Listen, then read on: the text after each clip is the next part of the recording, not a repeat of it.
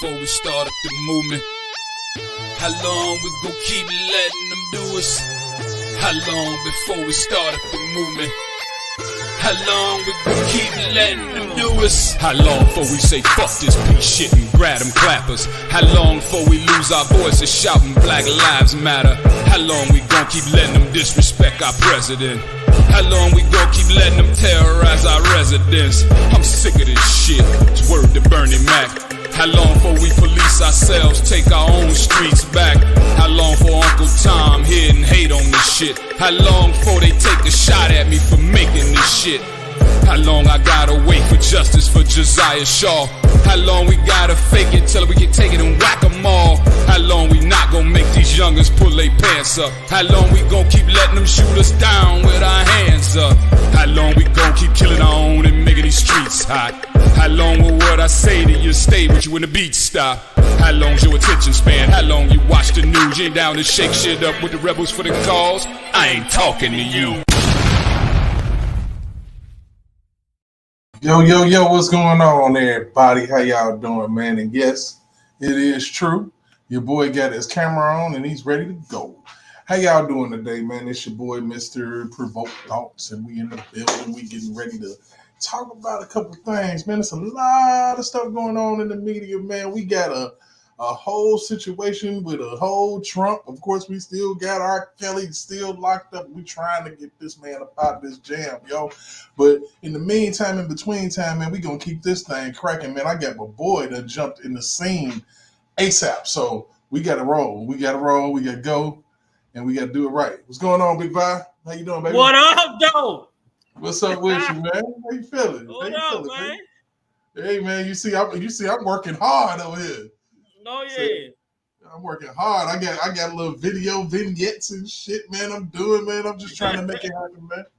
Hey, how you feeling today, brother? You already know, man. I'm here supporting, man. Supporting. Absolutely, man. I surely and truly appreciate it, man. I already know.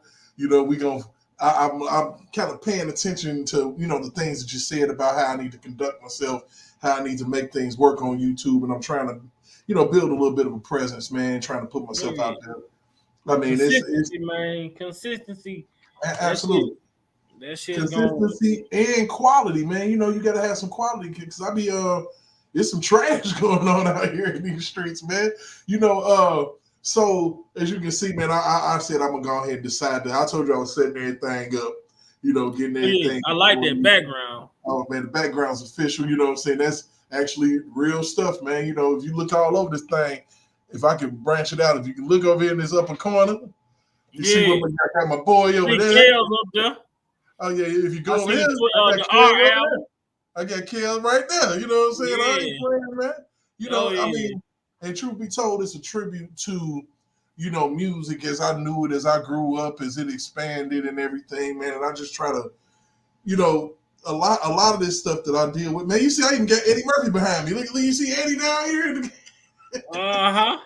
You see Eddie in the track next to the Jacksons, bro. That's crazy. Nah, but you know, like I said, man, you know, we continue this fight, man. You know, like I said, man, I feel like that my mission is to expand the thought process behind what's going on. The fact that this shit's bigger than R. Kelly, the fact that they tried this RICO thing, the fact that you can't mess with God's anointed. I don't care if it's an R. Kelly or if it's Donald Trump. Get out these motherfuckers' way and let them do what God got them up here to do. Stop fucking with the shit. Because if you can see clearly what's happening, man, anytime anybody put their hands and start fiddling around with these people, they have problems. You know what I'm saying? You look at the Tasha K situation, okay? And you look at how, you know, her life is pretty much just done went down the shitter just because of the simple fact that she wanted to fuck with R. Kelly and Cardi. They just ain't flushed it yet. It's in the toilet, though. It's in there swelling up, you know. They just ain't flushed yet. That shit gets cold, bro. So you got that, and then on top of all of that, you got if you look at how when you deal with and you're trying to play with God's anointed, how life just kick you all in your ass. Look at Michael Avenatti. He fucking with Trump and R. Kelly, man. and wound his white ass goofball shaved head ass up in jail, playing games, trying to become the next president, which of course that shit didn't happen.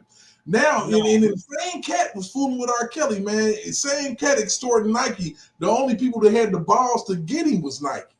You know what I'm saying? They had the balls to come after this man and say, "Hey, man, you ain't on the up and up." So you look at that instance. You look at Tasha K's instance. Then you go all the way over here to this Trump scene, and you see what's happening to poor Fannie Willis out here in Atlanta. Her business all out in the streets because she chose. One thing that people don't realize, man, when you coming after folks, when you digging that ditch, my mama always told me, man, if you dig one ditch, you might want to dig two. One for that person, one for you to fall in. Because if you ain't clean out here, people in glass houses can't throw stones, bro.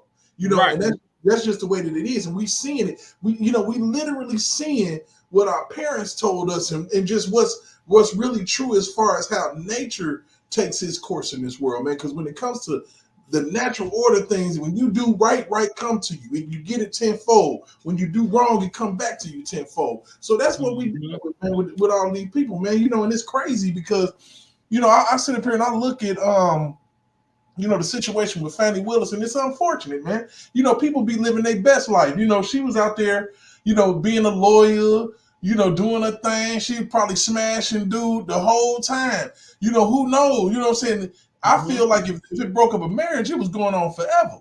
You know what I'm saying? Now, now your wife ain't going. Your wife is like, look, y'all out here trying to prosecute Trump, but you need to be out here, you know what I'm saying, cleaning your house. Clean your house. You know what I'm saying? Because you're not, I'm almost certain that these people didn't realize that when you come after somebody with money, or they did, because you see how they depleted R. Kelly before they even tried to get him. So they realize and understand that you can't go after people that's cashed out, that got resources. But they didn't really think about it because they were so blinded by hate when dealing with a Donald Trump that they didn't even care about the fact that this man is a multi-billionaire. I'm talking about, and Bill Cosby, man. Shit. The type of bread Bill had. Yeah, and truth be told, man, I ain't gonna even lie. Donald Trump could have came to me with some bread, and I'd have been diving all in Fannie Willis's trash can trying to find out what the hell she was doing. I mean, look, bro. You give me $1 million, dog. I'm on her ass, bro. Literally, I'm on her top. Every breath she take and every shit she take, I'm on it, bro. So I promise you. And it's crazy because people don't even realize that is what happened. The money was too long for them to deal with it. And like I said, one thing that I can say, so we had this question, man. I really and truly believe, man, that the world is turning around and starting to see beyond this bullshit, beyond this victim shit. You know what I'm saying? It's becoming too. You know how they say, when you put too much on it, too much fucking sauce, man. Yeah, too much damn sauce. And sitting up here, man, and it's all type of shit, man. I don't like, narratives, and we've been debunking and destroying narratives for about 5-6 years now. Damn, it seems like that we just been out here just trying our best to dispute the narrative.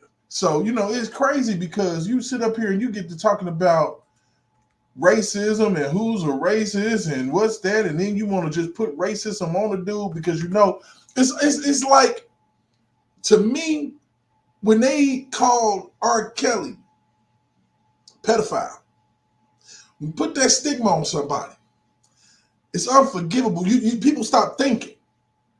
Once you say it, the thought process stops, the common sense stops. And the only thing the person thinking about, this person is a monster, and I got daughters, and this and this that, and la la la. Instead of saying stop, everything that's human and breathing on this earth is capable of telling lies. So if that is the case, then I need to properly vet and look at this shit, because if everything and everybody is capable of telling lies, then how am I going to sit up here and say believe all women, and then turn around 3 years later, we asking the question, what the hell is a woman?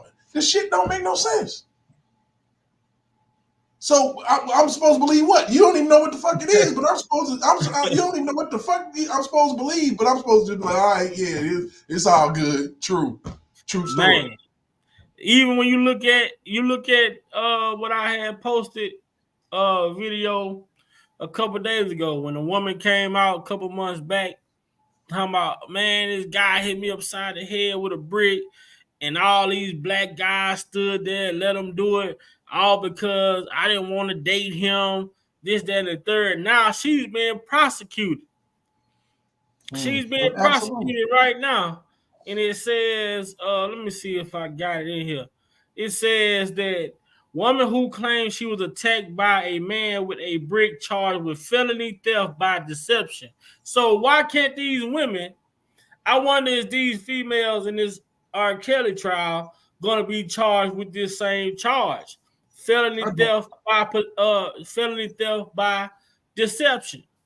Because what did she do? She came out and lied like a man attacked her with a brick and hit her upside her face, raised over 40, damn near 50,000 on GoFundMe, and come to find out she lied about the whole thing.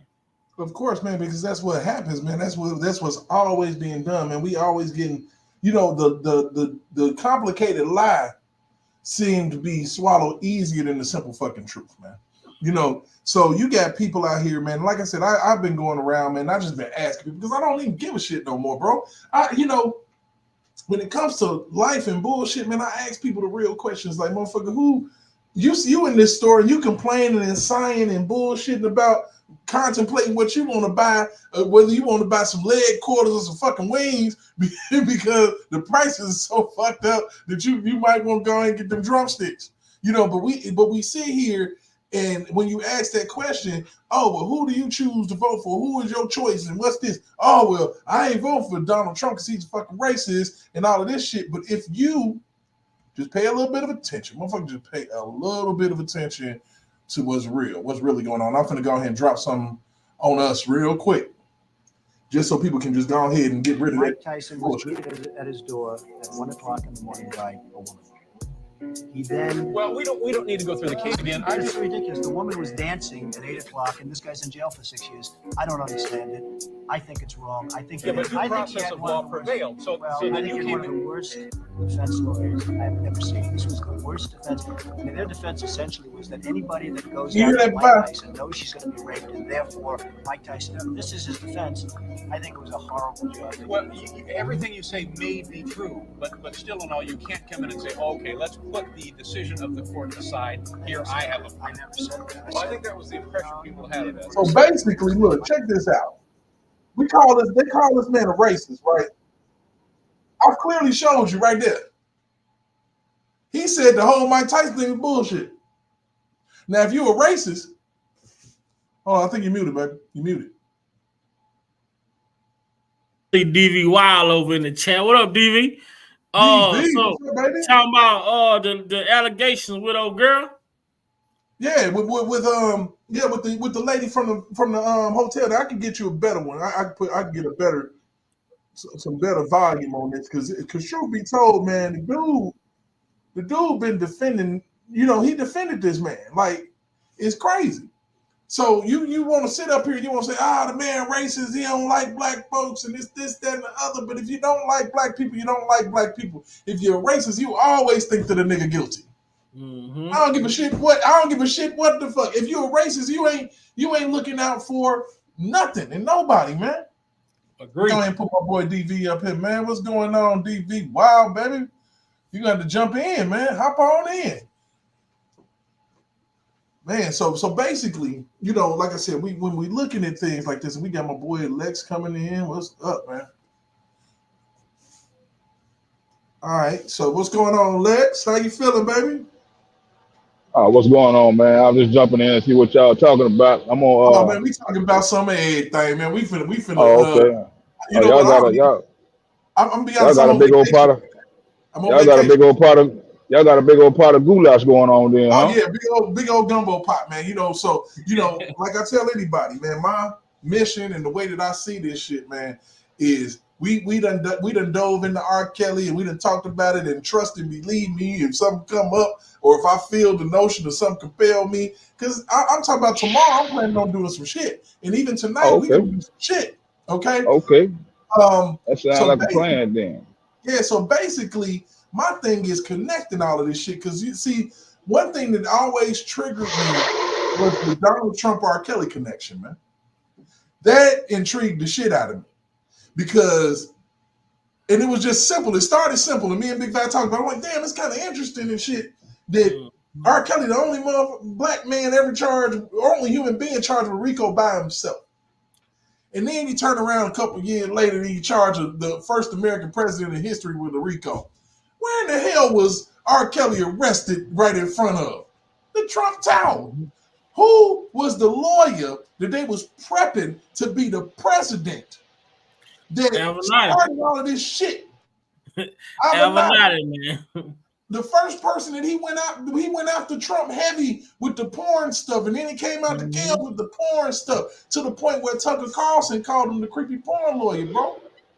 You know, so when you looking at that shit and you looking at the connection and you look at the fact that anytime that society, these far leftists, these left liberals, whatever the hell, what's up, Carl? They want to test anything out. They test it out on black people. They tested out on us first. We're the guinea pigs. We're the rats in the lab that they choose to test shit out on us. Why do you think that they had so much damn data on black people in COVID? They was testing shit. They was testing. They was testing. Realize we're living in a copy and paste society, man. So I mean, you gotta look at it that way. They're gonna copy whatever they do. They're gonna paste it. Then hey, if it stick, it stick. That's the way it goes.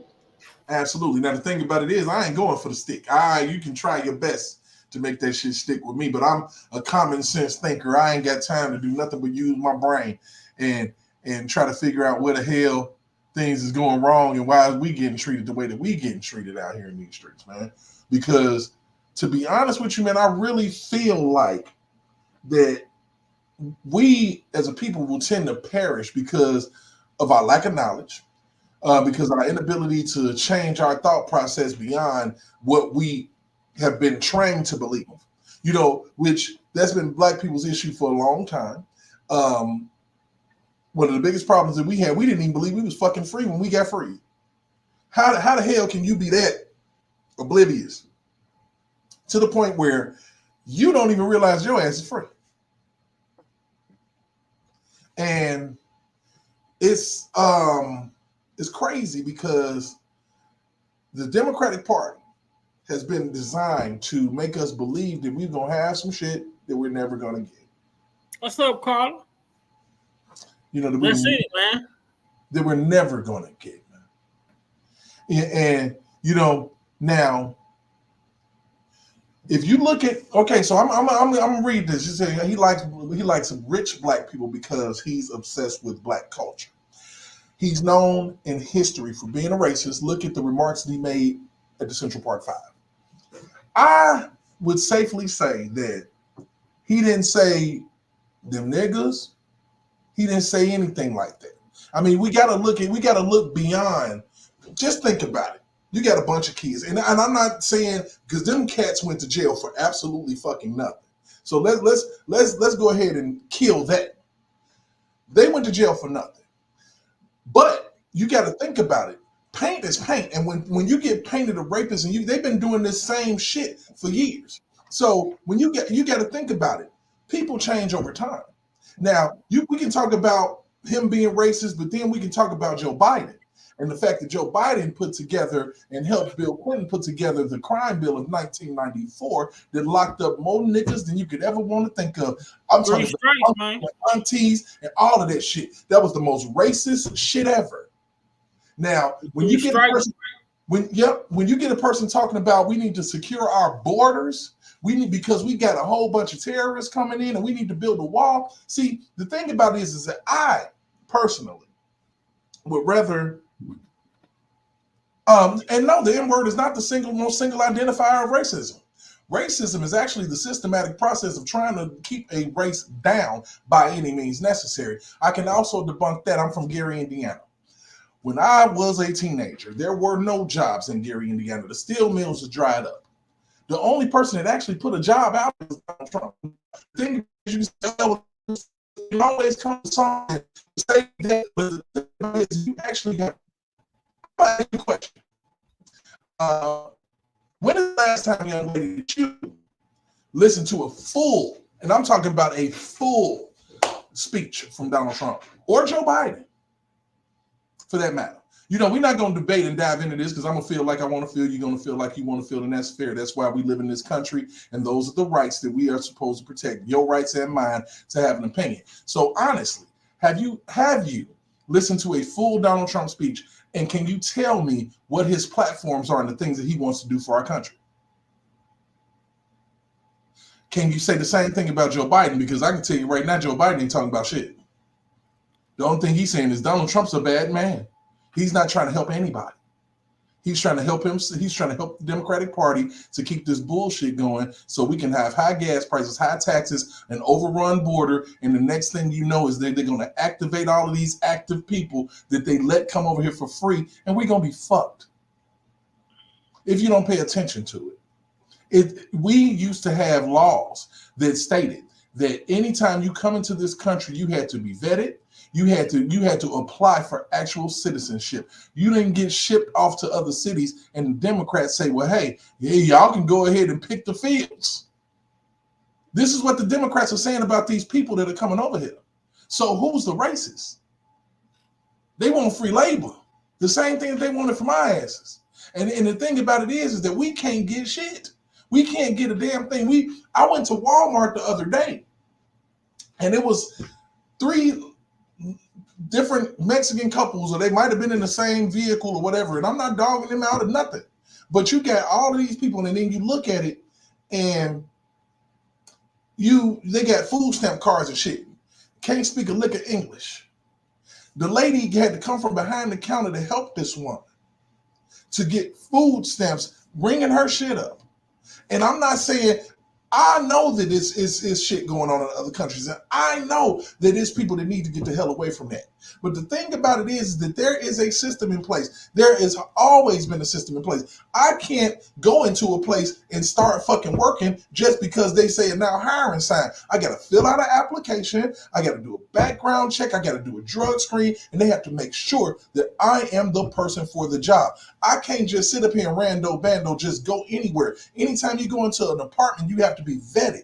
Anytime you do anything, you got to be vetted. So truth be told, we need a vetting process. You know, I have not seen this man hold anybody down. And this country don't like brown immigrants, and that I don't know. I mean, the thing about it is that I'm gonna ask you like this. Okay, you're the protector of your domain in your household. Would you leave your door unlocked? And whoever walked in there and sat down, they can stay? They ain't paid one bill. They ain't did nothing.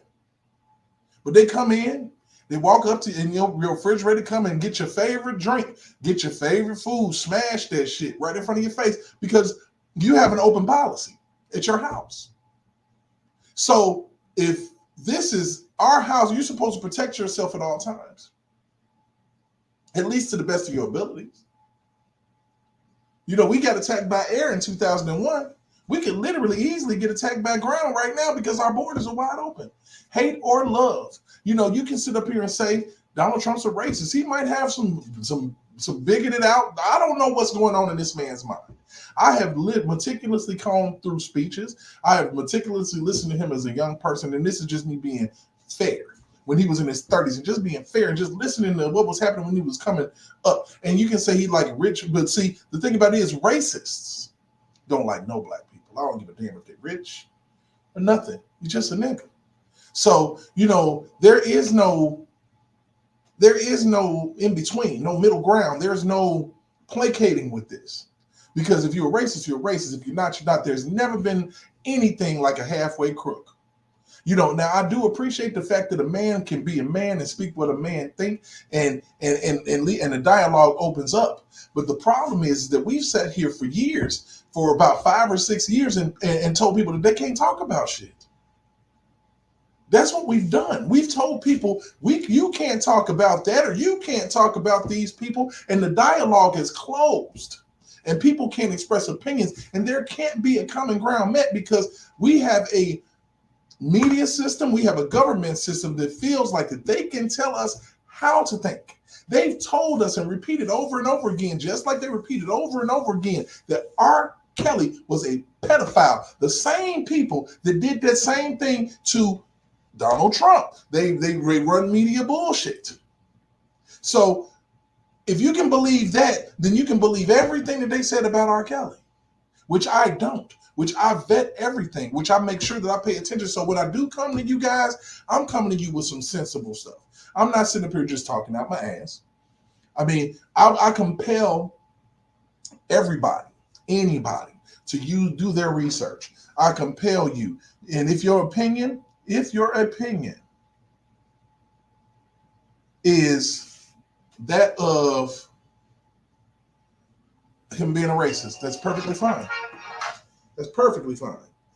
If your opinion is of something different, that's perfectly fine. Hey, Big Val, what you got on it?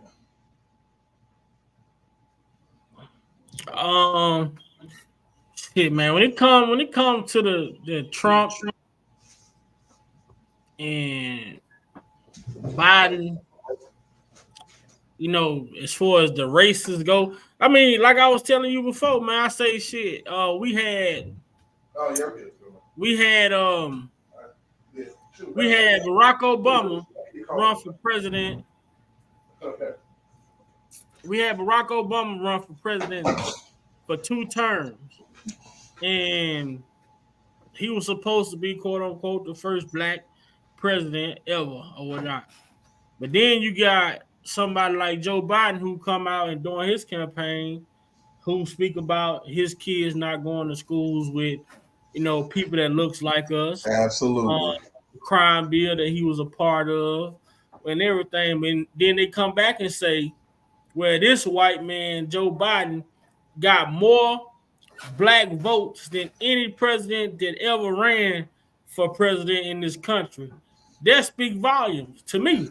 But you know why that was? It's the money. It was that, and not to mention the simple fact that they flung Kamala Harris in black women's faces. And trust and believe me, I talked to a lot of I was one female I was dating at the time, and she strictly voted for Joe Biden strictly because of Kamala Harris. It had nothing to do with platform, nothing to do with agenda, nothing to do with making things better for anybody. It was just a simple fact that this cackling hand was on the ballot. And we got to do better than that, because if you can be blinded to the fact that you'll vote for some bullshit, then you ain't got nothing to complain about. I sat there in 2020, Big Bad, and I promise you, I was at that doggone at the poll, and I promise you that this was the first time that I was ever conflicted about what I was going to do, how I was going to vote, because I sat there and I watched me starting a job, making $22 an hour in 2018, feeling like a baller, okay? Then I get to 2020, and I'm making 24, and I feel broke as shit. Not that I bought an enamored amount of things or anything like that. It's just basically that our economy is so jacked up because of policy, because of raised taxes, because of the fact that gas went from $30 a barrel to $130 a barrel the moment that Joe Biden got into office. He signed a bill making it so. So when you sit up here and we talking about racist, and we talk about this and we talk about that, I don't give a fuck how you feel. Do your fucking job. And period. Do your damn job. And I don't see that happening. So that's why I speak out the way that I do. And that's why I feel the way I do. Because at the end of the day, you have to do your job. I don't give a shit about how you feel. Fuck your feelings. They say it was like the 2020 election was like it was the election. They say the lesser of two evils. You know what I'm saying? Which one you want to go? But if you're a business person, you want to go with who got the best business plan. You know what I'm saying? Who Absolutely. got the best plan long term financially to put this country back to where it was. We see during the Biden administration, shit, we've been paying damn near $1 more for gas this whole administration. Absolutely. Food. I mean, the hikes on food, man, in the grocery store, um, are ridiculous. But the thing is, I see policy neither party doing their job, in my opinion. But the thing is, when Trump was in there, you had the people going against what he was trying to establish. You had the House going voting against it. So they battling within the White House, and then who's suffering? The citizens of this country. And truth be told, you may be right as far as focusing on local politics. You should focus on that too. Shit, Yeah. our mayor in Indy is a piece of shit, and he got reelected. He definitely did. He got reelected for real, and everybody was like, "Oh no," but he's backing off. You know, now the thing about it is that you're right. On surface level, look like ain't nobody doing their job. But I got a question for you. Would you rather have $1.87 gas or $3.45? That's an easy choice. Would you rather your kid go to a school? Not saying it's going to happen, but let's just say that that's out there and it can happen. Your child can go to a school and a teacher or a counselor or some bastard in that school can say, "Hey, you know, you're not in the right body," and then start your child on puberty blockers. Without your opinion don't fucking matter, because once your child leaving is in their care, they can do whatever the fuck they want to do. That's the way that the Democrats and the far left are doing things. So yes, the lesser two evils. I have found out that more of the Republicans are conservative and are Christian. All of this ideology of us being so diverse and different, the only way that we can get together is realize that we are all the same.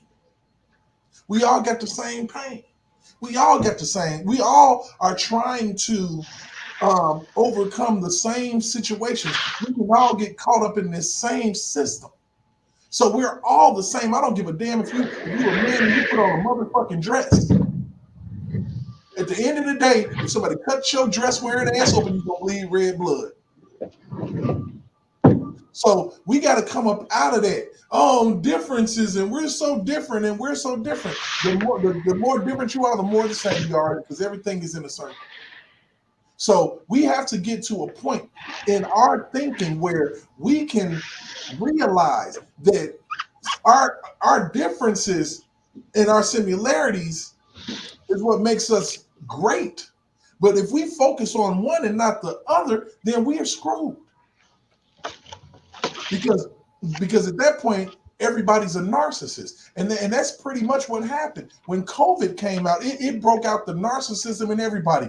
Everybody was about themselves and self-preservation, to the point where they took the love and the community and everything and they ripped it away, for making people be scared of each other. Is that cool? Facts. They force you to put that needle in your arm and threaten your ass behind it. The Democratic Party threatening your job. They were threatening your job. If you don't take this shot, you can't go make no money. They were literally doing this to people. So, at the end of the day, I respect and the point, and everybody got extremes. I agree with you. Everyone got extremes. Christianity got extremes. Arabs got extremes. Democrats, Republicans, blacks, whites, all of that. There are extremes everywhere. But I will be honest with you. We need to stop. If we're going to, and I don't know where your loyalty lies. You know, are you a R. Kelly supporter? Are you you're a Democrat, Republican? Do you support the Me Too movement? All of that stuff really doesn't matter. What really matters is this: is that we don't listen to sound bites. I don't allow for anybody to give me 10 seconds of somebody's speech and say, "Oh, that's what they meant." Don't work, because that's when you get into the R. Kelly shit. When you say teenage, how old you talking, and you don't let the man finish, and everybody thinks that all he said was, "When you say teenage, how old you talking," and that's not what he said. You know, so knowing that 18, 19 right, is a I guess an teenager, but 18-year-old friend, just a grown. because the thing about it is he had to be smart about it, because you don't want to alienate your fan base. You know, you look at how Whoopi Goldberg with her, oh my God, how she constantly lies on Donald Trump and said that he stated that he wanted to be a dictator for life. Whole lie. He never said that. He said he'd be a dictator on day one. We're going to drill, baby, drill. We're going to close the borders. And after that, I'm not going to be a dictator. But they sound bit it, boom. And then they gave it to the people that don't watch the news, or they just want 10 seconds of information to confirm their beliefs about an individual. And if you listen fully, it'll confirm even more than that. I'm not going to put anybody in a racist box, and I don't see them hanging people. I'm not going to put anybody in a racist box, and I don't see his knee on the back of somebody's neck. What I see is an individual that's actually trying to put forth a platform. He actually has a platform that he's running on. If people were to listen and come out of the hatred, he actually has some good points. And if he implements everything that he's talking about doing, we're going to be fine. But if we're going to vote for Joe Biden because he says Donald Trump's bad, and we can realize that this man can't find his way off a stage, this man can't put two sentences together, this man that don't do good interviews, you don't see Joe Biden. The only thing you see is him on New Year's Eve, and they ask him, "Hey, so what's your favorite ice cream?" What?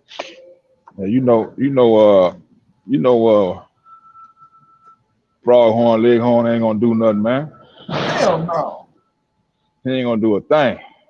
You know, but what's keep your blinking favorite, and half sleeping.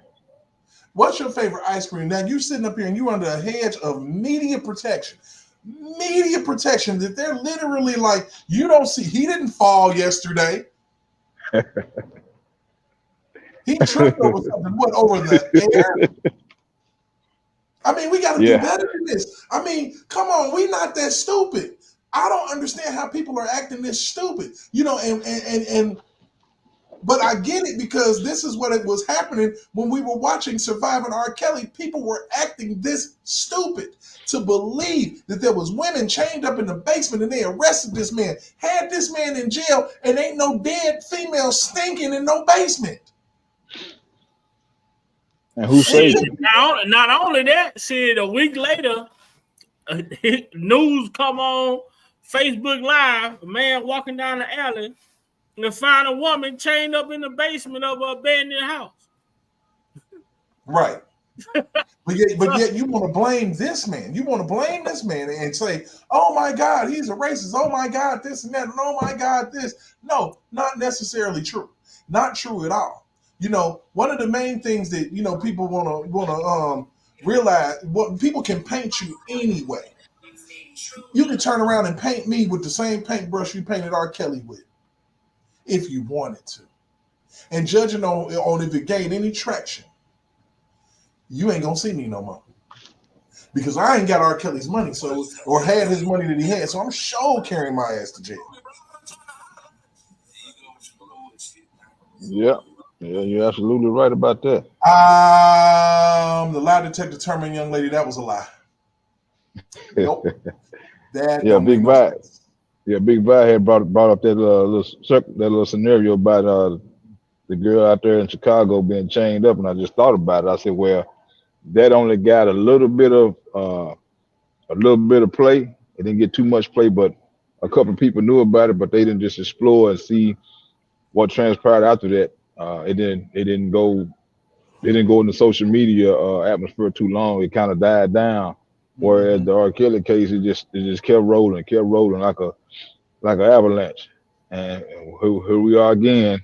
We got more more dirt, more news about who's saying this and who's saying that. And you got now, as a matter of fact, I meant to call you about to ask you. I heard something about they got some tunnels in Chicago, some underground tunnels in Chicago. I got to go back to the lab. I heard it on to see exactly what was said, but I meant to ask you. I was going to try to get on Skylights live and ask her has she heard anything about some underground tunnels that they kidnapping people and taking them down there.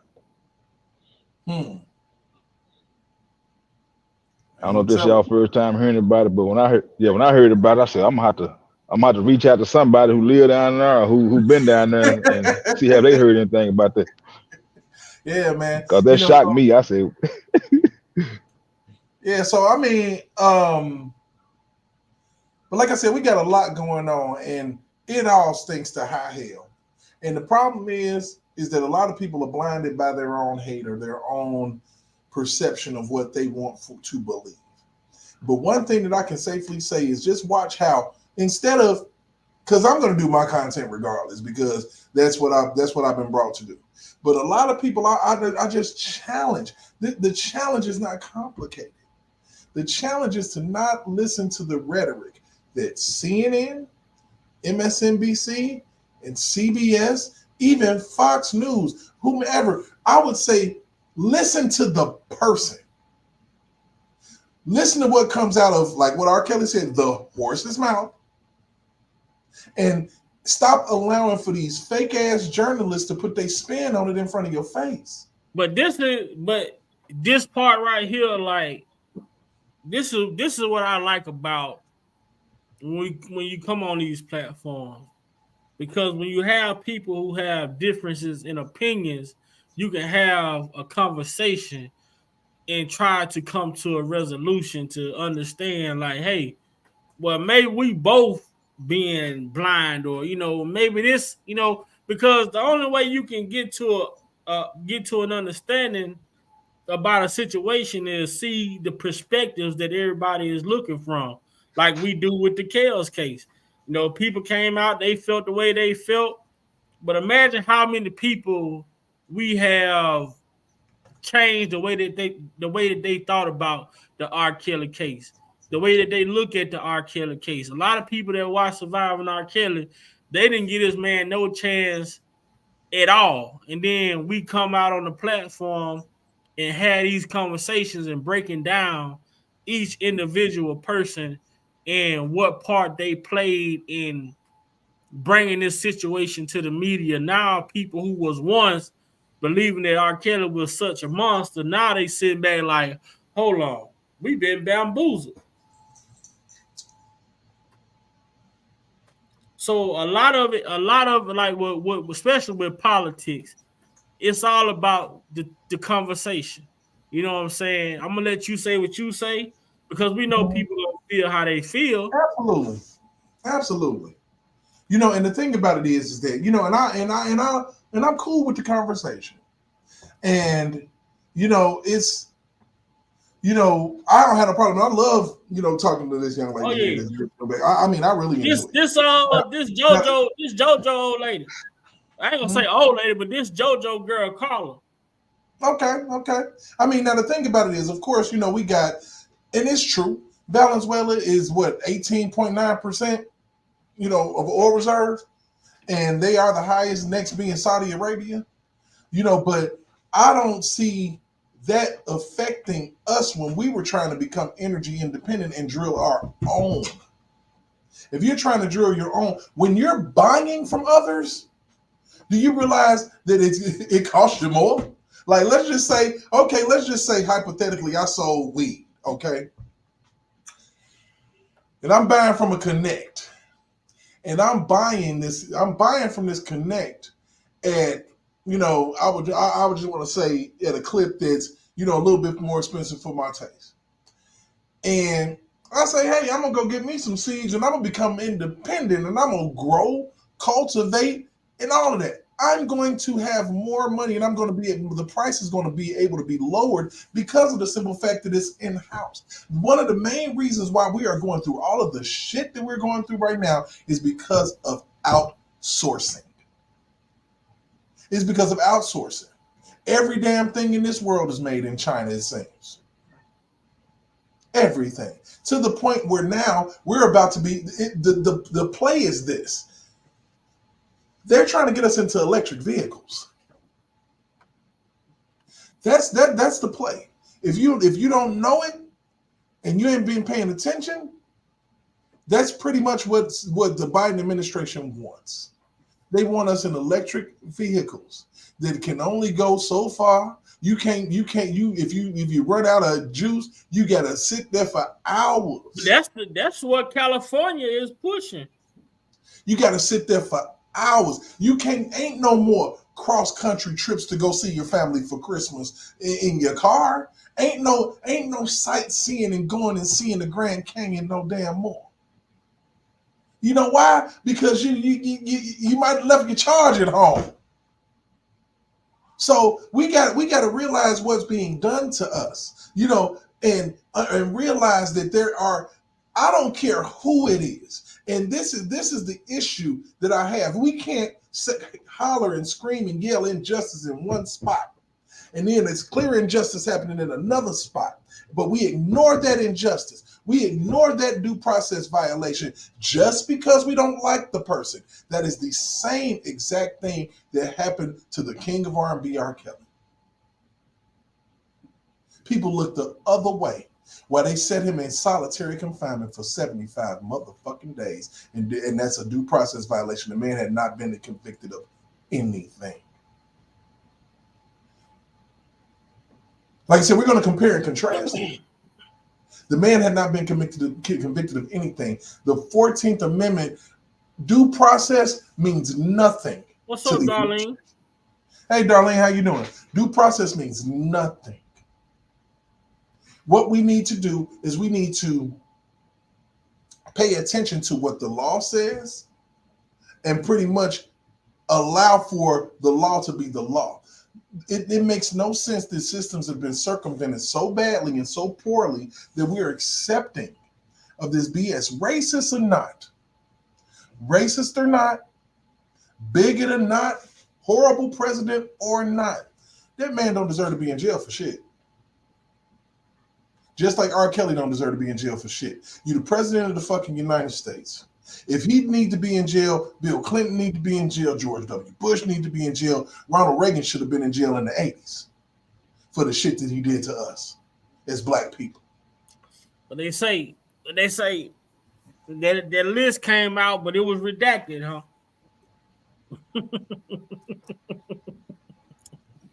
See, there we go. We got some common ground. Shit. Hey, the Me Too movement done hit everybody. Shit.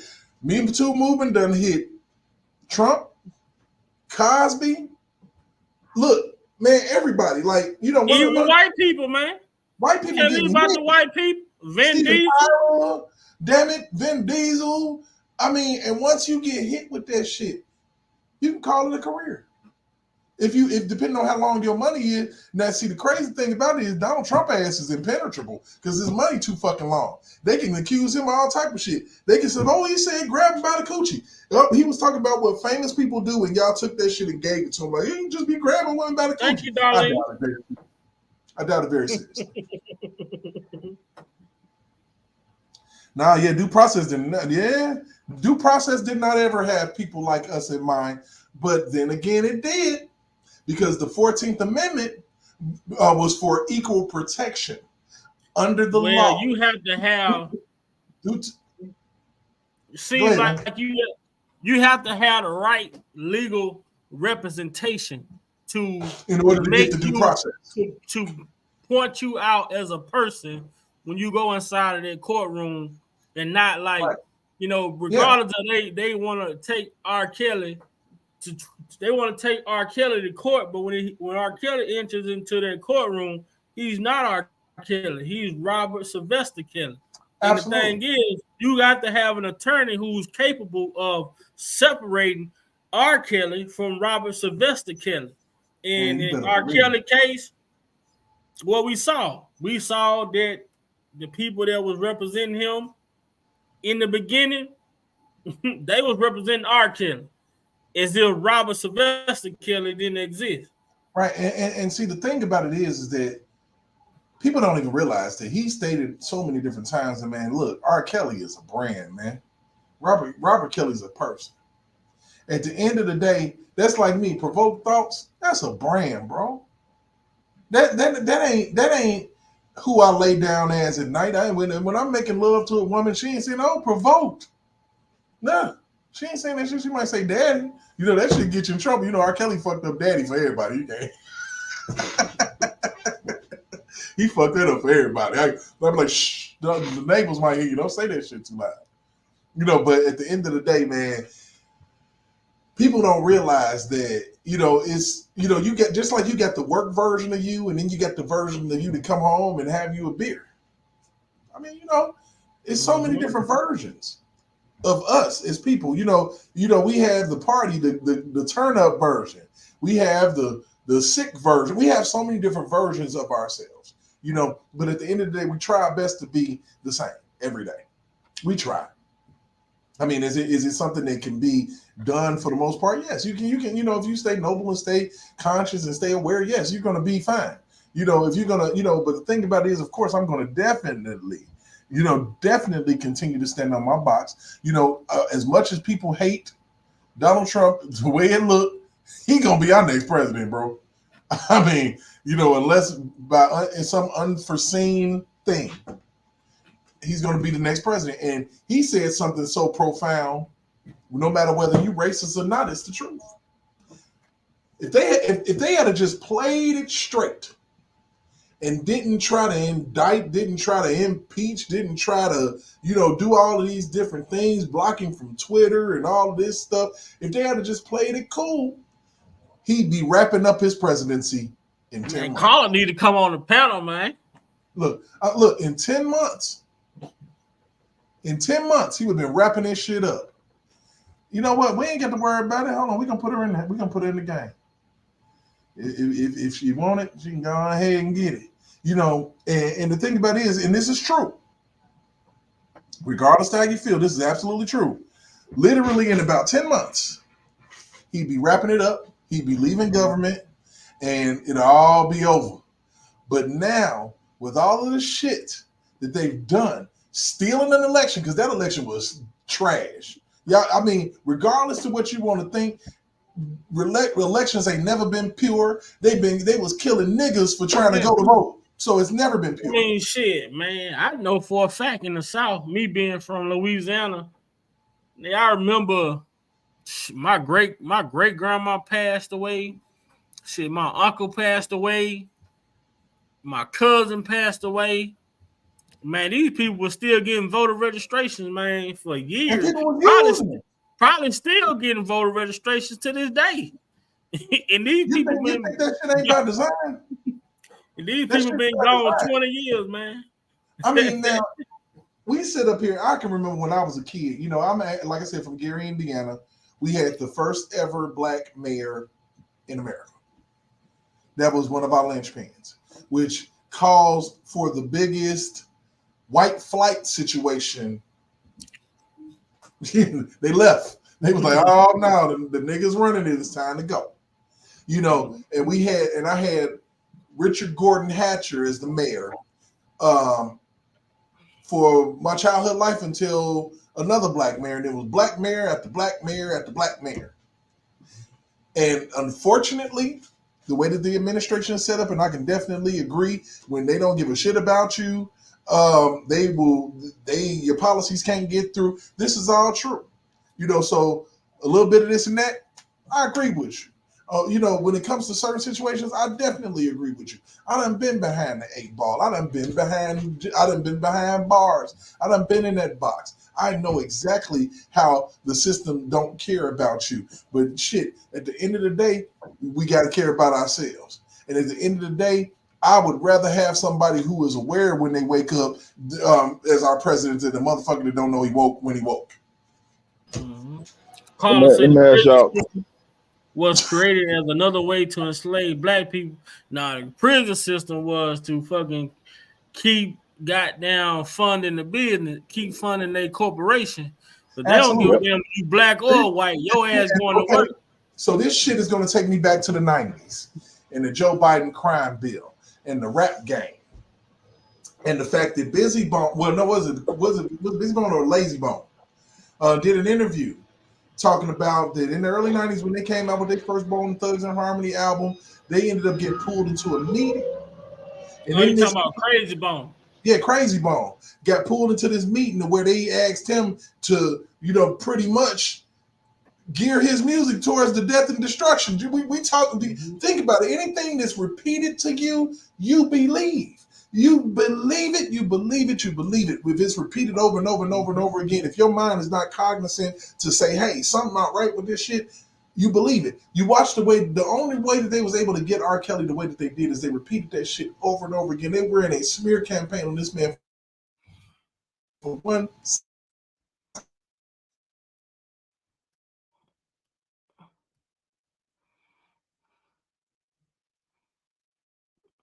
Provoke, you there?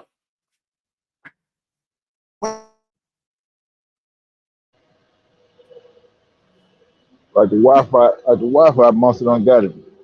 Yeah, he's stuck. Yeah, Man. but that prison system. Hey Carla, they clone Tyrone is a perfect example of the prison system. How you fund the prison system, and that movie was deep. They clone Tyrone was deep. I don't know if you all seen it. Have you seen it yet, Lex? Yeah, I watched it to its entirety. I mean, it pretty much just it just recycle. It recycled what we've done and our background, some of our backgrounds. It recycled everything that we've done. They showed it, and a lot of people didn't grasp what they were showing. But you got to dig deep and look at what's really going on behind the scenes. And a lot of people didn't do it, but that's basically what it is. They studying our culture. They studying our people. They studying the music. They studying the things we eat. But the thing is, when they study us and they people, even when they talk about the drugs, they put drugs in the black community to destroy. They say it was to destroy the black community, but you had the people from the white community that was coming into the black community buying the drugs, going back into the white community. The thing is, they wasn't reporting the white crimes as much as they was reporting the black crime, because there were whites committing just as many crimes and doing just as much crime as the black community was, but they were reporting the black community twice as much as they was reporting the white community. Like the drugs, they say drugs was cool in the United States until it got into the white community. So the white people start overdosing off it. It's hitting hard. I know you from Louisiana. My wife, she's from Alexandria, Louisiana. So they having a fentanyl problem down there. It's knocking everybody off. So now down here in Texas, Carrollton, Texas. I know you familiar with that. You stay down here long enough to know. They're having a problem down there in Carrollton and what's that other part? I think that's Louisville. They're having a problem out there right now. They done busted a lot of people. They're getting them murder cases now behind the fentanyl overdoses and everything. So why all of a sudden now it's a problem? But when it was in the back neighborhood, oh no, it ain't no problem. Y'all just keep on doing what y'all doing. But now that it's hitting home, they got a problem with it. Ask yourself this: what community was the first community that was dealing with opioid overdoses? Man. It was white Southern women. Okay, it was the white community. Now all of a sudden, hi everybody. What's up, Miss Carla? Hey, look, how you doing? Long because JoJo just hit me and he want to go live later, but I wanted to get up here with y'all because this is my thing right here. So sometimes I can't get this off over on our channel because there's so much going on. So right, you see, I'll be out the way, but this one of my brothers, Derek. Yeah, I subscribe to him the night that we came over when you did your last live. And so I came in and I heard y'all talking. So I was like, this is my area of expertise. So I was enjoying. And you know what? I'm gonna be honest with you. You know, I love to have a banter back and forth. Yes, and see, I've always been registered as independent. I have been political minded since I was a kid. I have a degree in political science, and then I have my minor was in philosophy and religious studies. So I'm well-roundedly versed. I just think that our focus is not where it should be because we focus so much on the president when the president really doesn't do much of anything. And the one thing I can say that Donald Trump did was utilize executive orders. Absolutely. He utilized executive orders to govern, but that's not the way that it should be. And the one thing that I can say, the difference between the Republican and the Democratic Party is that the Republican Party, and I'm going to say this, I don't want to take over the conversation, but I'm going to say this because I want to go ahead and do your thing. I want to create some balance. The Republican Party supports Democratic policies when they are in control of the administration. When they don't have control, they create polarization to keep the Democratic Party from creating democratic policies, which then makes it appear that they are not doing things for the people. This is what they have been doing since time immemorial, since the change of the party, since blacks overwhelmingly went over to the Democratic Party. Don't you think not to interrupt you, but don't you think that was kind of by design? I mean, it was because what happened was a lot of people, they used to call this like a historical phenomenon until historians started to study what actually happened. So when after the Civil War, during Reconstruction, you had some black political leaders who were appointed, but then soon thereafter, everything kind of like mended back to the same way. And this is when you had black codes arise up in the start of the prison industrial complex, right? A way to enslave black people again, right? Get free labor. You also had sharecropper contracts, right? Yeah, which was nothing but slavery. Exactly. Well, what happened was you had those Southerners who used to own plantations in the South where it was devastated. They didn't have anything. Their slaves walked off. They left. They was broke. They didn't have nothing, right? These were the Democrats, right? So you had them, and then you had the Republicans in the North, right? Absolutely. The Republicans come down from the North as scallywags in order to start purchasing up and buying properties so that they can reconstruct, right? Then there becomes this big dispute between those scallywags who came from the North to purchase all of this Southern property. And that is when black people started looking at Republicans as if they were not working for them. Right. And that is when they joined the Democratic Party because they had more in common with those poor white Southerners. Absolutely. It was an identifier. It was a definite identifier. Right. Exactly. Although, I would say that even still that was the case and you got that, then you can fast forward in the history just a few years, just a couple ticks up the calendar, and those same broke, poor white people got propagandized against poor black people.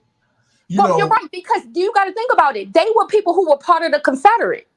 Yes. So what do you think was going to happen? They only used black sharecroppers in order to galvanize enough people in order to come up against what was happening.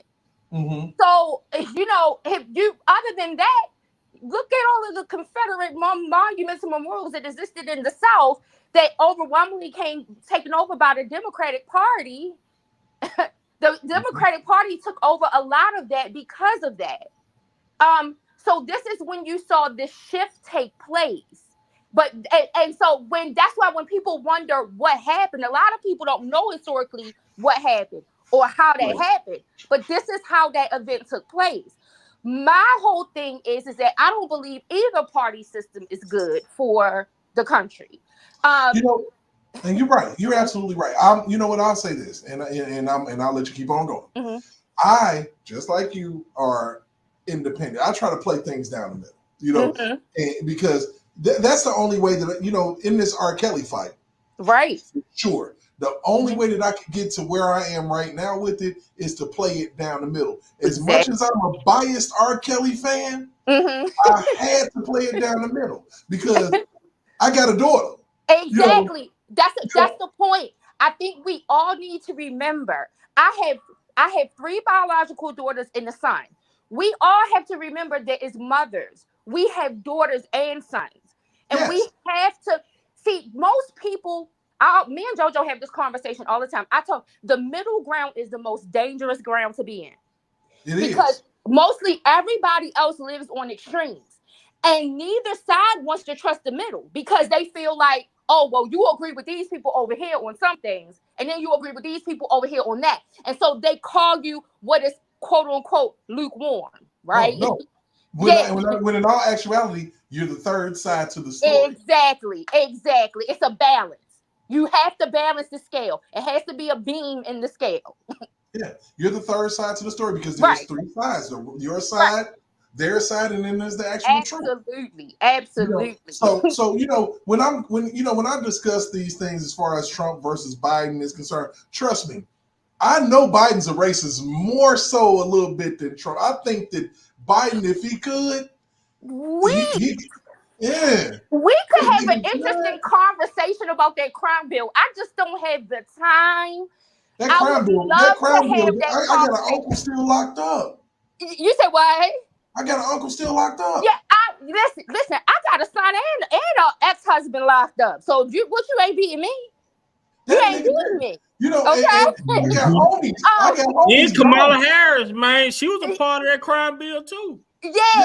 I would love to have a conversation about that because, see, these are structural issues that we sometimes delegate the blame to the wrong people, right?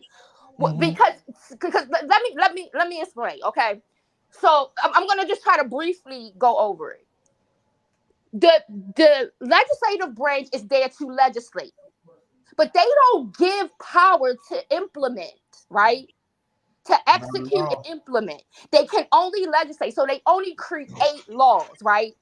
At the time of this crime bill being created, number one, it was a layover from the Reagan then Bush administration. So what happened was Reagan didn't do anything what he was supposed to have done with it by the time Bush came into office. So Bush, when he got into office, he didn't do anything.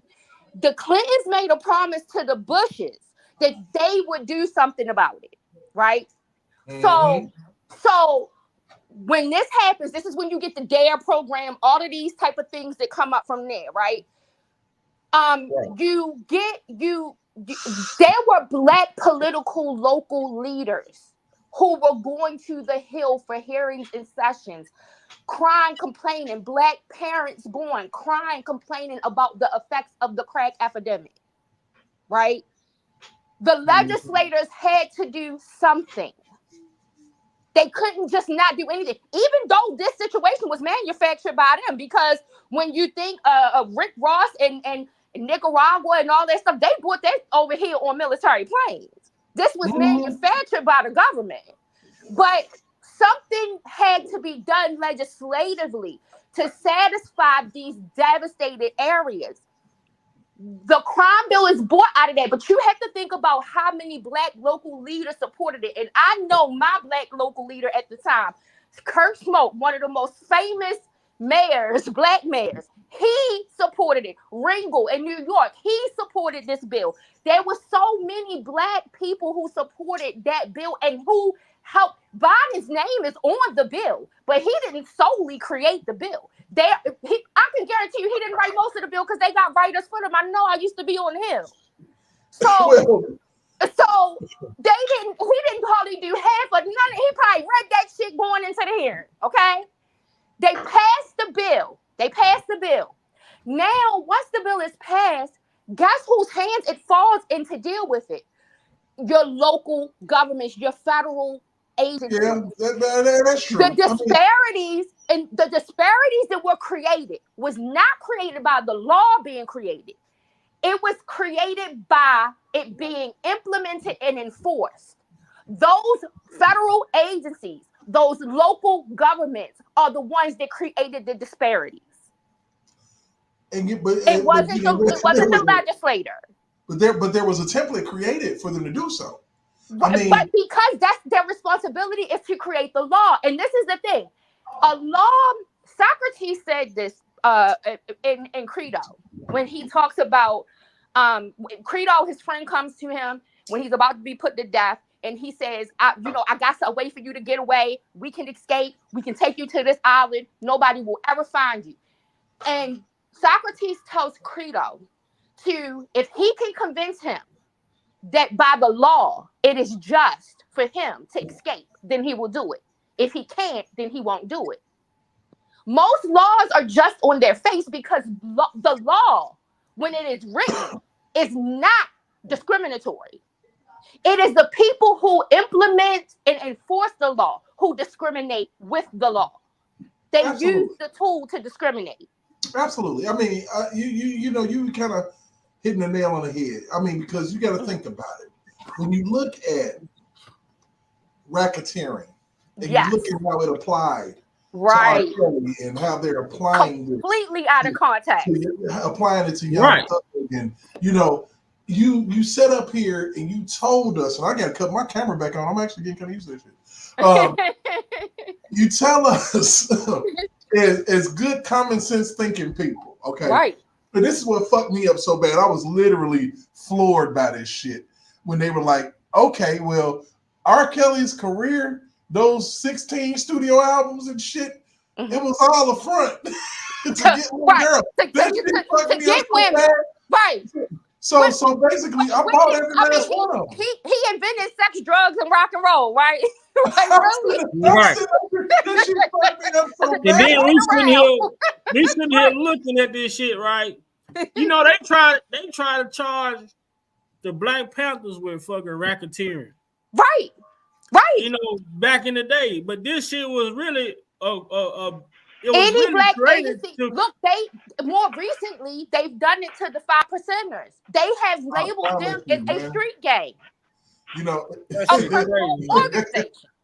Hey man, it's so funny because I sit there and I watch these people, like, and it's funny how we talk about Trump and all the roads seem to lead back to Kales, because we need to get this nigga out of here, out of this fucking box. I promise you, this shit. But this is the thing. When you think about RICO, period, most of the people charged with that should not be in a jail cell with that charge.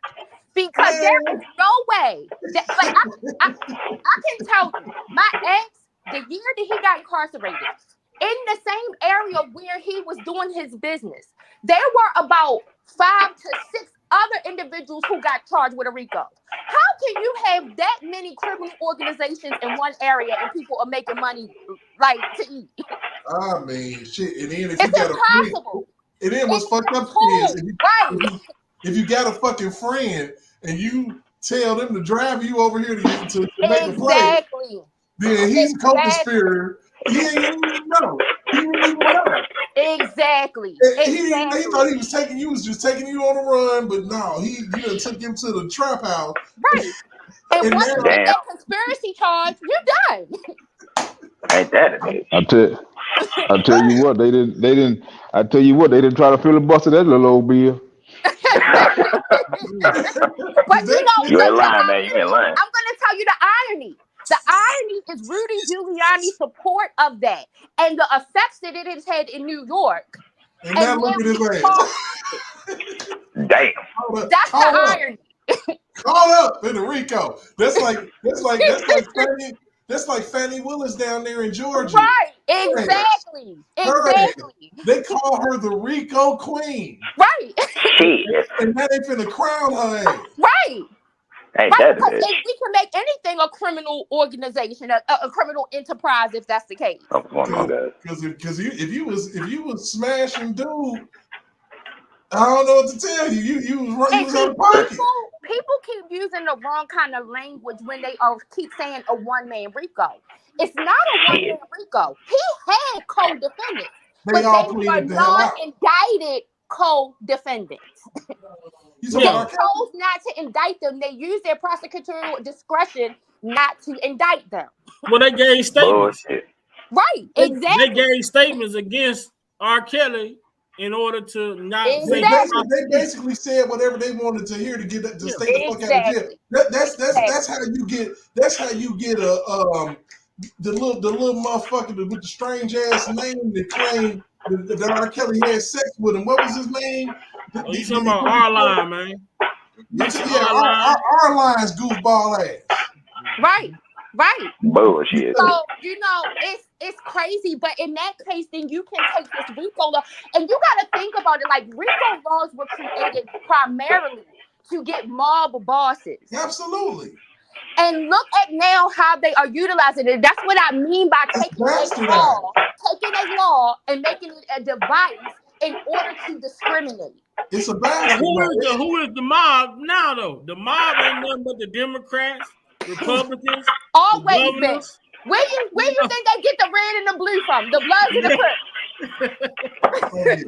They're a real mob, man. That's what it is. Ain't that a bitch? You know what? I forget. Pause for the cause, y'all. I'm actually trying to grow my channel. Okay, so I forget that there's certain things that you're supposed to say when in the midst. Make sure that you like, share, and subscribe. Yes. Right now. No doubt. No doubt. Hey, y'all gotta get up and running, man. I'm telling y'all, when I come back, if you are new to this channel, I come back, man, it's gonna be hit that like button, share it to your friend, and subscribe. Absolutely. No whole bar. You know what? I'm gonna be honest with you, man. Like, if it wasn't for R. Kelly, I wouldn't even be doing this shit. It is so crazy that you say that. I wouldn't, because I've always been like a part of true crime community. I'm like a true crime buff. So I've always been a part of true crime communities. But to be honest with you, I do more of like in the Caucasian sector. Like when I'm looking at true crime. Oh yeah, that shit. They murder is crazy. Yeah, it's crazy. It's crazy. What was the guy in Colorado that killed his pregnant wife and 2 daughters? Wyatt dude. Oh shit. You talking about Chris Watts? Oh shit! Yeah, that was crazy. And he was hit from the beginning. Like that was a crazy one. When he pulled up, he hadn't even got out the car. I'm like, guilty. He taking too long to get out the car. Right, but I've always been an R. Kelly fan. I've been to all of the shows in state, out of state, everywhere. So, once this came about and I started doing research, I ended up, here trying to extract more information. And there were a few bloggers that, I would get information from in order for me to see Jane Doe number 5's daddy. Because I knew he was lying from the beginning. I'm from B-More. B-More, no one. You know what? I'm going to be honest with you. I was going to ask you, were you from Baltimore? Yes. I'm going to be honest with you. Check this out. When I first moved to Indianapolis, I ended up meeting this woman, and I dated her, and she's just the most amazing woman still, and she's so beautiful. Yep, I sure am. She is from Baltimore. And the main thing that got me was that voice and the way that she turned her words and shit. And then I could tell that she was lying by the way she was talking. And that's why I knew she was a lying motherfucker. Well, and that's what I tried to tell people. Like, I don't know what was happening that some of these people believed what he was saying, but I knew a lot. Like, I was watching it with a Facebook group at the time of people who I'm friends with, all around. And I had friends, a diverse group of friends.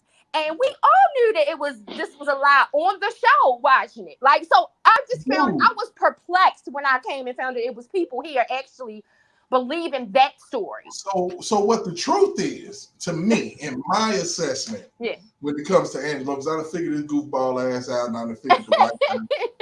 It's easy money. Big Vi know I got it figured out too. So basically, they was already in some bullshit ass trouble or whatever the fuck was going on before the R. Kelly thing went down. They knew a few people or whatever the fuck, and their daughter had a halfway talent. Yeah. Halfway talented. But more than that, she had a little bit of sex appeal or whatever the fuck, or they just got fucking lucky or whatever the fuck. So they go to this concert and they put their daughter on this stage. Okay. No doubt in my mind, that's exactly what happened. They manipulated let me tell you something too. Let me tell you something I just found out, dude. Okay. Angelo worked at the venue. In the lights for the lighting company. Okay, yeah, exactly. For the lighting company. So they manipulated the algorithms. Yeah. And that's where he was like, well, shit, I can be your lighting guy and all of this shit. And he started trying to run business deals down in this month. But at the same time, there was no attempt suicide about shit. Okay? Because I don't believe that a doctor with credentials and all of that shit will say, hey, you know what you need to do with a save your daughter's life? Take her to R. Kelly's concert. That'll work it out for you right there. You put on the stage. Right. What type of quack-ass doctor is this? Man, make it make sense, man. Make it make sense. Right? They should get the I'm telling you, sue the shit out of him too. Right. What the fuck? But we damn. But they was researching this man back and forth. So they was all on this top anyway. It was all on this top any damn way. So you can't tell me shit. That's what you was on. You was actually. I think ultimately they were okay with their daughter being in the situation she was. Yes, they were, because she was already. Right. It was when she was already right, and then I think that attention would have been bought, and then what they did was criminal. She was already screwing. They knew it. Right. And they was like, well, it don't matter. That's why you see text messages between the mom and the daughter that sound stupid as fuck. Right. If you actually dive deeper into what happened in that house, that's where it might have been some chains in the basement. But it all boiled down to this, though. They already knew these people had secured a prosecution before they even came out to R. Kelly. They knew they was gonna find them guilty. Hey, look. From the jump. But the problem was, the whole problem with this shit and where it all went left is that R. Kelly's such an amazing motherfucker that she wanted to screw him anyway, because Azriel seemed like she's nasty. and regardless, she going. I mean, that's just what my assessment. Now, this is a grown ass woman. That's our he was probably going, and that's my whole thing. And that they say from the text message, she talking about getting hit in the rectum, man. So her mother coached her on what to do. So exactly, she was literally on the text messages telling her how to scheme and con this man. Her mother was trying to get a job so that she could her mama was doing this. Right. But the thing her is mother this, was though. planning to get away from her father. Her mama was coaching. Right, but she also had a plan to get away from her father. Everybody was turning on everybody. This is what happened. This is what happened, right? Because they try to say the letter was fake. And she said this is what she said in the letter. When she went there, she met R. Kelly. But when she got to Chicago, she started to fall in love with Robert. Absolutely.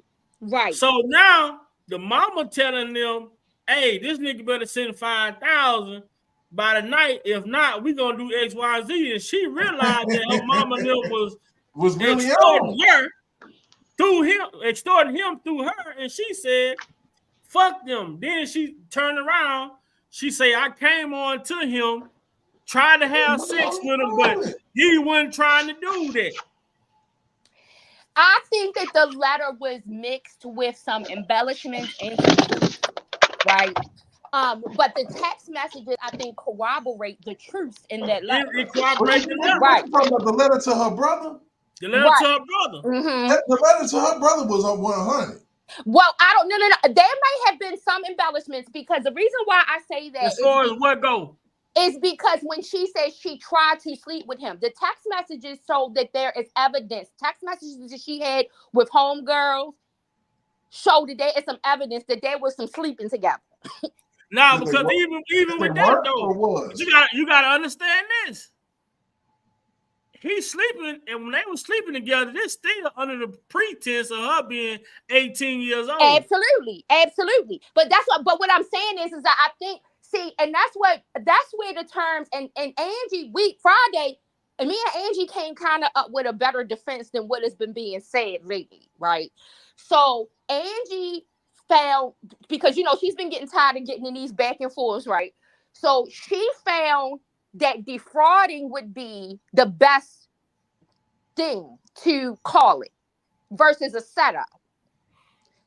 And then you gotta look at have you ever seen the Grady Judge interview? The mayor, the sheriff from Florida, who yes. Now take you back to this interview, right? Right. When the parents called the sheriff to come out because their daughter was with R. Kelly, what did the sheriff tell the parents? Well, they didn't call the sheriff. They called the police from the Disney. No. The Disney police showed up. No, you gotta go and watch the greatest shit. That sheriff never even made it clear whether or not there was really a report made. It couldn't have been no report made, man. Not right. This is what I'm telling y'all. Go to YouTube, type in R. Kelly, Grady, the sheriff of Florida, what he told. The man did a whole press conference on the news. Right. About when he was contacted by the parents of Jane Doe number 5 about their daughter being with R. Kelly. He told them that we can't do nothing without your daughter's cooperation. So now, you're talking about, okay, so after the fact, I'm talking about the Dolphin Hotel. At the Dolphin Hotel, it was the Disney police that showed but even with that, at the Dolphin Hotel, you gotta go look at that supposedly showed up. But there is I did an interview with a police officer a while back on my channel. And this police officer told me on my channel, he said, police officers carry what they call a Bible with them. And this is where they write down notes, incidents. Anytime they are called, they had to document this. Just in case. And this book could be subpoenaed into court for documentation. He said, so if the police were called, those police that went out, they was noted, it was documented that those 2 officers went to that hotel. So if that actually happened, those 2 officers should have been called into court. And their police Bible should be also bringing in for the notes that they took when they got to the room.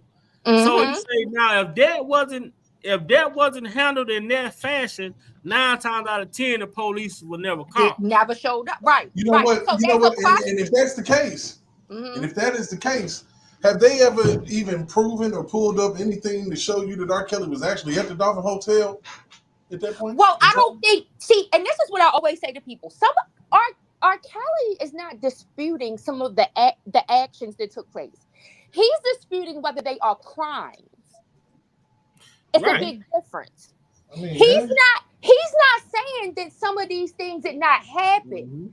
He is, and the crime is that you can't say that I'm 18 years old, but if you go to the document, the transcripts, when she say the police came to the door, they knocked at the door, R. Kelly opened the door, police came in, they asked her for an ID, she gave it to the officers, and they gave it back to her, and they left. And when they left, this is when R. Kelly asked her, "Are you, how old are you?" And she said, "I'm 18." She kept repeating that she was 18. Right. So that's when she claimed that they resumed back doing what they were doing or whatever the situation is. But according to the text messages, the dad told her to leave the ID in the car. And the text messages confirm all of that information. Right. All of it. So they want to cry wolf. So I mean, That's what I'm saying. That's why I say embellishment. That's why I'm not going all the way out to say that it was straight out lies in the No, it was deception. He thinking this in the motherfucker letter, 18 years old. because it was just worded in a way that would kind of that's what we came up defrauding and then cover up after the fact. It's a pretty simple game that they played. Right. This is a honeypot game where you put the honey out there for the bear to come around and get it. We watched Winnie the Pooh. We know what the hell is going on. But look, think about this too.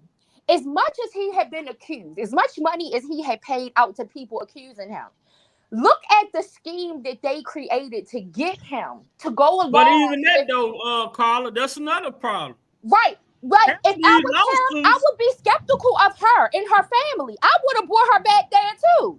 But half of the settlements that were paid out, he had no knowledge of.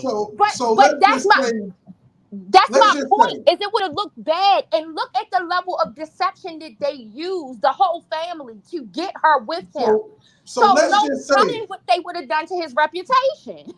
Let's just say that the hotel scenario actually happened, and because it's a cold, dirty game, and I put it in my mind as if it happened. I wish that it didn't. It seemed like sometimes I'm like, that's weird. Did that even happen? But hold on, wait. Let me get my thought out real quick. Go ahead. I feel like this.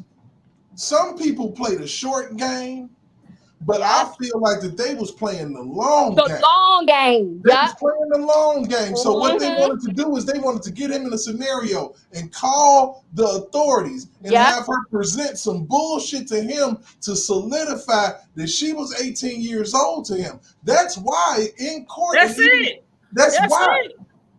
They wanted to get in his life, in his orbit. I think that they always had that in their back pocket. I think that ultimately they were fine with her being with him.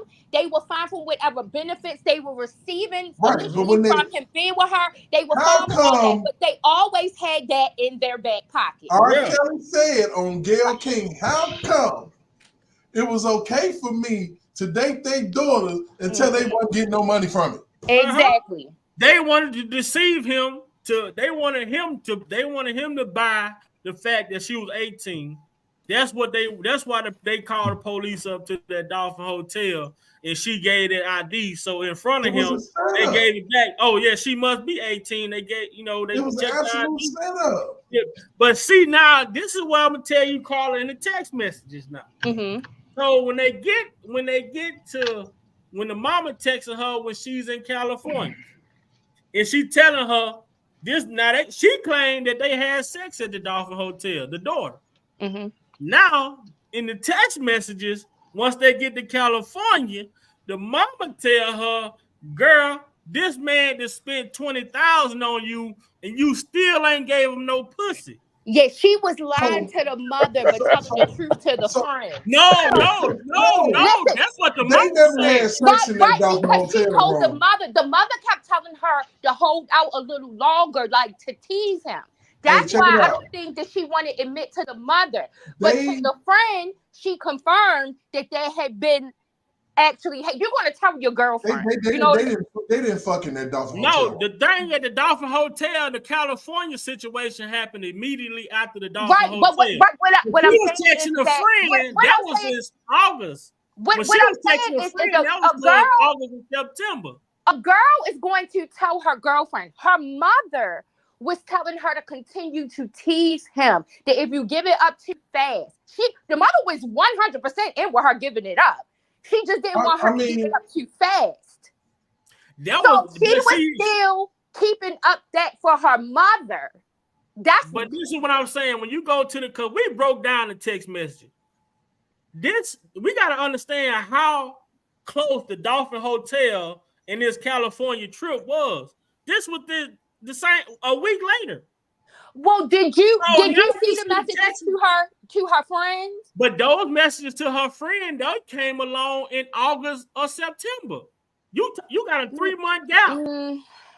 I gotta go back and look at it because I was almost certain that we found them. It was some oddball gaps in there. And then you gotta look at it's a big gap in the text message because the mama told her to remove the daddy from the message. Well, so you want to know why? You want to know why, Bob? You go back into the messages and you got to look like a really, really close. So there's a portion where, because see, we have the messages that came from an Android phone that belonged to Azriel. Now I want you to pay attention to this, right? That the phone that was placed into evidence was an Android phone that Azriel had. If you listen to all of the interviews that Angelo was doing prior to, prior to the trial, he always talked about the iCloud. He never said anything about an Android. Mm-hmm. In those messages on that Android device, Jane Doe number 5 asked the mother on several occasions, why are you messaging me from this device? Message me from that device. Why are you messaging me from here? Go to here. There are devices that were not placed in evidence that are missing, and I think that that's where all those gaps exist. But you can misplace the devices, but you can't take away the text threads. No. But iCloud is not in an Android. I think it was a burner out there. Right, iCloud is not. You're not going to have an iCloud on your Android. So there are some Apple devices that were not placed in evidence. That's what I'm saying. I understand that, but I'm saying this though, Carla. If you text me, right, you can get rid of your phone. But long as you text me, our text thread. Right, but Azriel was texting from, also had an iPod that was being used and text from, is what I'm saying. That was never placed in evidence. That's the point. There are messages, exchanges that we are missing, and we don't know why weren't those devices in evidence. But I understand what you're saying. This is what I'm saying. The devices that they did take, why are the messages missing from the devices? Because they only had Azriel's Android. They did not take any of the parents' devices, none of that. So the only messages that they put into evidence was the Android device message. I get what you're saying, but this is what I'm saying, right? If you and Derek texting me right now, right? You texting me, Derek texting me, Lex texting me, y'all texting my phone. That means every text that come into my phone is going to be in my phone records. Whether they get your phone or Derek's phone or Lex's phone, they don't need to get y'all phone to know what y'all text me. But they are going to get your messages that you didn't text from that Android. You see what I'm saying? The only device that was placed into evidence was Andriel's Android device. She had an Apple device that was never placed in evidence. You're not going to have the text messages from her Apple device to any other device, her parents' device, because the parents' devices were never placed in evidence. Any other device that she had was never placed in evidence. How did they get R. Kelly text messages then? How did they get Cheryl Mack text messages? Because those devices were placed in evidence. But when it comes to that Clary family... No, because R. Kelly's phone was taken by Don Russell. We got to remember all of this stuff. When it comes to that Clary family, when it comes to that Jane Doe number 5, that text thread, the only device that was placed into evidence was that Android device. No other device. That's it. Mm-hmm. But you get what I'm saying. They had Cheryl Mack text messages in the evidence. They had R. Kelly text messages. We can put it like this on that one. We can put a pin in it. Let's go back and see. And my view is this on the evidence and on the case and all of that. Just like they claim that they cheated on the election, just like the Astros cheated in 2017. Yep. They cheated. Yep.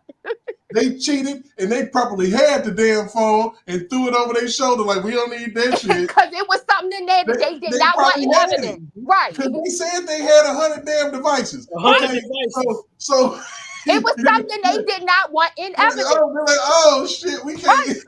Right. I ain't see that. Did you see that? Nope. Why do you think the judge told him you can't touch anything that's going to involve the parents? Man, look.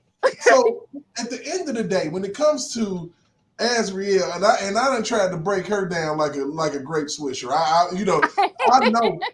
know good and damn well that she was with the shits with the parents in the beginning. Oh yeah, she fucked around, caught feelings for the nigga, and realized that she was being exploited by her parents, and their whole relationship fell the fuck off because every time they called, it would be bickering. That was what she said on Precedence. Well, she told them that she wasn't an HOE and that they wasn't going to be using her to get no money. Robert would tell me, call your mama. It wasn't like he was like, don't call your mama, don't call your daddy. Right. He ain't cold like that. So then, I got a live that I did where I kind of broke her down, just the part where she was running her damn mouth in his house. In his kitchen and shit. She's something, ain't she? She was something. And I'm like, look, this is where everything that Tasha K and Larry McGee and all of them had took full effect. Now when you watched Precedence, you could see even Shabazz was like, well, damn, she moving funny as shit. She said she was gonna go get her hair done over here. Now all of a sudden she at the Trump. Damn. So they trying to chase her down, and then like they say, they get up there, and lo and behold, it's some shit. You've been stealing. You done stole $300K. You done stole all type of shit out that damn house. So you in there running your mouth to Shabazz talking about shit, possiblies and maybes. If a motherfucker did some shit to you, ain't no possibly maybes. And ain't no fucking way that you gonna tell an abusive man, okay, an abusive man is whooping your ass, okay? Hey, look, I'm 19, and I feel like that we need to find a better way to communicate because, I know I got a smart mouth, but you can't be hitting on me. An abuser stops and never touches you again because you was able to break this down to this man that whoop everybody ass from what y'all saying. He giving spankings and shit if you walk in the room and all this shit that you heard on Surviving R. Kelly, you spitting it out, and then you pissed off, and the first thing come out your mouth is it don't make no damn sense that he's still fucking Sean and all that because she see the money on the books and she done heard all this information. You can tell a woman is angry because she got some information. At no point did she say she was abused by shit. She was talking about somebody else getting hit. And then you gotta even ask yourself, what the hell does Sean, if she needs Section 8, what she get to 10,000? So the government gave her the 10,000 to put on the nigga books. No. She had some money. You gonna put 10,000 on the nigga book and you need Section 8 to survive. Man, that unlimited Section 8 for life is killing me. That's killing me. But I can see the government doing that though. They literally was like, okay, we're just gonna put you on the welfare where you belong. I can see the government giving her money. Not where she belongs. To make him, we're gonna give you some money. You was looking for some welfare. You was looking for $20 million. If that ain't a motherfucker taking care of you, I don't know what is. Tell you what them people did. They told, we're gonna give you some bread. We want you to put it on his book so he think y'all cool because he thinking y'all still cool. You know what I'm saying? You done already went put together a whole restitution package a month after the man got locked up.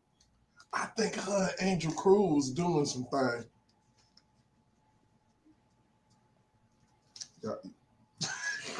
I think her and Angel Cruz boss baby. They was getting their boss baby. You see, she called a boss baby. Then you got all that shit with the with goddamn the Fed.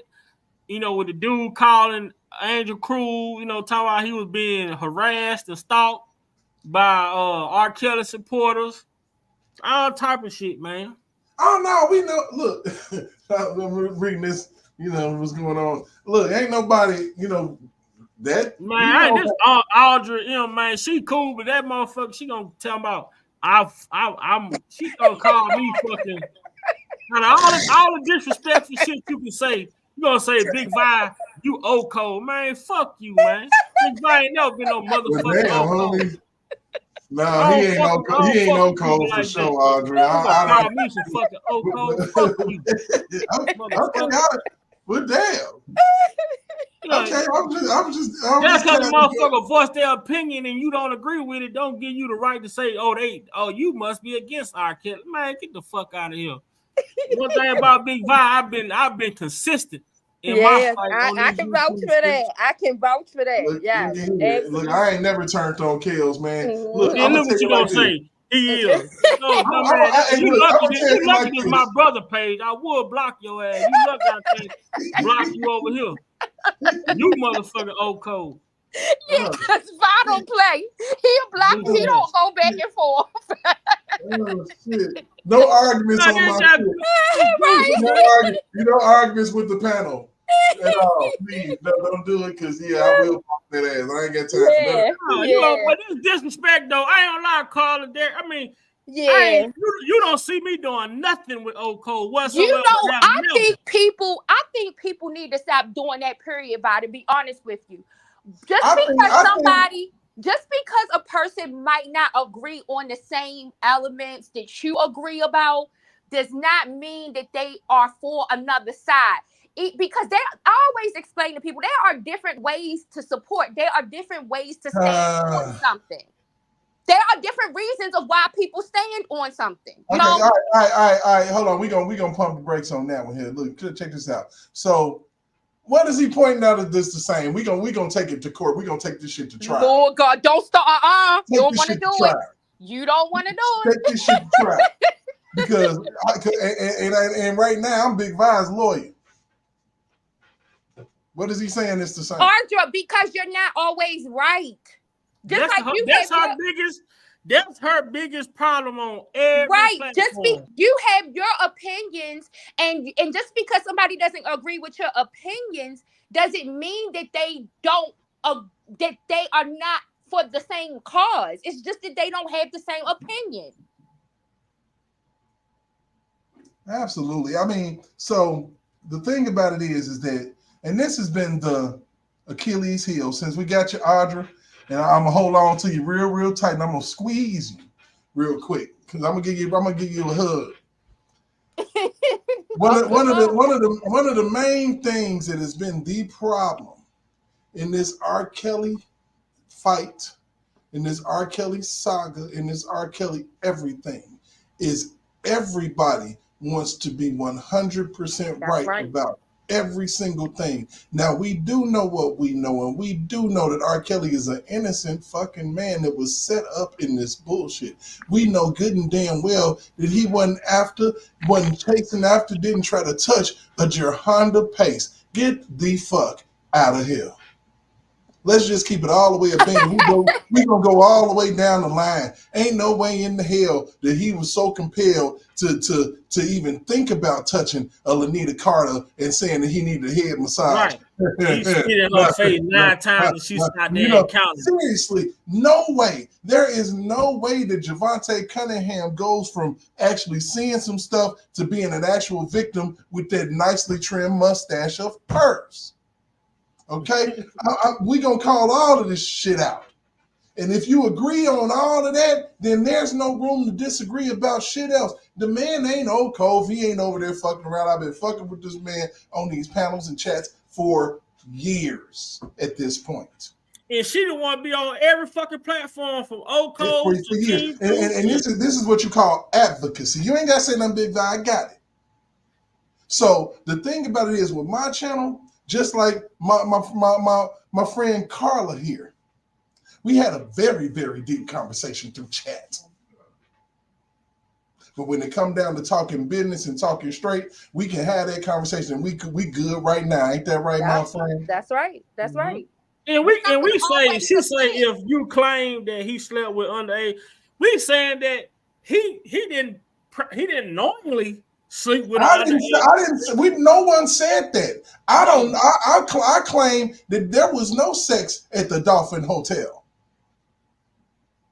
I think that she went up there and sung them 3 songs and she sullied around and did everything her mama said. He ain't thirsty like that because. But what did the mama tell her? Let's just keep it all the way 100. Let's just keep it all the way 100. You say this man don't want to hear you saying this man want to fuck. He trying to fuck. Why would you still send your daughter? That's crazy. I mean, because they knew what was up. It was like I said, they set him up. He thought that she was a certain age. Okay, because they presented her to be a certain age. We don't know if that age was 19 or what. R. Kelly could have been running around here thinking she was 21 years old for all we know. Up until he slapped her and sent her home and they sent her back with a permission slip.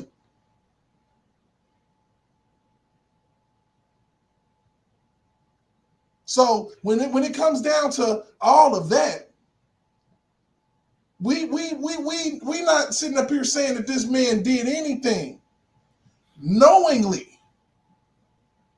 It's called a honeypot, where a trap is set. And you use your brain, that's why I follow you. But if we think we on the same team, so if I mean, let's just be honest. We all in the same game. We all out here looking for the same mission. We want justice, not just for R. Kelly, but for every fucking body. Because injustice anywhere is a threat to justice everywhere. And if R. Kelly can't get a fair shot, my ass can't get a fair shot. Mm-hmm. Absolutely. And and there are some people, like I said, who don't agree with the charges. They don't. And people can advocate against that as well. Some people are gonna think that the actions were done. I don't know if he did much to dispute the action. Was he properly charged? Was due process violated? Yes, it was. These are all ways to advocate. People advocate differently. Was there witness tampering? You're damn right. Right. There are different ways to advocate. That's why in appeals you have different ways to tackle it. Go at it because there are different violations that could have occurred. Everybody might not agree on all of them, but they may agree on one of them. Right. And then they advocate in that vein. Right. And Jennifer Bonjean is smart and she is attacking exactly Rico. You had no business charging this man like you did. Absolutely. Like our boy Q broke it down. Q always said, and Q asked, he say, well then, if he was charged with, he said it gotta be people who gave statements that wasn't brought into court. They gave statements against Kel. We know they say they interviewed over 250 people. Mm-hmm. You done pissed a lot of people off having bread and not helping everybody in the world because truth be told, well, you know what, and I think that was a big problem too because he was helping everybody in the damn world. Trying to anyway, or they thought that they could manipulate it from him. Trying to at least, and then you got on the back end Barry Hankerson fucking you in the game. You got, the other light-skinned cat fucking him in the game. You done been screwed over by everybody. But, like I said, I'm not oblivious because if I had a whole conversation with Kels and sit down with him, I'd be shaking my head like, bro, how the hell? Right. I always say this, and I always say this. When people talk about how wise the wisdom of Solomon, they don't realize that the downfall of Solomon was the amount of women that he brought in, because with the amount of women came more idols. Mm-hmm. I just want to know how did you allow yourself to get caught up in like this? You've written songs about this. Right. But then if you look at it though, right, when you go back over this shit right to the beginning, how he's from the beginning of him being the setups with the people he evolved with, Demetrius Smith, Barry Hankerson. See, he got into business with a lot of crooked people from the beginning of his career. And once he tried to move from those people, it's just like these parents. Everybody he dealt with, they tried to gain leverage over him by having something that they can hang over his head. And you know what's crazy? I look at this craziness of all of this, and like I said, I have to plug Michael Avenatti in here, man. It's the most weirdest thing that he was actually trying to piggyback and make himself an American president. off of the back of surviving R. Kelly. That wasn't even never going to be a daggone thing, you know.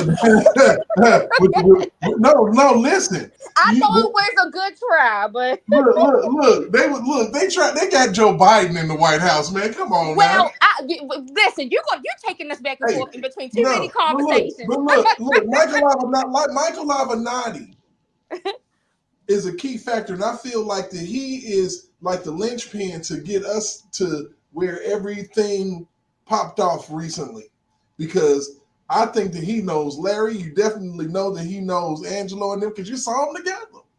You can't leave out Jim Derrick Dollars. You know that he at least broke bread one time with Daryl Johnson, not the baby powder, and Kim Fox. And Kim Fox, they had they had that meeting, like you remember on Trading Places with Eddie Murphy and Dan Aykroyd when they slid the paper.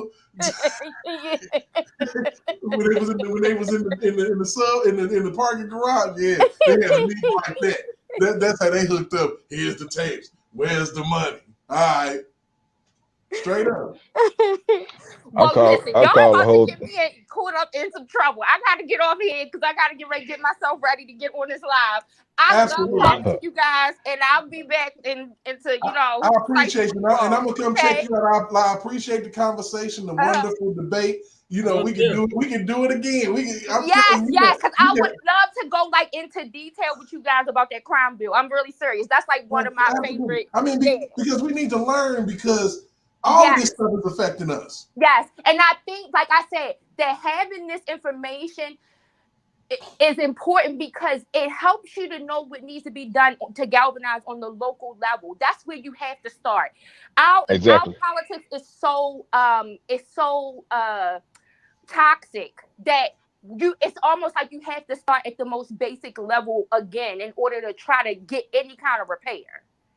Right. So I think that these conversations will help us to try to galvanize where we can and reach as far as we can in our own communities so that we can make that change. Because last live, and Val, you probably didn't get it, but we talked about culture, and we talked about how a lot of times the reason why people don't have any confidence in the electoral process is because they are looking for national outcomes.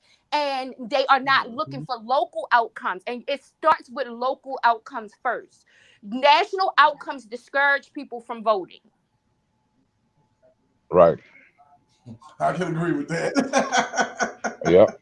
Because you gotta pick the right party, or to pick the right candidate who's gonna take care of what's gonna be taken care of in your community. Then it'll spew out to wherever else it needs to. Exactly. And we don't have that. We hadn't had that. We hadn't had that sense of thinking from our parents, because they were always taught, go Democrat. But now we're finally doing the research, and we're really realizing that this is about. And you can only make political party shifts in local ways first anyway. We try to galvanize, like I said, at the national level, but you're not going to create some type of political party shift to get out of a two-party system unless you start at the local level, the most basic level. I think that we it's like a single cell organism, and then it develops over time. If you look at how an embryo grows, you have to grow it. And they start with a single cell, and then it starts to grow over time. You can't try to start at the highest level. You don't just get a baby. A baby don't just pop out. I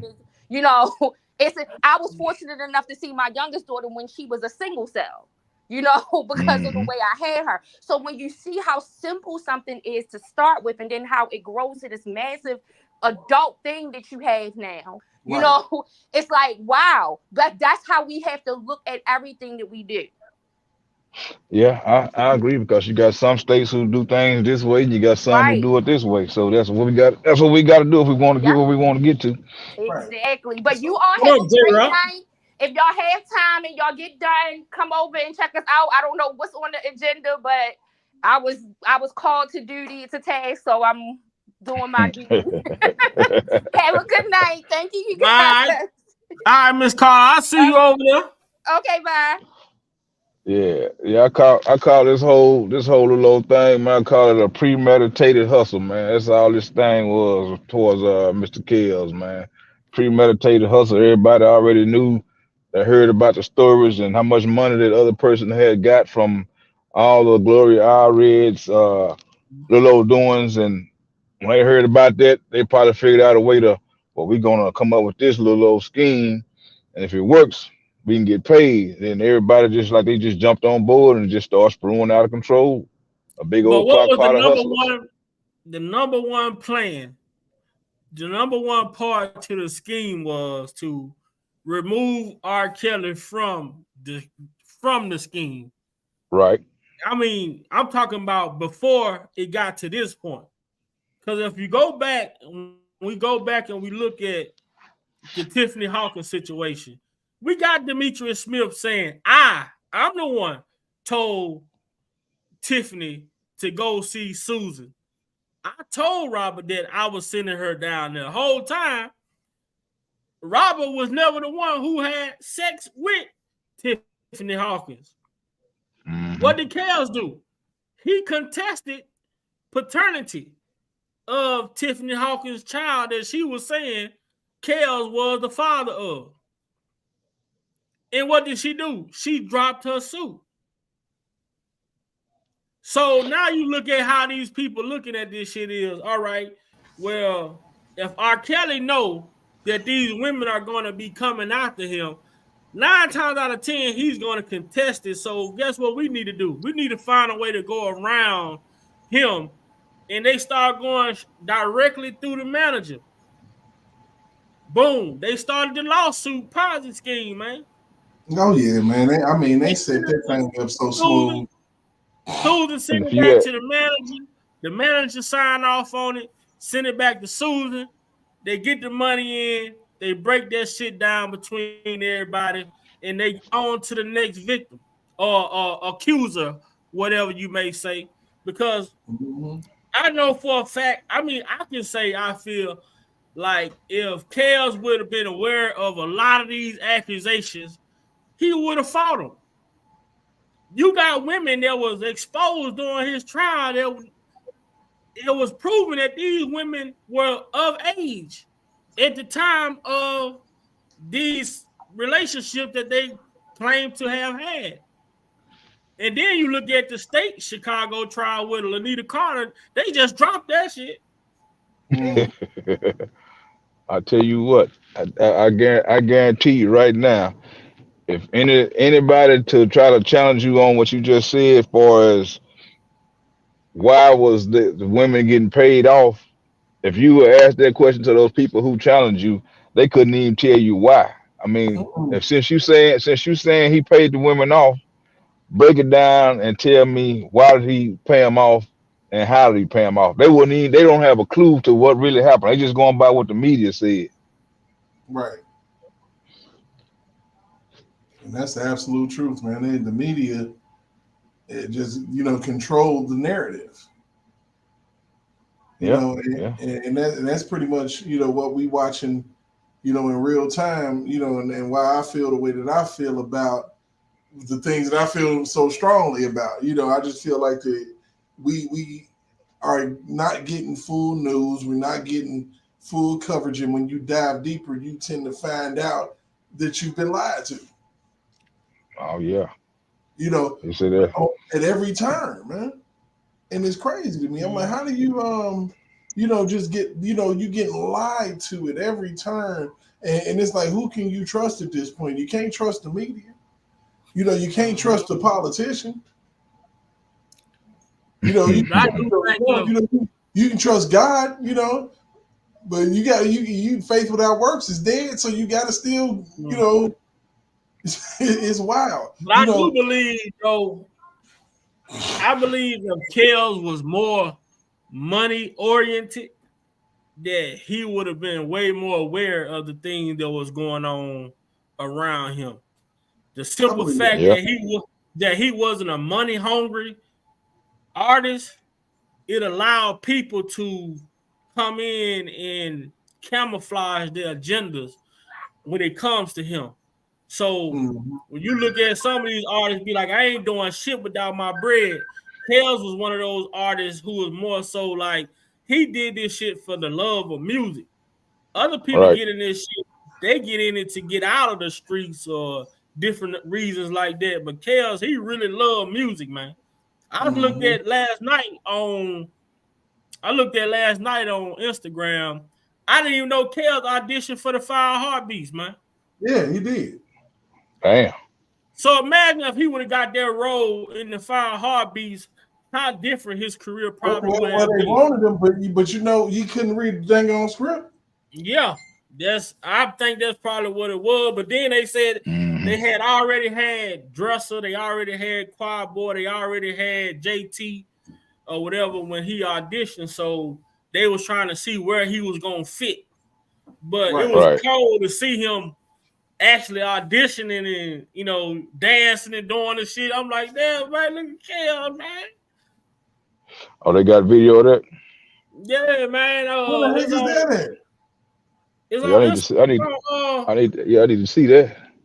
He says on Instagram? It's on Instagram. Hold on just a second. Let's see. I ain't even finished editing it. Yeah, I'm pretty sure there's a whole lot of things he probably dabbled into that we don't know that hadn't been made public, because I guess at the time they don't. I mean, I guess YouTube wasn't as popping back then, or whatever the case may be. It didn't transpire back then to like it is now. So we wouldn't be able to have the fortitude to see what he really was into when he started just rising up versus what it is now. You can go back so far and look at different tours and whatever the case may be. So hold on, here you go. To our next casting call at the Regal Theater. We see thousands of would-be actors. I don't know what I'm looking for. You gonna see him? Let me go to the real. Oh, there Jackie and I jumped on a plane to Chicago to our next casting call at the Regal Theater. We see thousands of would-be actors. I don't know what I'm looking for.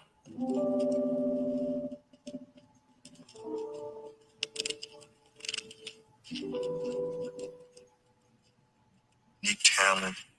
There you go, right there. You gonna see him with the black shirt on. That talented Negro. See actors, Zach. In a singing group auditions. There you go, right there. The lead singer really has something. Where would you sit? I had Choir Boy. I had Eddie. Could he be Dresser? Could he be JT? I didn't know. But there was something about that lead singer. Look, Kel getting down, man. Again. I kept him in my mind. Something about that lead singer, huh?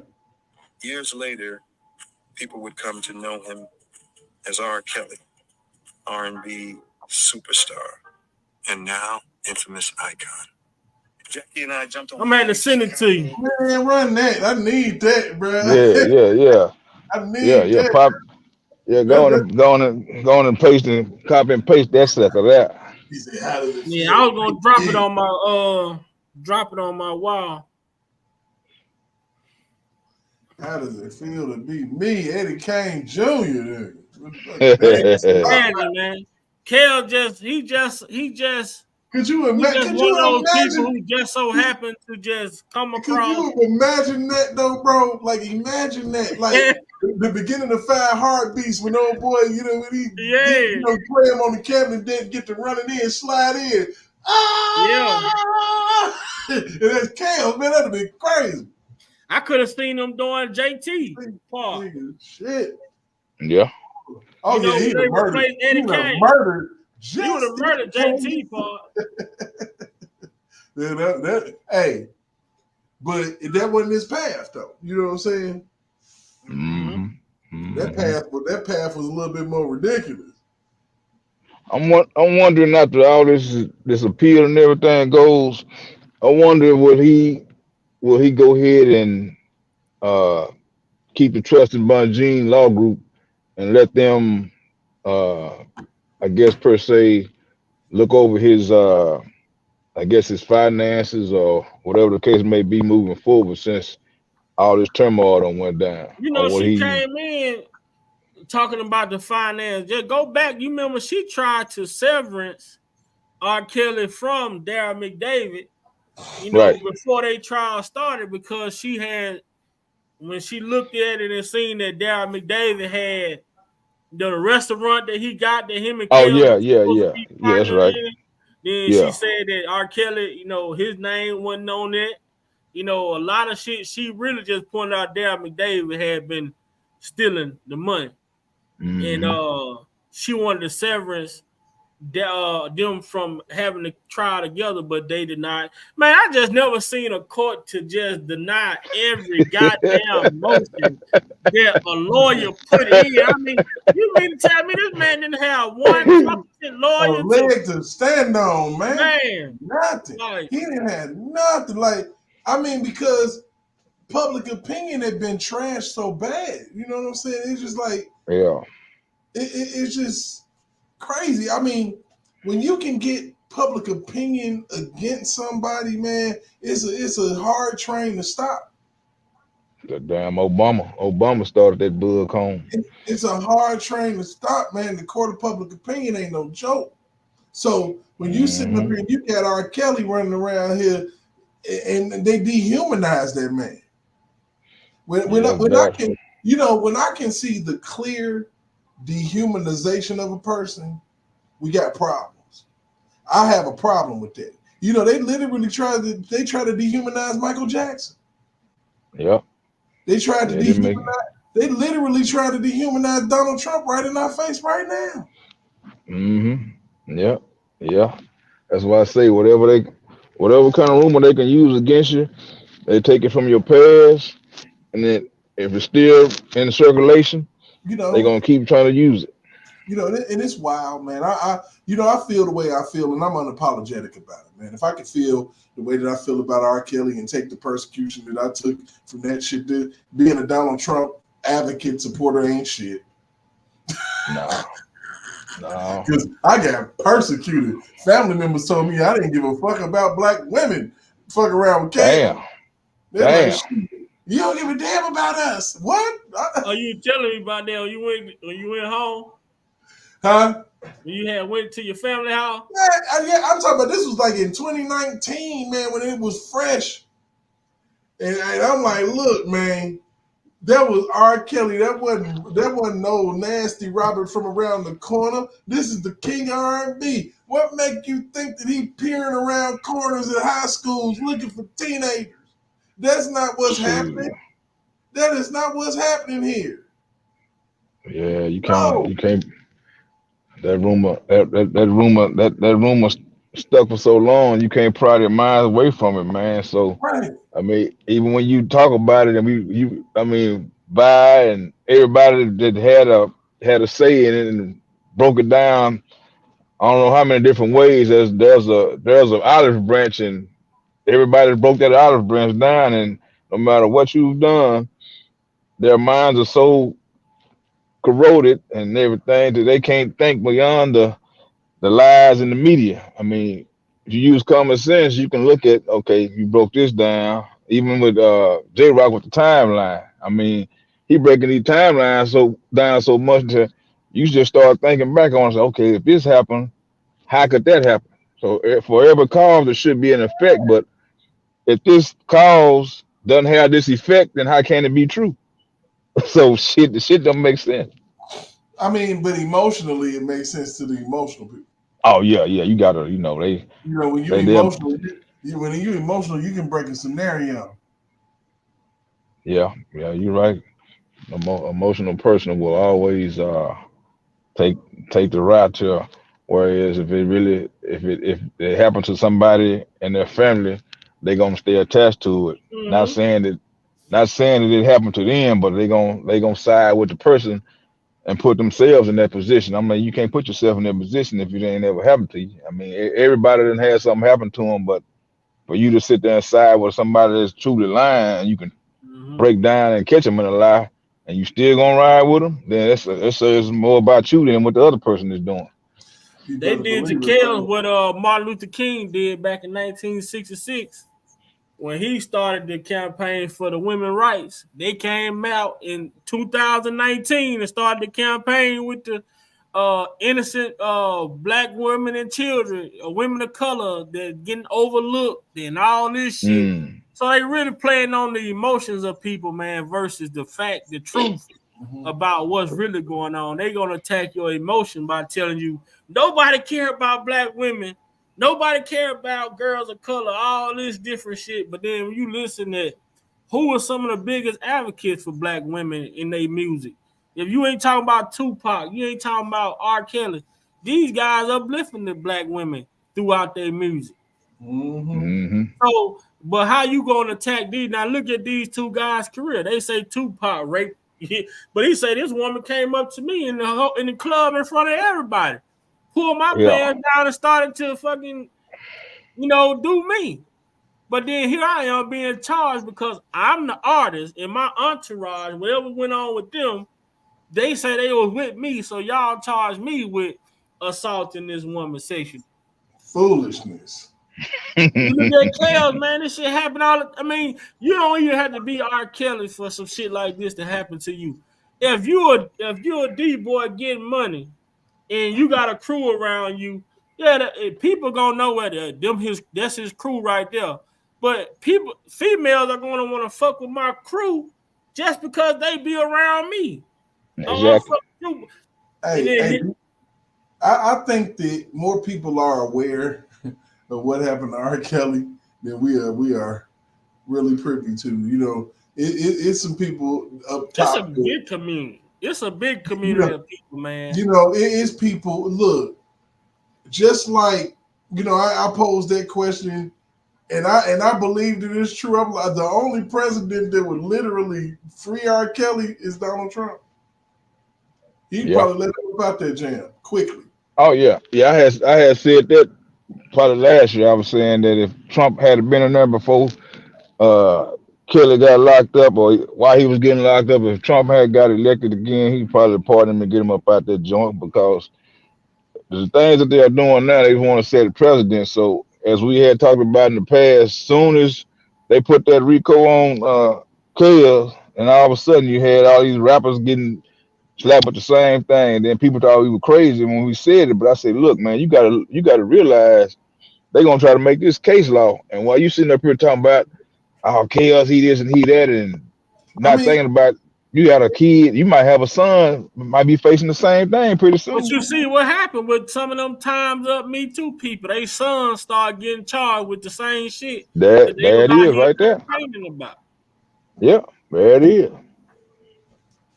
Yeah, the same little old thing you trying to push can turn around and hit right back on you. It's sad. It's sad as fuck. But the thing is that these organizations are going to have to be exposed. Versus when we go to court and we get found innocent after we've been convicted before. We got to come back and expose these organizations like Me Too, Times Up.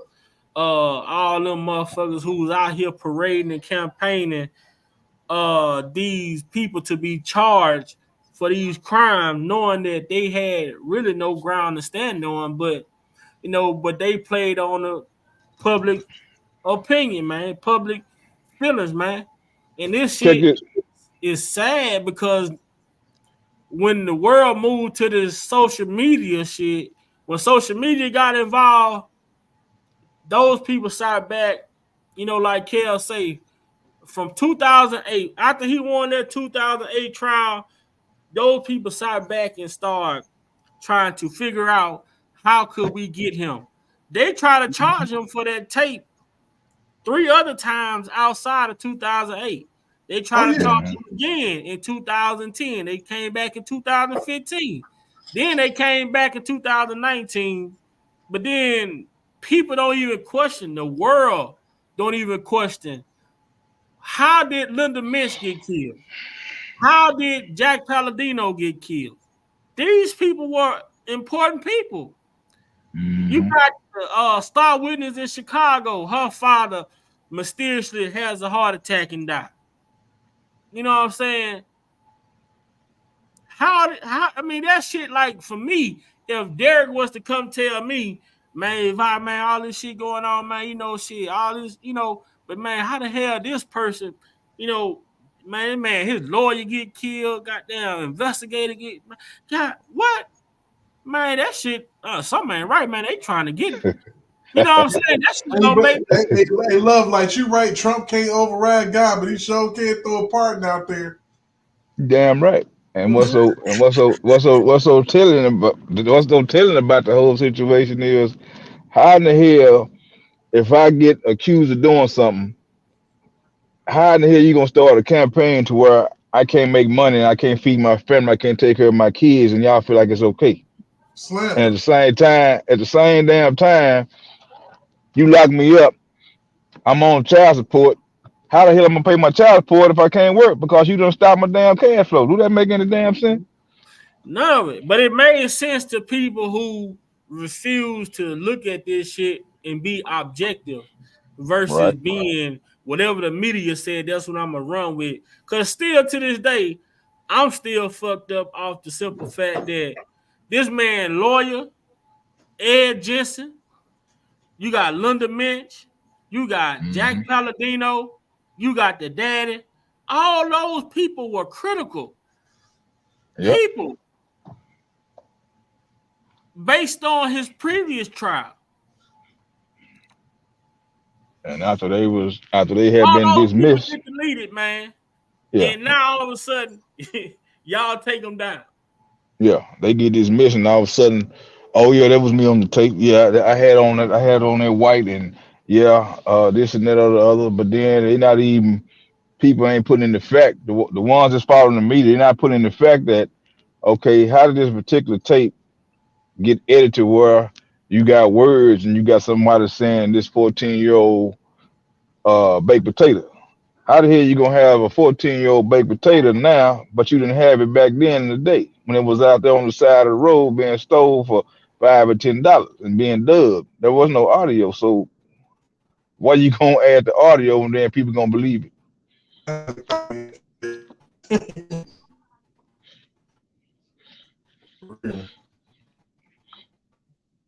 I sure did. I had a copy of it, and when I saw it, me and my sister talked about it because she saw it. We didn't see it at the same time, but we saw it, and I was like, basically, where are the parents? Back then, I was like 21 years old. Like, where the hell is these parents at? If you for real. And then you gonna have the same video on Pornhub. And then I say, now damn, how the, yeah, you got it on Pornhub. That means Pornhub needs to be investigated. That's the case.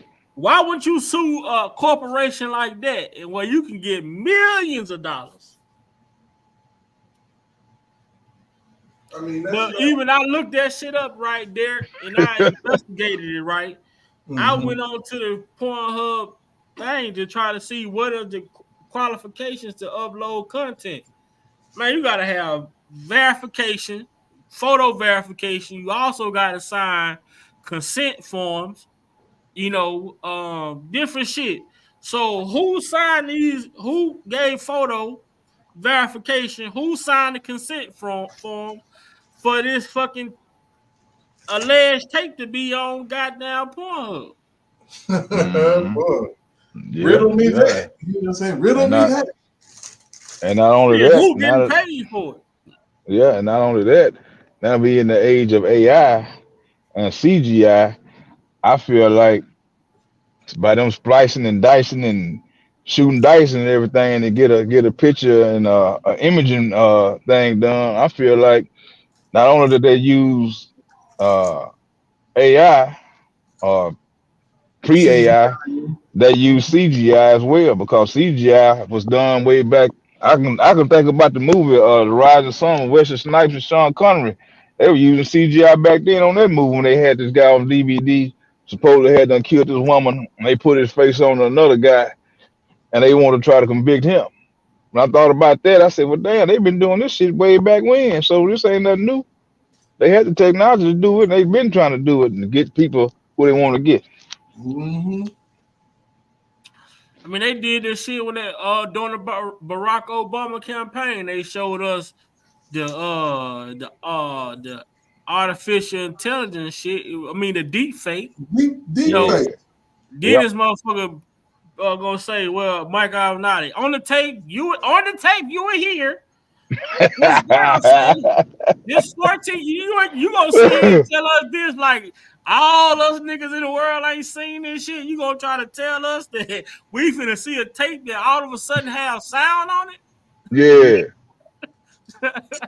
Yeah, what the sound? What did the sound come from? We know about the we know about the images, but where the sound come from? It was already sound on it. You see what I'm saying? But you ain't hear no damn but the sound only wasn't talking about no age. It was background. No. It was commercials playing, music playing. Backstreet Boys in the background.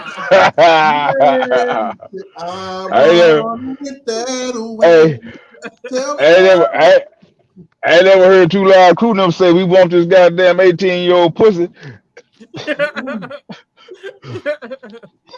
Right. Right. Man, but see, that's the thing, man. When you attack the emotions of people, it blocks the ears, man, and they start listening with their feelings. You know what I'm saying? And now it creates a whole different debacle. With this R. Kelly case, they attack the emotions of the people. And then you got a lot of people who don't have they're not able to say, you know what, I was lied to. You know what, I believe what they said, but I didn't know this much shit went on. You know what I'm saying? You got some people, it's people that done shit that was dirty as fuck to people who conscious eat at them and say, man, you need to tell the truth. You know they'll go to their grave before they admit the shit that they did wrong. Oh yeah, all the time. Too shameful to admit they were wrong because they feel like it's gonna tarnish their image or whatnot. But I mean, sometimes you gotta just say, well, hey, I know if you got integrity, you'll go ahead and do that. Some kind of decency, you'll go ahead and do that. But you got a lot of them out there who not like that. They don't want to do it because they feel like they're gonna be looked at in a different kind of light. Damn all that shit. If you did it, go ahead and admit it. If you didn't do it, then don't stick to your guns. And people hate to be wrong and say, you know, it always be the ones who quick to judge, who quick, you know, soon you hear some, you know, we all grew up around motherfuckers like that in the hood. Soon they hear something about you. You right? Oh, if I don't like Derek, soon a rumor come out about Derek. I'm gonna be like, yeah, man, that old bitch ass nigga Derek did it, man. Yeah, right. But the people don't know, the hood don't know that I don't like Derek because Derek smashing my girl. You know what I'm saying? Yeah. But the people, they fuck with me. So I'm going to say, man, yeah, that nigga did that. So if the hood fuck with me, the whole hood going to say, yeah, that nigga Derek a bitch ass nigga. You know what I'm saying? And we see how with R. Kelly, a lot of the industry was jealous of this dude. And all he did was make music, man. And put money in their pocket. Put money in their damn pocket and made them look good. One thing he did tell them niggas, say, don't bring your girl around me. John Legend, the whole hoe for jumping on Surviving R. Kelly, ain't kicked it with this nigga because you lame. He ain't gonna roll with you. You lame as fuck. He ain't produced a song for you and none of that shit. That's why your career is in the shitter right now. You're not jumping on. If he were to take a plea deal, he couldn't come back and sue these people. Ain't nobody finna ask John Legend to do a fucking Super Bowl. For what? Man, fuck that motherfucker. To sing ordinary. To sing flatback ass, Slim Jim body ass good wide. I never heard Lex sound like that. Give me the green light. No, just your stupid ass there. But Love Like 44.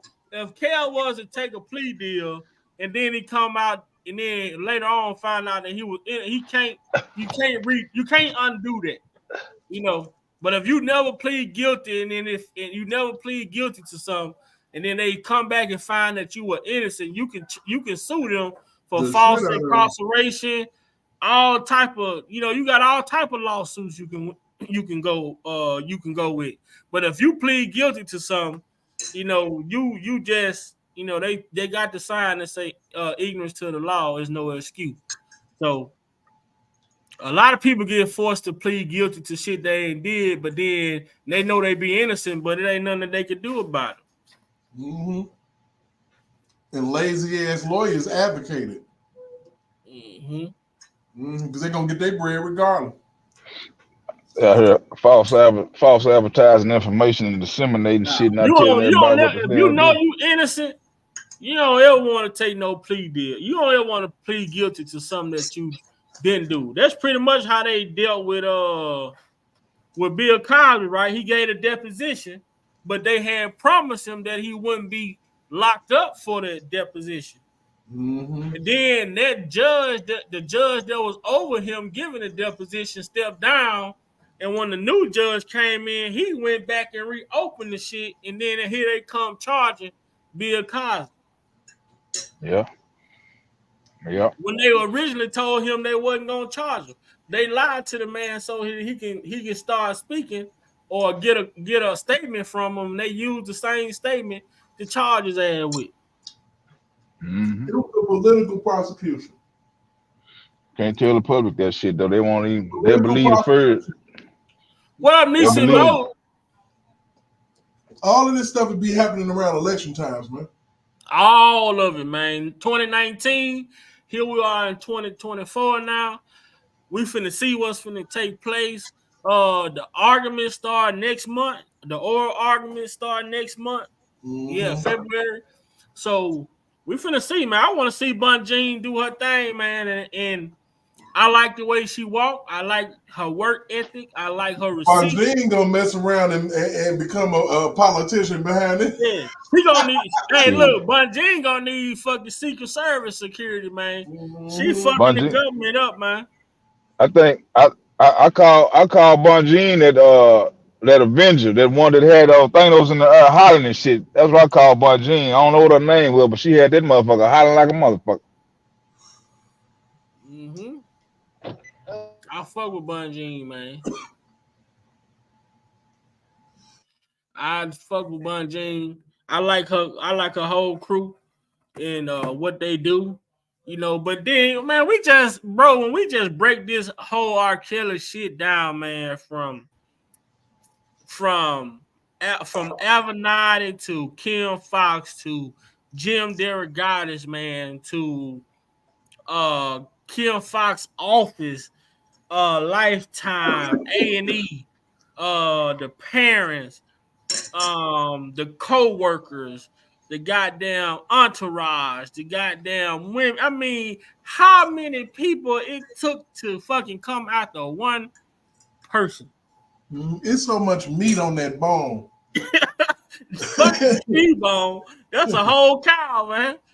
It's so much meat. We just pick a piece. Like, that's what we generally do. We pick a piece and we tear it apart. It's not hard. But when you take the feelings and emotions out of it and you base it on fact and truth and just common sense thinking, these are the things that you come up with. And that's why I'm glad that Jennifer Bunjean was able to jump on the scene, because I'm like, with R. Kelly, when Bill Cosby walked out them doors, that was the first thing in my mind. I'm like, you need to go see Chaos, please go see him. And she went and saw him.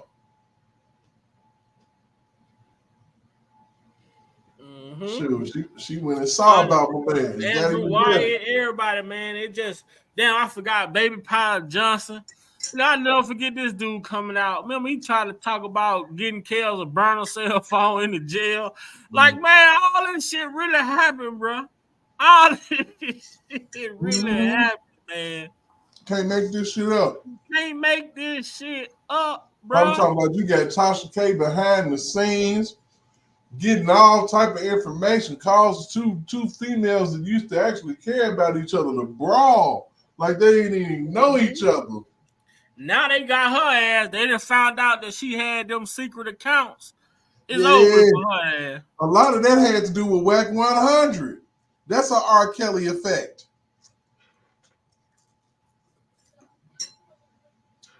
You realize Cardi B didn't start looking for them accounts until Whack 100 fucking skip traced her ass and pulled up on her, had her scared. after he interviewed R. Kelly. After he interviewed R. Kelly and she spazzed out on him and made it hella personal, then he made it personal. It's that R. Kelly effect, man. I'm telling you. Then fucking Kevin Hart sued her ass, so she got a lawsuit sitting on her ass right now, man. She probably can't sit down. Her ass hurting so bad. And R. Kelly suing her gave other motherfuckers the courage to say, fuck it. You think Will Smith and Jada don't know R. Kelly sued the shit out of Tasha K? Yeah. Know. Everybody know. The industry know. I tell everybody, man, y'all, please don't forget about that indictment that came out about a year and a half ago, 2 years. When they dropped that indictment, there was Dr. Rice and Richard Arline. You know, I want to know what's going to happen with that. Because we didn't heard nothing else about it. When they talked to old girl on the phone and the tried to get her to change the direction of her story, you know what I'm saying? That Kels got charged for the bribing. Mm-hmm. Man, it's a lot of shit, man. A lot of people in this R. Kelly case overstepped their boundaries. People was doing dumb shit. Yeah, a lot of people overstepped. And not even thinking. Even if they was just bullshitting somebody or just trying to get something out of a motherfucker, it was kind of like, damn, why did you do that way? You know what I'm saying? Why couldn't you have figured another avenue besides borderline extortion? Or borderline or full-fledged bribery? You know what I'm saying? I mean, bowling too. Well, we'll get how much you want. That motherfucker, they 500,000. They offered her what, like 150 or something like that? 200. She said she needs 500,000. Goddamn, man, who set this man up like that? I need racks on racks on racks. Man, I know R. Kelly probably be in there saying like, man, what the fuck? Like, because she exposed herself at the end because she went right back to the plan. She fell in love with him and she was out there riding. I understand fully. I get it. Why she turned on him. I understand. Even R. Kelly understand. He said he get it. If you saw a bunch of lovey-dovey emails between somebody and another girl, when you start calling her Cookie. Right. Mm-hmm. You told her put the money behind the couch. Yeah, then she took $300K and ran off with it. Yeah, she took the bread. She took the dog, nigga. You had L last night on Skylife Live. He telling everything. He say he's dropping a series on Friday. He telling everything. He comparing the text message and the transcripts and all the different letters and different shit. He say he gonna be doing that over there. But like I tell people, man, one thing about me, man, I'm being observant. I'm watching. I'm just a fan. I'm a supporter at the end of the day. I don't have to pick a side because the only side I'm on is the truth. You know, and however the truth may look, however the truth may come out, that's what side I want to be on. And in order to get to that, you have to listen to all the pieces involved. I promise you, man. I promise you. And it's crazy because, you know, I sit up and I look at everything for what it is. And I really hate that we got a national treasure sitting in jail and not doing what he's supposed to be doing, and that's healing the world with his music. Nisi Mo want the link. It's up in the top of the chat. I don't know. Hold on, Nisi Mo. Don't worry about it. We're gonna go ahead and valet you right on in. J-Rock, get your ass up here while you at it. all in the chat typing and shit. Yeah, you know, go ahead. You know, we're gonna go ahead and get y'all together. Ain't nothing but love. Except if you be coming here tripping, then we gotta cuss you out. Yeah, that's how it goes. Yeah. I'm having fun tonight, man. Y'all really, you know what I'm saying, bringing it, man. My people, you know, been steady, you know what I'm saying? It's been on, you know what I'm saying? Give me a nice like, a share, and subscribe. Tell a friend, tell your mama. If your mama like Kales and she don't believe that bullshit, then go ahead and give Ernestine the YouTube link and have her like the content. Thank you. Thank you kindly. I can deal with that. Man, but I'm telling you, man, it's crazy because I just feel like that we gotta do better, man. We gotta. I mean, we've been going hard, but I'm talking about as a whole, from what I'm talking about, you know, politically, because that's going to be that is going to be a theme on my channel. I'm sorry. I wanted to show y'all some Fannie Willis news today, but I'm gonna get off her head real quick. But her shit's falling apart. They done messed around and found the transactions where he bought plane tickets for Fannie and to go with him where he was going. You know good and damn well he was taking that girl down there to beat them cheeks. All the while they trying to prosecute the president. Craziness. All right now. Let's come on up in there. How you doing? I'm good. How y'all doing? I'm glad somebody on. All right. Yeah, we out here. Bob over there acting funny. I don't know what he acting funny for. He ain't had no business shutting that showdown over there. You know, we have to have somewhere to go that's gonna tell the truth. Well, we you gotta shut the show down. You know, you gotta sit on top of the roof sometimes. You know what? I think that there should be seasons. People should go ahead and have their seasons. The biggest but we know Derek like to go to bed early. Derek be going to sleep with the chickens. Right now, hell yeah. He up right now, but he be going to bed with the chickens, and we be like, what the hell?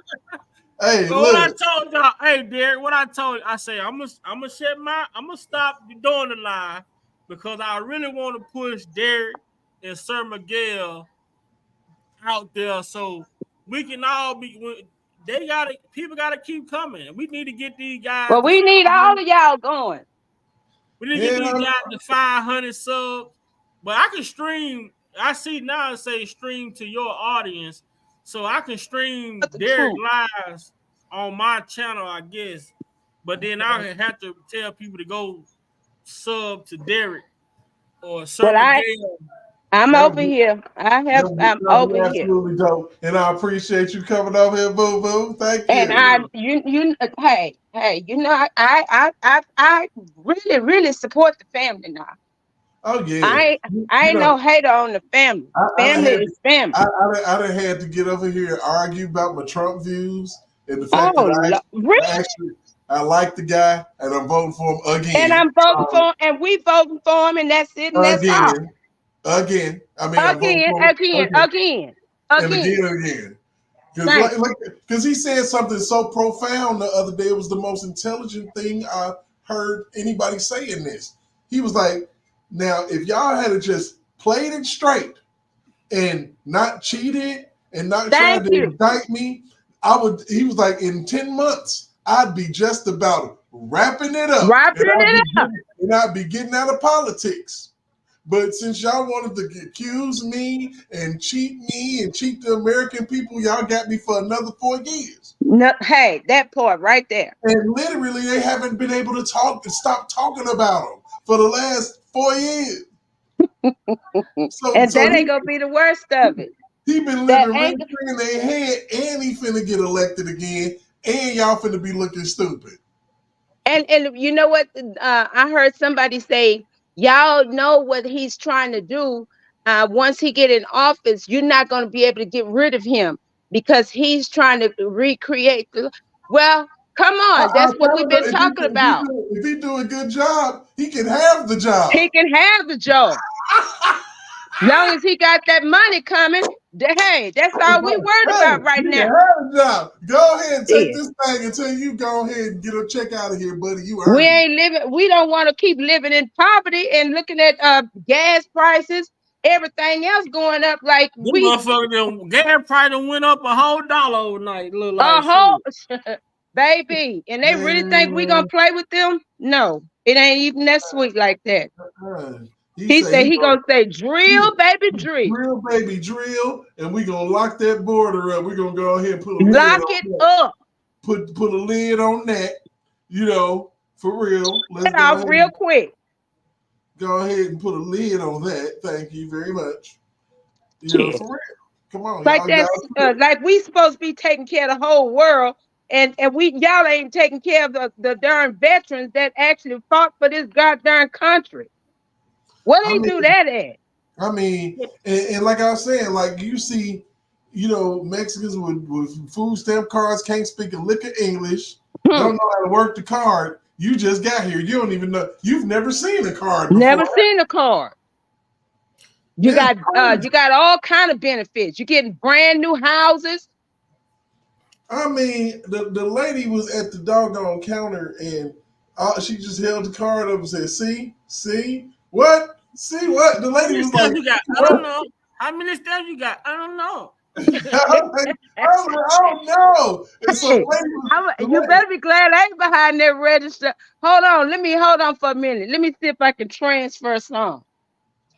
That shit was crazy. Yeah, when I say that too loud. And I was with a female friend of mine who happens to be a Caucasian lady, is a Republican, and we looked at each other. We was like, "Damn, that's crazy."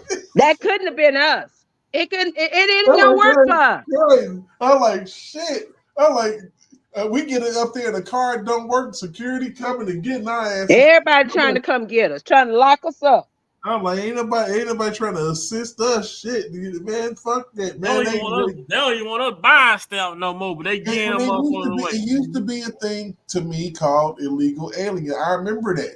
It wasn't that long ago, and you had to go through the immigration and naturalization. Yes. And all that. What happened in that department? Are they hiring? It seems like they coming up short. Hey, let me tell you, when I worked at the prison, Derek, we had INS, which was immigration, and TDC. So immigration, we was getting ready to deport their behinds back to wherever the hell they come from. I'm wondering, are they being deported? No, they moving them into these low income communities, man. These what abandoned houses, that shit, they giving it to them. Here you go. You can fix it. You can have it. But then when we go and try to fix it up, oh, well, when you get through fixing it up, now we need you to pay taxes. Really? And they tell you when they get here that they're sending their money back home. Yep. Oh yeah. Everybody that comes to this country, they come over here and make money. They send it back to their respective countries. But we supposed to continue now. Like I said, I still want old girl, and she's not a immigrant. I still need to make sure that when Rob win this appeal, that goddamn lifetime of Section 8 is gone. I'm sorry, I still got a problem with that one. Lifetime. You don't need to be getting no lifetime of Section 8 to lie. I mean, that doesn't mean she's limited in the quality of crib she can get. So, not really, but because you don't know right now, you know, Section 8, they're allowing people to buy homes now, helping them buy homes. You can buy houses with Section 8 now. Yes. The fuck? They will pay for the house. They will pay for the house. Yes. Give you the down payment. I need some of that. That's why y'all think I'm crying so hard. All you gotta do is think about an old crime that you know somebody committed. Tell on me, shit. You got information, but you need a Section 8. Hit me with that unlimited. I need that unlimited. Hey, shit, I need this for life, nigga. Get me together. I need look, shoot, and I need some food stamps. Let me get some food stamps. You So know she getting food stamps. Now, and now now she I laid up over there now with the biggest pimp there is in California. I ain't even gotta pay for no fucking food. And I only thing I gotta worry about is keeping the lights on. Keeping the lights on. Oh my God. Wait a minute, what the fuck? You get free trash and water. Thank you. Man, shit. This really what this world, man. Our government giving out Section 8. Just giving it out. Just to lie. To lock a brother up. Who do I know that's done fucked up in my presence? You ain't got to have your presence. You just remember. I can do you just remember. And get paid. Shit. Make a motherfucker, yeah, what you mean? Shut the fuck up. Oh my God. But see, that's not who we are. We don't do that. Nope. Cause y'all think this man, if he did all this crap, y'all think this man would have said take it to trial? I know good and damn well I wouldn't. I'd have been copping pleas like a mother. I'll take the 10. Give me 10. And I'll be all right. If he felt like, if he knew he done all this crap they want to claim this man did, that he would even say take it to trial. Y'all got to make this shit make sense. I don't understand how y'all decided y'all want to give a nigga life over this bullshit. Because that's basically what you've done. Thank you. And he looking like he living his best life. What? Man, look. I want that man to get free so he can do what he loves. Now do what God called him to do. God gonna get every last one. That's why they all falling now.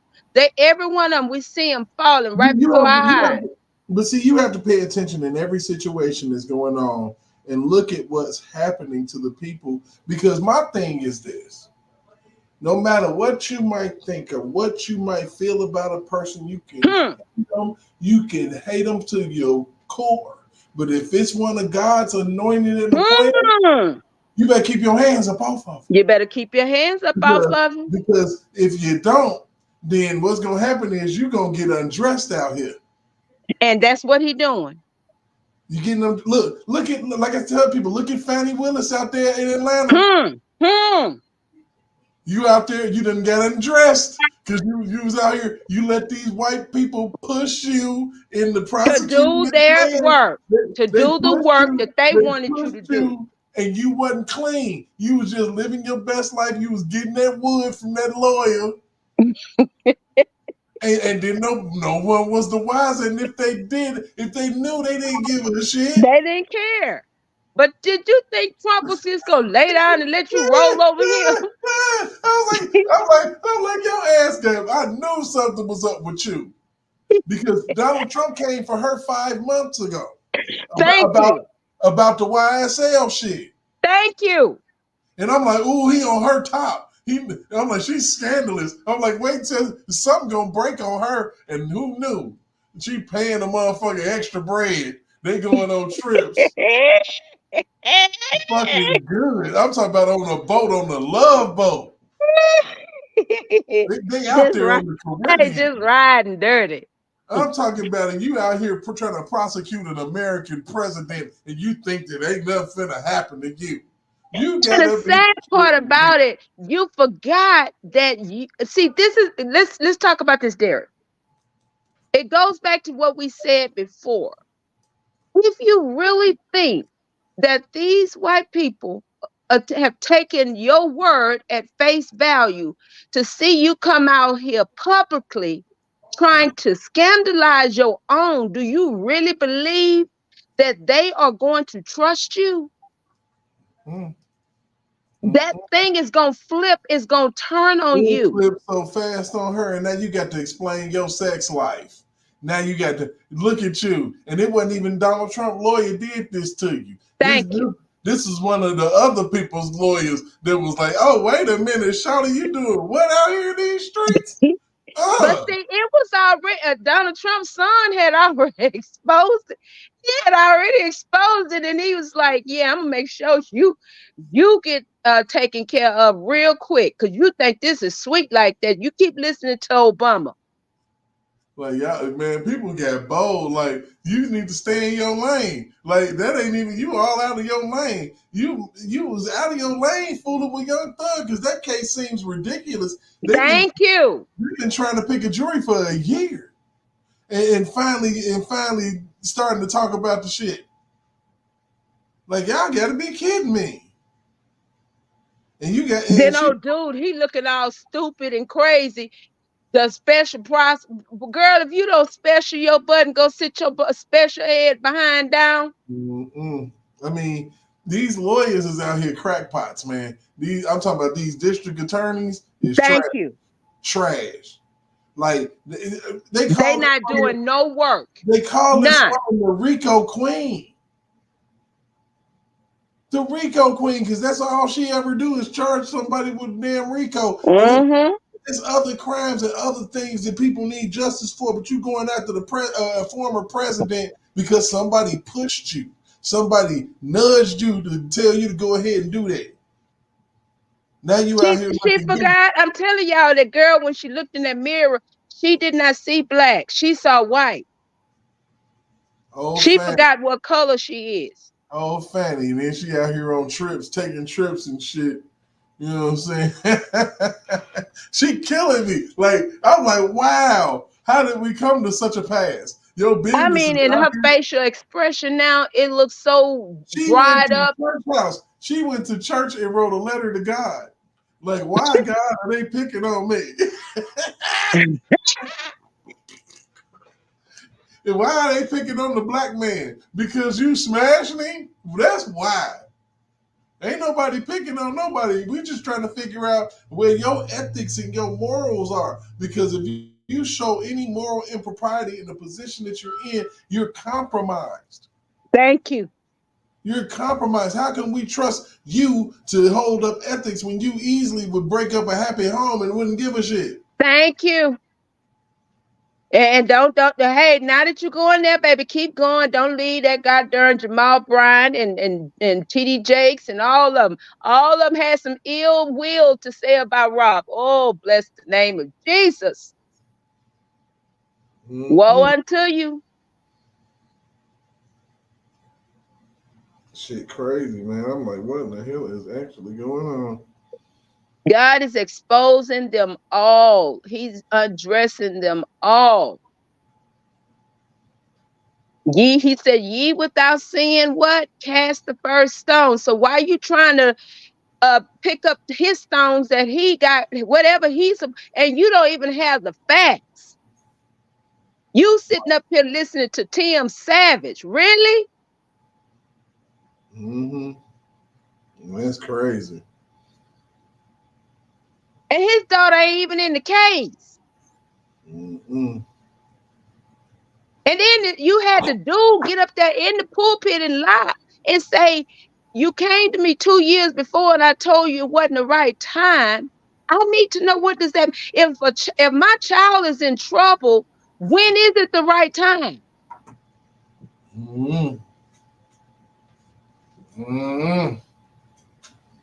You know, and then you turn around and you become president of the what? The who? And you want us to trust you? NAACP. And you want us to believe you got our best interest at heart? And I thought the church is where you go when you feeling whatever you've done. You should still be able to go to the church. Yeah, you're right about that. Oh, but you only want me to come when I'm bringing a check. Yeah, it get real, don't it? It's a whole lot of exposure gonna happen behind this man. And J Rock, where you at? J-Rock playing right now. He probably somewhere, bro. He might be on the clock somewhere. Watching the game. Them Cowboys is dead in the water, baby. You can come on this platform. They dead in the water. Don't do him like that, man. Shoot. They dead in the water, just like the rest of them. People don't even realize, that all of it, we've been scammed, man, for the past 6 or 7 years, man. We've been getting bamboozled about a whole American system. We got scammed with this R. Kelly shit. We got scammed with COVID. Thank you. We got scammed in an election. And you know what? When that man got to exposing everything, telling us where all the monies are being sent out, that's when they started hollering about what he's doing in the White House that's wrong. How is it wrong? We're American people. R. Kelly was also a distraction from Epstein. Thank you, honey. And the Epstein Island and those flight logs, because they could have got them flight logs a lot sooner. And Donald Trump kept telling them, bring it. Because he knew it was going to expose crooked Hillary and her husband. But they couldn't expose it at that time. Because they was trying to usher, they was trying to usher in, what they was trying to usher in. I mean, there's a lot going on with that. And the man was able to escape, get a new face, new life, new identity, and everything else. Because you ain't saw no corpse. Nobody saw a corpse leave out of that prison. And the slickness of the reasons why, they denied R. Kelly bond. It was all a ploy so that they could get his information. Thank you, honey. And jailbreakers, because they flipped people before like that. They flipped girlfriends on boyfriend dope dealers with jail records and phone calls. And it's been done, but it hadn't been done to someone of his status. And they thought Rob was cooked and done. He was over with. They never believed. And you didn't step it up and give it to an overzealous, big mouth ass blogger. Thank you. That didn't know how to not verbatim say everything. Thank you. She didn't know how to cut. She didn't know how to, cut and paste in her mind, and allegedly she didn't know how to report this news. Like she reported other news, she had to go straight verbatim. Because her feelings got in the way.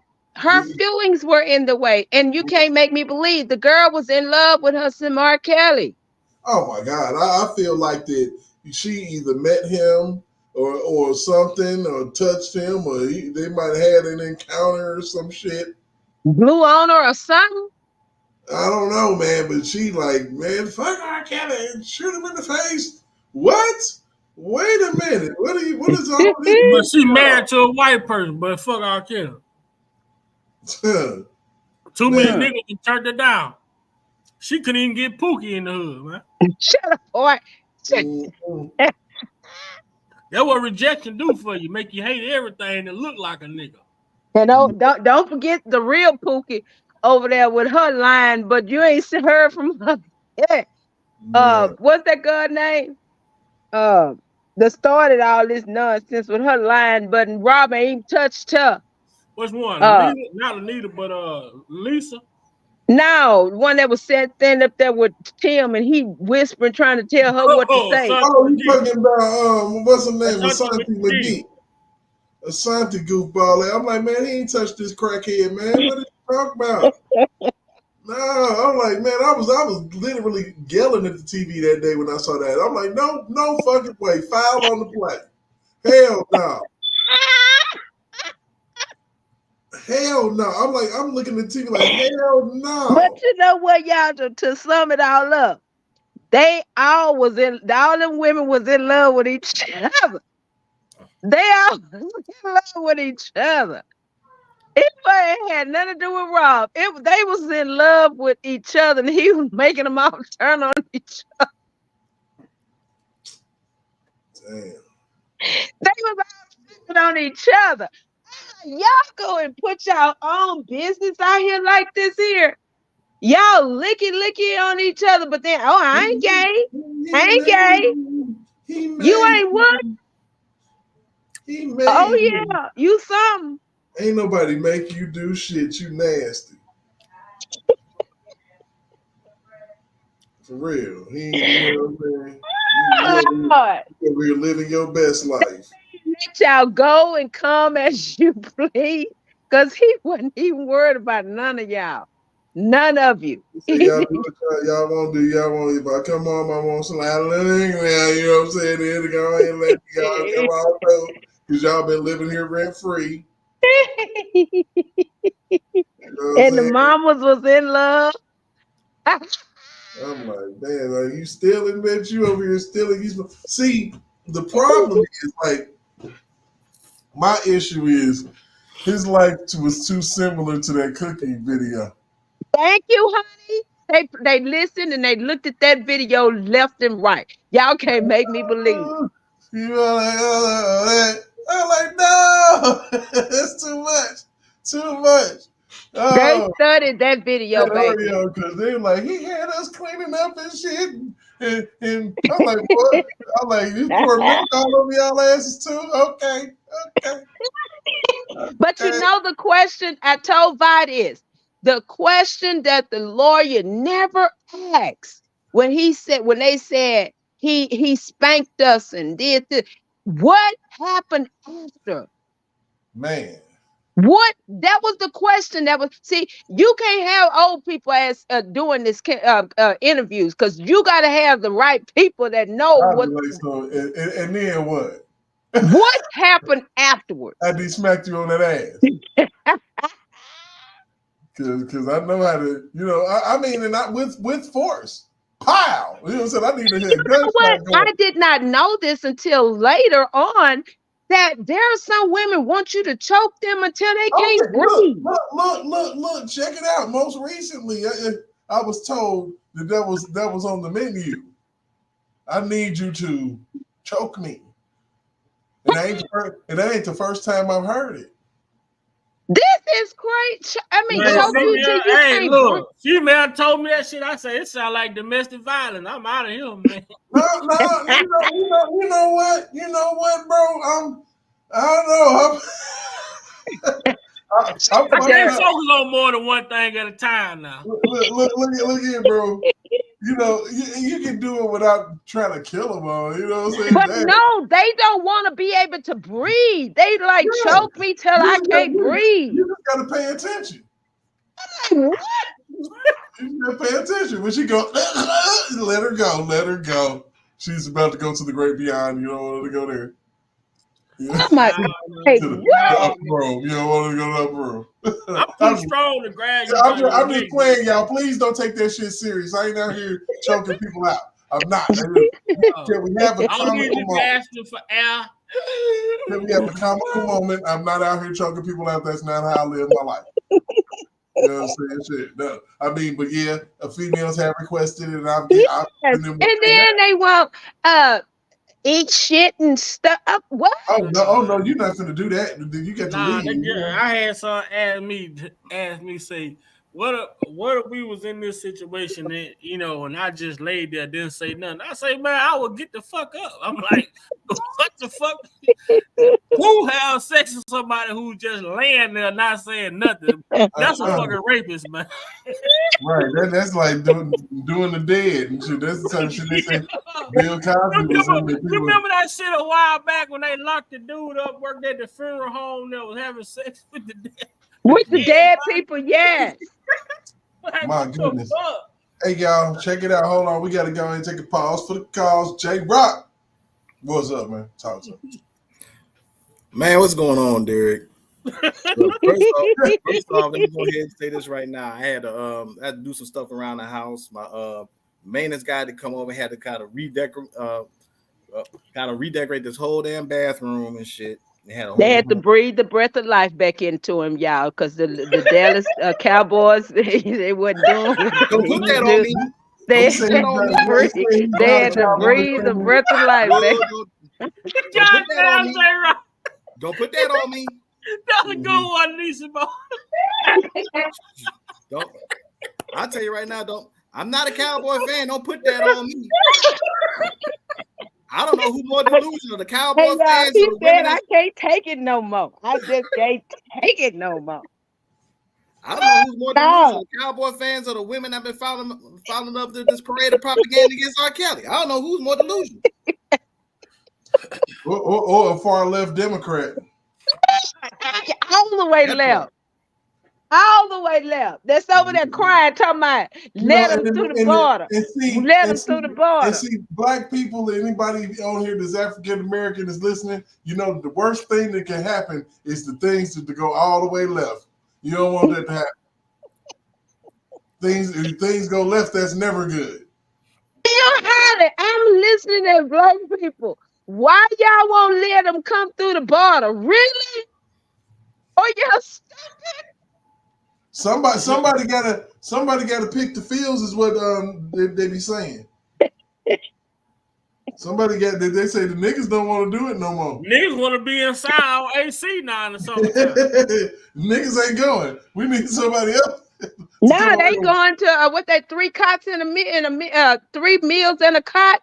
They like going back and forth to jail. They like gracias ese. Niggas ain't doing hard labor no more. They all that scamming out here. Shit. I mean, shooting and shit and getting their mama's guns. Man. Look at and mama trying to act like she don't know what's going on with her son. How you not know what's going on with your child? Mama got to have a life too. Shit. Mom best sit her ass down and figure out what the hell going on with that boy before he hit the 6 foot, because somebody gonna take him up out of here. Yeah, my thing is this, man. Yeah, we have to really, really be careful, you know, as far as men are concerned when it comes to these accusations, man. It's crazy. Yep. It is, and because it's serious. It's so serious because they're labeling our men. And black men in general, like black men, period. Black men, period. This is a narrative that they wanted to be had since the early 1900s. They've been wanting to do this, you know, and finally they got it. Finally, they got people thinking, "Oh my God, black men are just rapists and monsters." I pride myself in not having sex with females. I like to have you come over and think like, wait a minute, it's chilled over here, it's comfortable, it's clean, everything nice, and he ain't trying to. No, because that's the first thing on your mind. Damn. You know, hey, shoot, and if you get drunk, you're sleeping on the couch. I'm not giving up my bed. You will not know how it feels to lay in my bed. No, but don't leave your shoes. For real, don't leave nothing. No earring, I learned my lesson by I left my shoes at the girl house and never got them back. I seen her boyfriend with her mom. Damn. Get out my fucking shoes, man. I know that nigga don't wear that size. I know that nigga. Wow. I told her, I said, if I knew he wouldn't act a fool and beat you up, man, I would have took him. Shit. And they probably were too little by. He just stepped his feet down. He's up where these damn. I'm like, damn, you can tell that another nigga feet, they ain't brand new. Half of that, she might have told that nigga she got them from Ross. You know, they already be warm. I'm like, there's another nigga toe print in the cushion in this moment. I know it. I can feel it. Shit, what the fuck is going on? That's when you just have a don't care attitude. Just whatever. Shit. They're a little small, though. My cat trying to. What the hell is my cat doing? Let me kick your little ass. But anyway, man, I'm telling you, it's crazy, man. Because like I said, the main nucleus of everything that happened to R. Kelly is surrounding Azriel Clary. It's surrounding the information that was given to her by Tasha K, surrounding the BOP officer, which is going to push that up higher because somebody had to appoint this lady to go to Minnesota, well, Milwaukee or Minnesota, wherever the fuck they sent her, to have access to their TrueView system. Period. And listen, what y'all? Let me ask a question right quick, Nisha. What y'all think gonna come out Friday, man? About what? Who gonna be listening in on that? What's going on Friday? Yeah, that's it. The cheese man say he dropping it live Friday. He exposing it all. Oh yeah, I heard he was on Skylight talking about that. Who? So he gonna do 10-minute videos breaking it down. The text messages. No, cheese. I don't know these Negroes, man. Yeah, you do. You know the rat. Cheese, man. L Dog.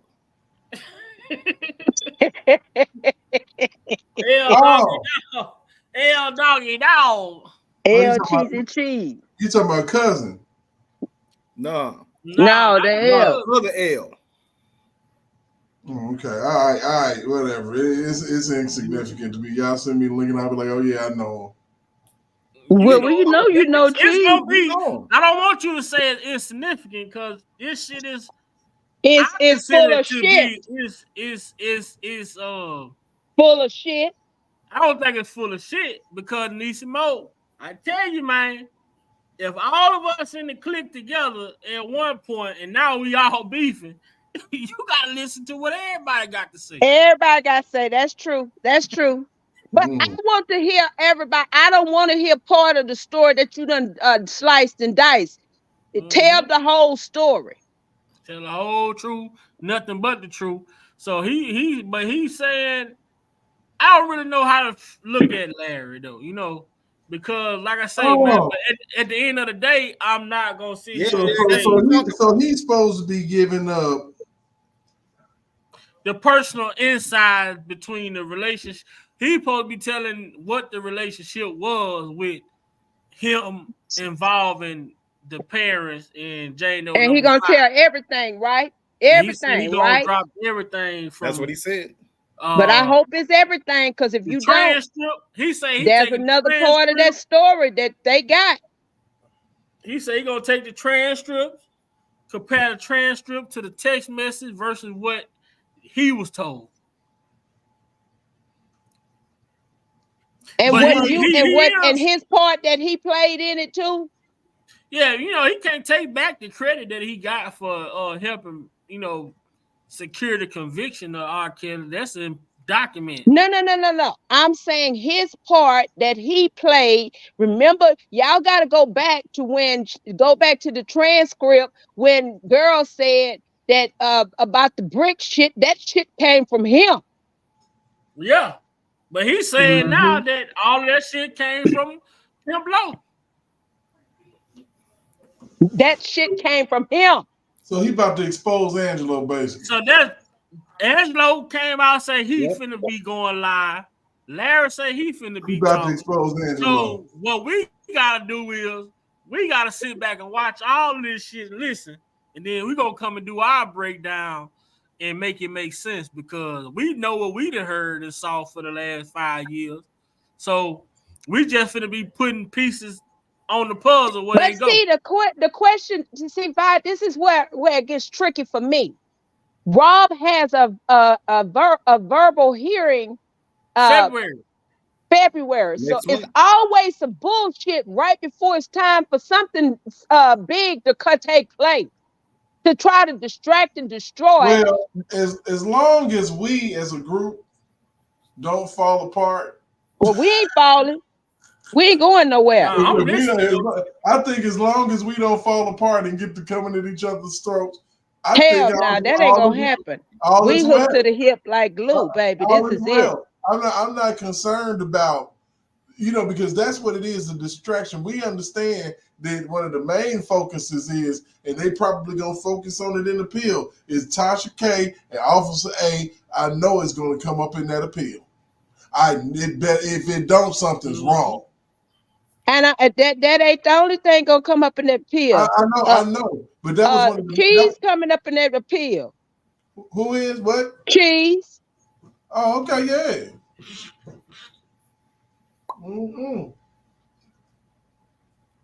The thing of it is, I know Jennifer Bongine is about to kill it. It's over. She gonna break ham on that butt. And y'all done gave her too much time to do it. Man, I'm finna and be then on top of that, y'all, go ahead on by. I'm gonna be like these motherfuckers was when the Surviving R. Kelly come out listening to these live. I want to hear all what motherfucker got to say because I'm gonna be taking notes. Oh yeah, well I remember we don't want to hear parts of the notes. We want to hear the whole everything, word for word. Low say he finna go live too, so we gonna have both sides. We might have to tag team these lives and. Derek, go listen over here. I'm gonna go listen over here. We gonna bring y'all information back together. Boom. Yeah, and I want it all. I don't want part of it. I want it all. And don't forget that other one that's I ain't sent that to you, Vi. Let me send this shit to you. Yeah. Oh, talking about Bo? Yeah. Oh, I sent that to everybody earlier, man. It got sent to me. This nigga did another interview. But what him that lie done changed all the way around. Whole change lie. But then you heard what he said. He got out because of crooked cop. A crooked cop, right? We talking about Ronnie Bo now. He said he got out because of crooked cop on the case. Where the crooked cop set you up on a conspiracy with you and your homeboy and your girl. That means all three of y'all should have been out. Thank you. It's the same cop. And then on top of that, you said they wanted you to be a snitch. Yeah. So are you a snitch or are you not a snitch? I just told you he got to be a snitch if he the only one out and all three of them got arrested by the same cop. Somebody told on somebody. But he claimed that the boy from Chicago told on him. He's the one that reason why they really got the time. He snitched on him. I'm like, but you saying that the cop saying that y'all was making the drugs or whatever, but you said that it's allegedly that, but because it wasn't true. But come on, dude, who you think you talking to? Hey, type of nigga that get arrested on Friday and you see him on Sunday. You like, what the hell? The same way we've been looking at everybody that was around Rob. Everybody, we ain't leaving nobody out.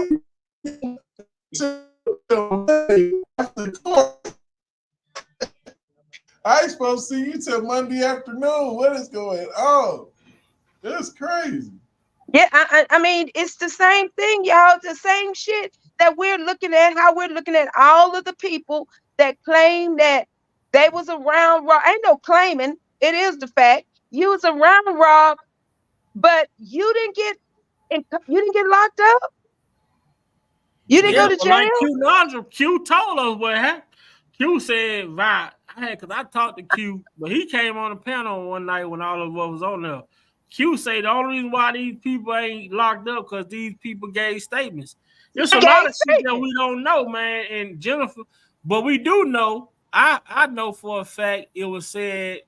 Steve Greenberg, they interviewed over 250 people. Yes. Yes. The government did. The government did. Mm-hmm. And but the they only reason had why 50 witnesses. Only 50 witnesses made it to trial out of 250. There was the 50 people that you could find that could have something to lie. Because they needed to. Those were the ones that had already committed crimes, and so you gonna use their crime that they already committed, which was bad act witnesses. Yeah. And that's what the government, that's what the Supreme Court gonna come at their asses about. How is it that all of y'all witnesses were bad act witnesses? Right. Didn't see shit that he charged with. and then another thing, y'all, that they're gonna use, that surviving R. Kelly. Nobody testified on the stand regarding anything they stated on that surviving R. Kelly. Right. So y'all use tax dollars to push this, and y'all will be surprised. Oh my God, this is gonna be this is where it's gonna get good. If they have to subpoena the people that was there for the surviving, the original people that left, that they Which was tried a to. majority black. It was a majority black writers. Yes. That was there that left. Man, because they wasn't willing to spend it. I mean, journalistic integrity is out the window. No defense. We know that shit. The hell, Gayle King proved that. I mean, you can paint. It's about painting a picture. But them people said, y'all ain't fixing to take me down with this. Y'all want me to get up here and lie? Man. And like I said, this speaks volumes to me for a man to know that he's facing all that time and plead not guilty. Not guilty, and he, see, this is the part, Derek, that nobody tells. He was the one that said, take it to trial. After he went and found out he had no money in the bank. Mm-hmm. He said, take it to trial. They wanted to settle. He said, no, take it to trial. Mm-hmm. They did offer him a deal. He said, no, not guilty. Because a lot of people have forgotten. Rob wanted to know who the hell was all these women. I don't know these damn, all these women. Mm-hmm. You're talking about a mega superstar, a well-known artist. That man meet thousands and thousands of people on a daily basis. Do you think he remember everybody he's met? Right. Everybody he's been with that wanted to be with him? Mm-hmm. This man ain't gotta pay nobody, and he ain't running, and they running with this that little girl that's running with the narrative, Kempwood. Oh Lord, girl, that man don't remember no Kempwood. Mm-hmm. Only person I could guarantee you he remember, and that's because of the friendship, the loyalty that he had to her, and that was Aaliyah. Mm-hmm.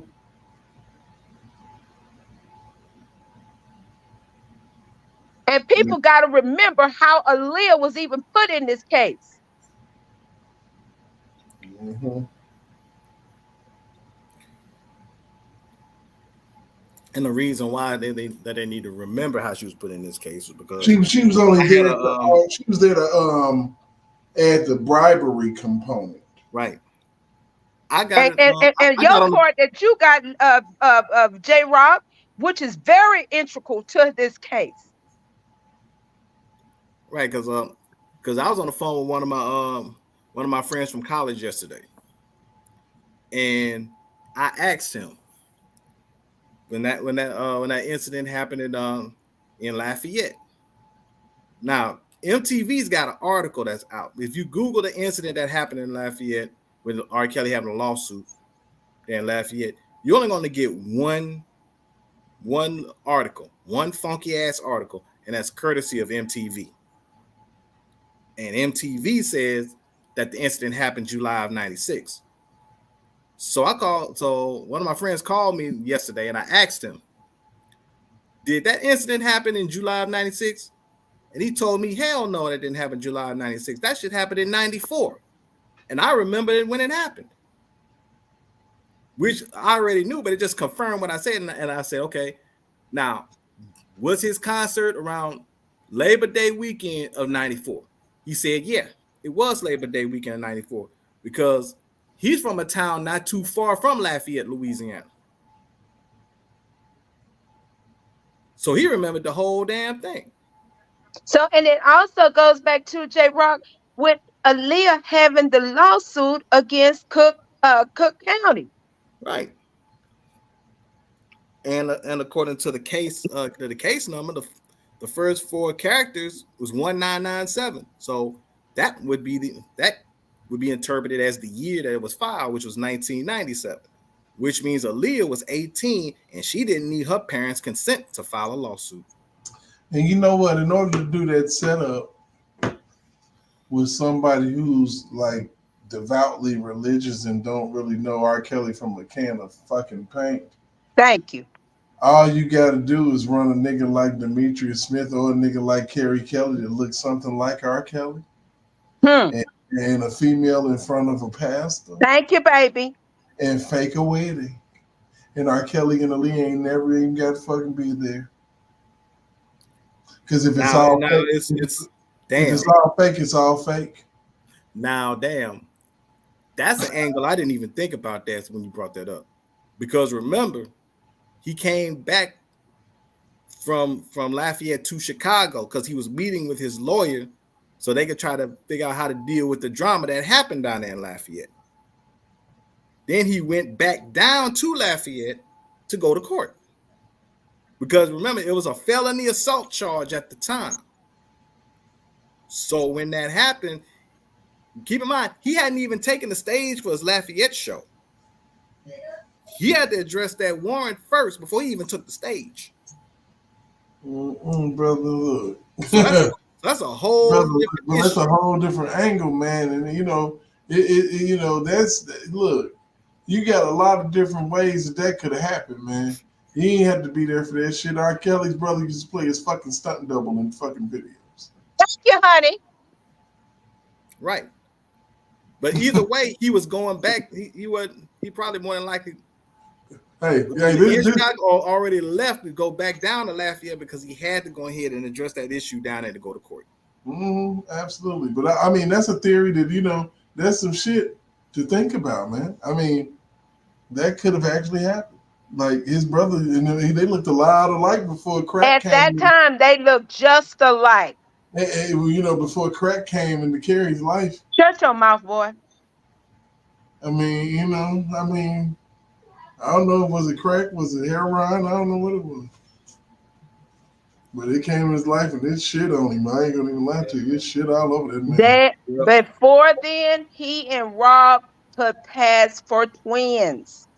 I know, because you remind me of some video, you ain't know the difference. You didn't know, and a lot of people didn't even know that was Carrie, and they thought it was Rob. You couldn't even tell the difference. And so when you look at shit like that, and you look at and I did go to you remind me of my Jeep video. Say it again, honey. They both sitting in the video. One got on black, one got on white, but you don't know who is Rob. You can tell the damn difference. Well, if y'all will go back to remember when Keish T first come out, when the baby mama came over there and spoke. That's all I got to say. Then somebody brought the baby mama to the press conference.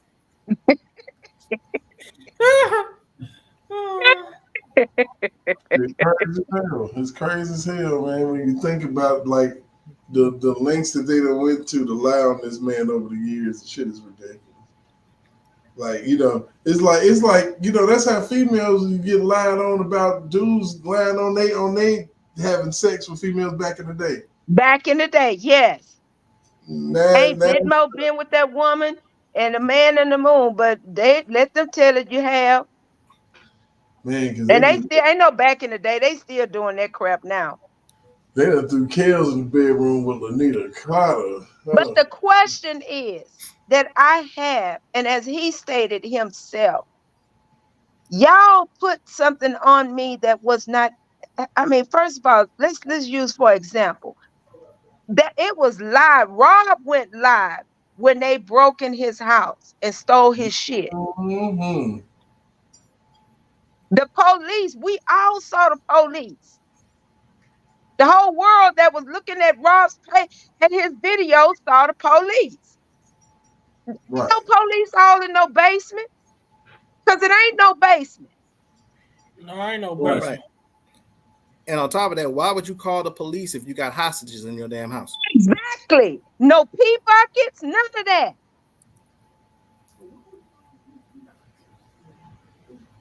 But then let's fast forward, y'all, to DJ Tyson. Remember when the DJ went live on Facebook Live and dude said, oh, we did that just to scare him up. The house and the studio. That's my stepdaughter. Oh, you talking about Angela? He said that on the live, on that video with DJ. He sure did say that's my stepdaughter. I'll never forget it. I was like, what? Wait, what? Ain't that supposed to be your daughter? And then he said DJ illegally recorded him. DJ didn't illegally record you because DJ told you I'm on live. He got to confessing. Just like he got to confessing over there with Choke No Joke. I confess. I confess. But now, y'all, that wasn't a good part. The good part was Carrie. I'm going to say Bruce. So, no, wait a minute. No, but hold up. Since we on Bruce, what's up with this lying ass shit about going to see the man? If you ain't went to see the man and you his brother, what the hell is that shit? I'm confused. I personally think that everybody that was entangled in that bullshit is all entangled in the bullshit. Man, I'm sick of entanglements, man. Why everybody want to lie on this dude? Entangled in the book. Bruce can't think that fast to come up with some bullshit like that, y'all. I'm sorry. Yeah, because crack came into his life too. Bruce needed a hit, and he got it. No, because motherfucker will lie. They'll say whatever for that hit. You saw Samuel L. in Jungle Fever. And that dude, well, then when I started hearing everybody that was sending and that was giving and that done did, and oh Lord, help me, Lord. I'm still stuck on where I thought private was private. 10,000, man. They raised 10,000.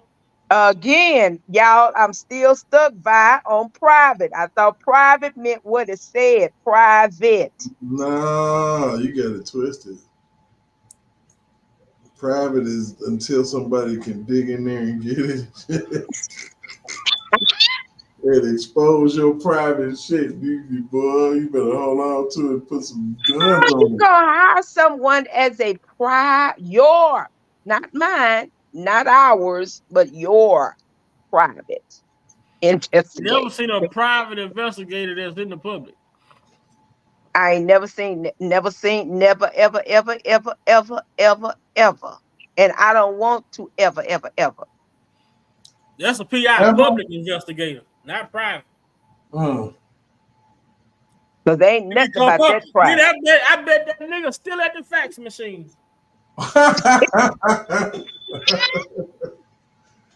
I'm telling you, shit. I said to myself, what the hell?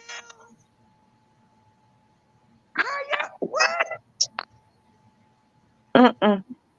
Yeah, and it makes sense now. Remember when I told y'all when I went to that, I went there for that rally, and I felt like we didn't accomplish what I felt like we should have. I'm not speaking for everybody, only me. So that's when I stayed a little longer, and I went next door to the studio. I got more information than. And I asked these people, have anybody come and spoke with y'all? No. Now, wouldn't y'all think that would be the first place anybody should have went? If all the shit went down in there, yeah. That's crazy as hell. Because remember, they had a camera on the pole across the street from the studio, pointed directly at the studio. Mm-hmm. Without him knowing. See, that came from them choke no joke letters, ain't it? Now that came. Yeah, okay. Yeah, that was what that was But known. It was in them choke no joke It was letters. in them choke no joke letters. And again, private what? Yeah. Investigator, public investigator. Yeah. We be unwrapping some shit, don't we? Man, I'm gonna go over here and see what JoJo got going on for the hell hit the show. Now that was what's the name? That I think that's that it's not Joe. I think that's It's Cookie. Carla and Joe. No, it's Cookie and what's his name? They doing it live. Who, DV?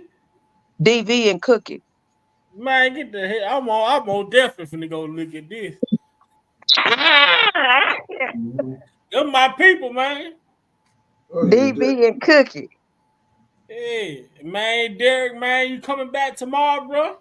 Oh yeah, we doing this thing, man. I'm trying to step it up a little bit, man. I'm working it out. I think that I'm putting a nice little product out there. Okay. I really do. You know what I'm saying? Okay, and where's my sister Vi? She's after you left, I ain't heard or seen from her. Lavish Lady. Lavish Lady, she been around. Okay, she still got her page up. Oh, I think she got the podcast and on Spotify, I think. Well, I'm gonna need y'all to help me because I wanna set up mine. I bought the stuff. I just hadn't put the thing together. Get it up. I want to do it, but I want to do it under the umbrella with you guys. I don't want to do it off on my own. I want to do it under the umbrella with you guys. I mean, hey, you know, we got you, you know what I'm saying, jump on there with you. Ain't nothing but something to do, you know. Make sure that you feel comfortable. Sometimes you're gonna have to get out there by yourself and talk on your own though. Cause it be like that sometimes. Oh Lord Jesus. It be like that sometimes. You can do some pre-recordings. But let me ask you this here. Can I J Rock don't have no channel, so can I give him access to be able to go live? Yeah, J Rock act like he don't want to do no channel, man.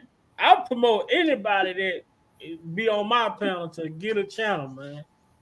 So I'm just saying, if I have the channel, can I put him on? You can give one other person permission to do the live. Okay. Well, I would like that because I want J Rock. Y'all, that boy got a lot of information that need to be heard and told. Oh, and yeah, I wanted J Rock got that that timeline information. Yes, that's important. I mean, and he needs to get that out there really before this and I really would like for him to get it out there and I'm gonna tag Jennifer myself. I don't want no distraction. I want him to run that timeline all the way down. Because I promise you, Rob don't remember that shit. And see, that was one of the things that I had done with one of my homeboys that called me, and because I wanted to verify that to make sure I wasn't the only one that knew about this. Because I knew I wasn't. I knew I wasn't the only one. Because if anybody was around Lafayette between 93 and 95, they would remember. Y'all, it's pictures of Gayle King and with them damn so-called victims at release parties of this man. Y'all got to make this shit make sense to me. Mm-hmm. Oh, and also bring up the fact that, Angela Rye was jumping up on there talking about she accusing Chris Cuomo of inappropriate comments. And, you didn't know about that. Who is?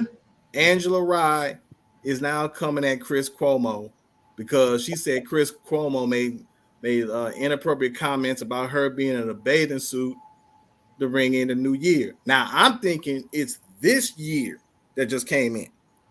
This was 3 years ago.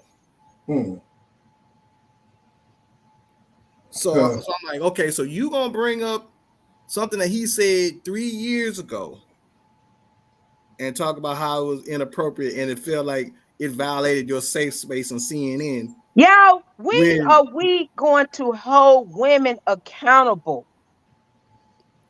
And that's a good question. And keep in mind, this is the same chick who jumped up on Chris Cuomo's show, that very same show, and said that R. Kelly was worse than Thomas Jefferson.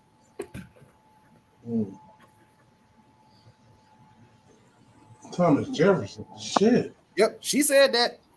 Matter of fact, Sky Zone had that video. I don't know if it's still up or not on the channel, but she had it. She showed it. She showed that clip. Women need to be held accountable for all these lies that and what they're doing, and what women don't see. First of all, a majority of these women got boys. Y'all are setting shop up. Y'all putting a death sentence on y'all own son's head and don't even see it.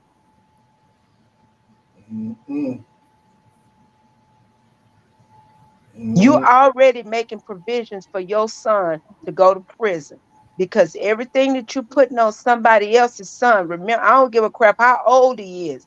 You sitting up here lying on these men, knowing. And first of all, and then you want to use the Bible, but the Bible says that if you have aught against your brother, you go to him. You go to him, not go to him in public on a platform or major platform or TV to be heard and seen. You go to him in private.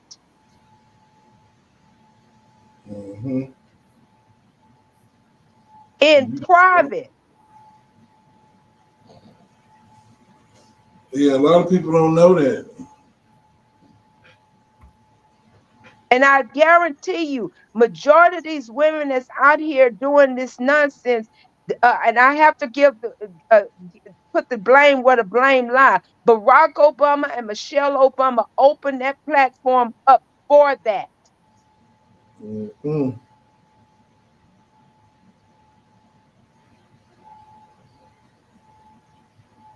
Straight up victim culture.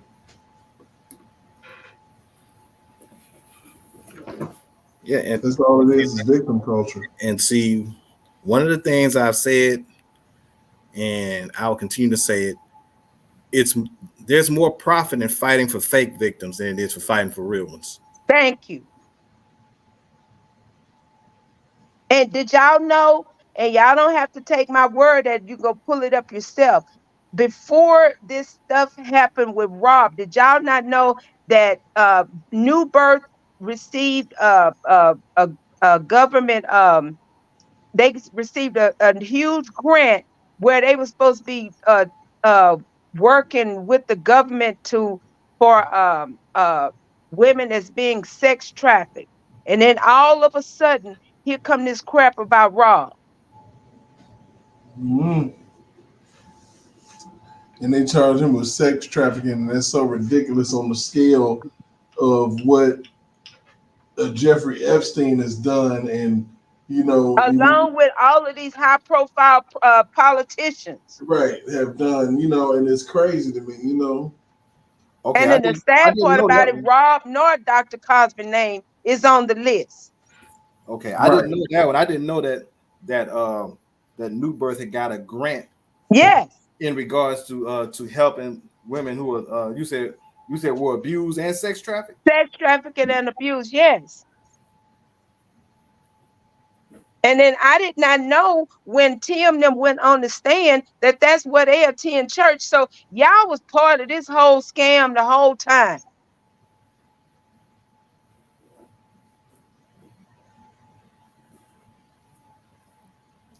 Is Gerald Griggs a member of that church? Yes, he is. Whoop, there it is. And that where the lawsuit gonna lie, right there.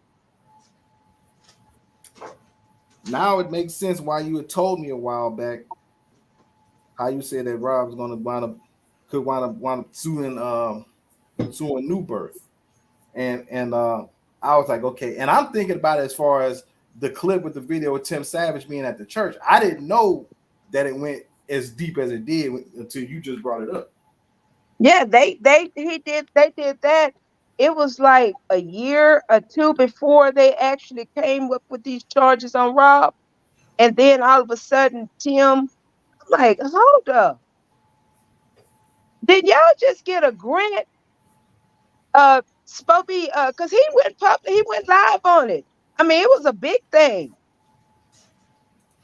Was there any But I looked at it because I'm like, dude, you the one that's trafficking, because you can't keep your mess in your pants for screwing every woman in the church. And then you got a 16-year-old pregnant in Baltimore.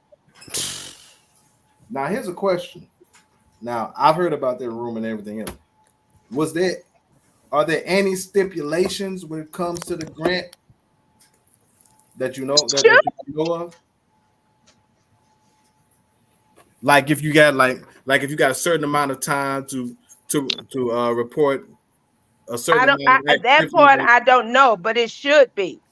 But I just want to know, how can a pastor who got a 16-year-old pregnant can even be able to even get a grant of that sort?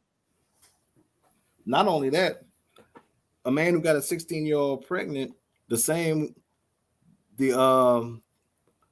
of the heads of the NAACP would go to that very man's church and then turn around and say, well, change the narrative. Well, we had to take an outside the box approach when it comes to this individual.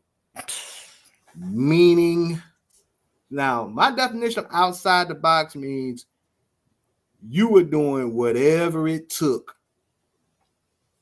to actually achieve your goal, be it clean or dirty, preferably dirty. Derek, whenever you get a chance, whenever you get a chance, if you can go back and play so we can hear every word that has been said on that interview. And I promise y'all, the dude said, Tim, don't you remember you came to me 2 years ago and I told you now is not the right time? That's crazy. I'm going to check that out here in a second. Y'all keep it moving. Y'all was having a good conversation. Don't mind me. Hey, D-Maps, what's up, bro? What's going on, man? Understand. I'm back. Who is this? Oh, this D-Map. He, you know what I'm saying? He with us. He be all up in the chat. He just stepped up and started. Is that the one that was going in on who was that going in on somebody earlier? I don't know, probably. Shit. Somebody who was that? J Rock, you was in the chat saying keep talking, keep telling the truth. Yeah. He went in. Oh no, that was somebody else then. No, it wasn't me. Okay. I'll be doing other stuff, but I'm back now. And trust me, you pretty much talk about how somebody ended up getting a grant and whatnot. And I'm like, a pastor getting a grant or something. I'm like, wait, what? Now this a new one. They got a grant. Yeah, Niecy just dropped that for what? The church was supposed to be helping women that's being sex trafficked or whatever. I'm like, I don't understand that. Dude, you got a 16-year-old girl pregnant. Man, ain't no way. Actually, no, I'm not even surprised. I'm actually not even surprised. It's sad, but I'm not even surprised. And then some reason he ended up getting a grant for what? That's what I want to know. Well, Niecy said it was the fact that that New Birth got a grant for assisting women who have been abused and or sex trafficked, which is ironic especially if the fact if this pastor turns around and actually has sex with a 16-year-old, which obviously I've heard the story about it, which ain't the only woman he been with at that point. Hell, it's been. I've heard a lot of stories about Jamal.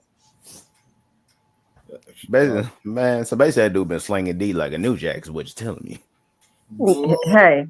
Yeah, And then on top of that, the day that the collection plate ain't the only thing he been passing around. Nothing but true, man.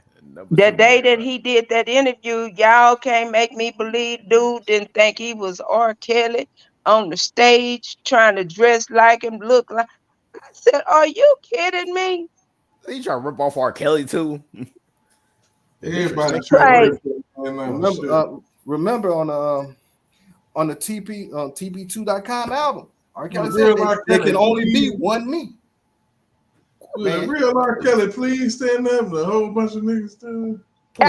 Please. What he Can't said? Be him. Come on, there can only be one me. Shoot, there is only one him. He came up there.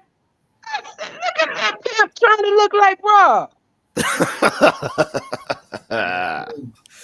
Oh, that's sad. If you go sit your pimp looking butt down somewhere, man, that's sad.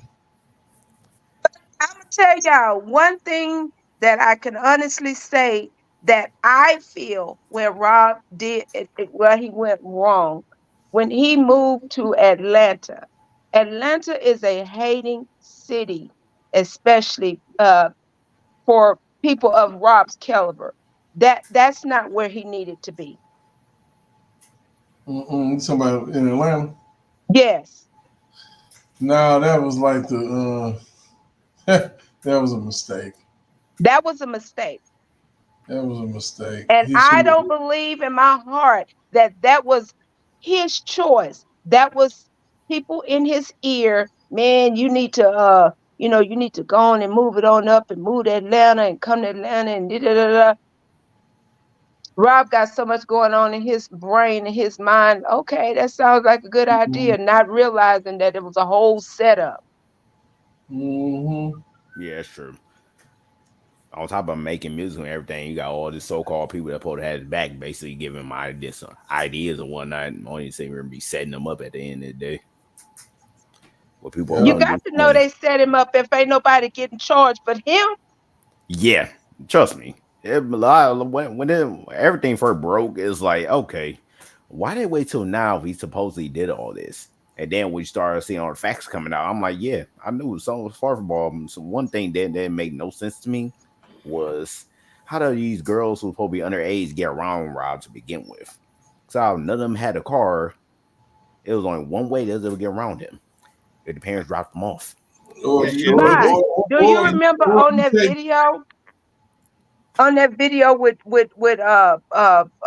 Ronnie, the guy said that whoever the white dude that was interviewing him said he saw the surviving R. Kelly and I did see, now mind you looking at surviving R. Kelly and he's saying I did see some underage girls. How do you see some underage girls? Where on Survivor R. Kelly? Yeah. But here's a question. But here's a question that even Spitting Fire said numerous times. If he liked underage girls, why did they lie about their age? Thank you. Boom. Just that. And where was the actual underage girls when they caught up with him? That's the thing, and right I there. still believe y'all to this day, God gonna have to come down from heaven and tell me different. Azrael was 18. Yep. You think they Lisa Van Allen their age? Huh? It wouldn't be the first time. If she was her age, why was she trying to avoid getting back to that, coming back to that trial? And they had to send the people out to go get her. Because you knew she was gonna get exposed. That's right. The U.S. Marshals had to go get her. She didn't want. She said she wasn't. I wasn't gonna come back to court. Oh, the marshal said bullshit. Nah, your ass coming back here. And then she didn't get smoked like she could have. Oh yeah. Nothing happened to her. Nothing happened to her. I smoked her. Boy, what the hell you doing running? What you running for? I swear. You already know it was a dude. Especially a black guy, been a whole different story. And then the dude that got on the stand and say, well, she asked, Jennifer asked, well, why didn't you take it to the cop? No, not Jennifer, it was the other attorney said, well, why didn't you turn it in to the cops? He said the cops weren't gonna give me 20 racks. Chuck Freeman said, well, the police weren't gonna give me $1 million. Chucky, baby. Yeah, pretty much. So who gets on the stand and say that and nothing happens to you? I'm already got immunity. Shit. Literally, it's crazy how almost all these people that testified in his case. The type of immunity. Hey, look, that's the type of immunity Donald Trump trying to get right now. Thank you. I'm like, yeah. I if he can get it. And I'm gonna send him that too. Y'all know what? I'm glad you said. I'm sure gonna send it to Eric. I'm gonna say, Eric, send this to your daddy. They did it then. They can do it again. It's still crazy how literally almost everybody that testified in that case against R. Kelly, all bad act witnesses. How do all of them had immunity makes no sense to me. Ain't no way every single one of them should have had immunity. Baby, they was giving immunity like it was Halloween, as J Rock say. Literally, there was like it was candy. Yeah, they were handing out immunity deals like it was trick or treat candy. They literally giving immunity to everyone that testified in that case. I'm like, how did every single person in this case get immunity? Make that make sense. It's just so many things. But the only person that they really had and that they came out and really tried to badger this woman was the one that spoke up for Rob, and they hated her for that. Yeah, because she about to expose him. That's the other reason why they bashed her. She about to expose everything. Because like, she said, I didn't see what y'all saying that supposedly happened. I didn't see that. I'm not going to tell you I saw something that I didn't see. Yeah.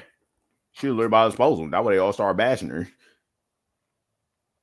That's the only reason why they did it. Because they knew you know what I'm thinking, yeah, J-Rock, Bye, and Derek, y'all know what? Listen at this here. Remember, I told y'all that, okay, let's go back to dude that said he talked to every one of the so-called victims. He talked to them. He either talked to them or had them at his house. Do y'all remember when they all of a sudden tried to insert me in the case? Said I was Cassandra. That's how you know these bastards was working hand in hand, because they thought, I guess he thought he was still working with Angel Cruz, so he could throw my name out there, and they gonna come snatch me up so that I can be a part of this case because I'm supposed to be one of the handlers. No, y'all not gonna. This goes to show you how deep these people have played a part in this man's case.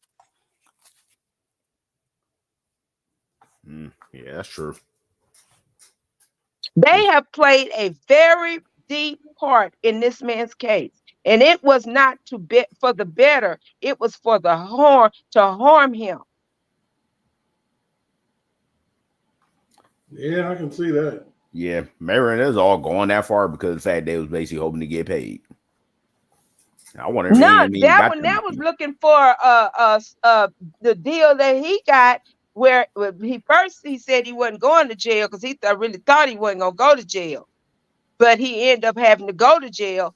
But he thought that if he kept playing the part that he played, that he was going to just get a slap on the wrist. Nah, for stealing. No, he actually had to do some of that time. Like, bro, you got to do some of that time. I'm sorry. Nah, man. You ain't going nowhere. Bro, we tried, but they say you got to do at least a year. At least a year. You can say, what? He thought he about to get out scot-free. I got to go to real jail. Yeah, bro. You thought you about to get out. Nah. Yeah, all them enemies you made is in there. Oh, yeah, bro. Oh, yeah. They were looking, oh, yeah, bro. You gotta go see your people and shit. Yeah. Oh, be ready, man. It's about to be a fun day. Very funny. And one thing Sharon said that make a lot of sense. So if you working to help Rob, we want to know why Jennifer is not talking about that and why this is not on national TV and TMZ and everything else. You talking about Larry? Yeah, if the government informant is working to help get Rob, but you mentioning all of these other people that you trying to get in communication with, all these other artists, dude, you trying to set these people up.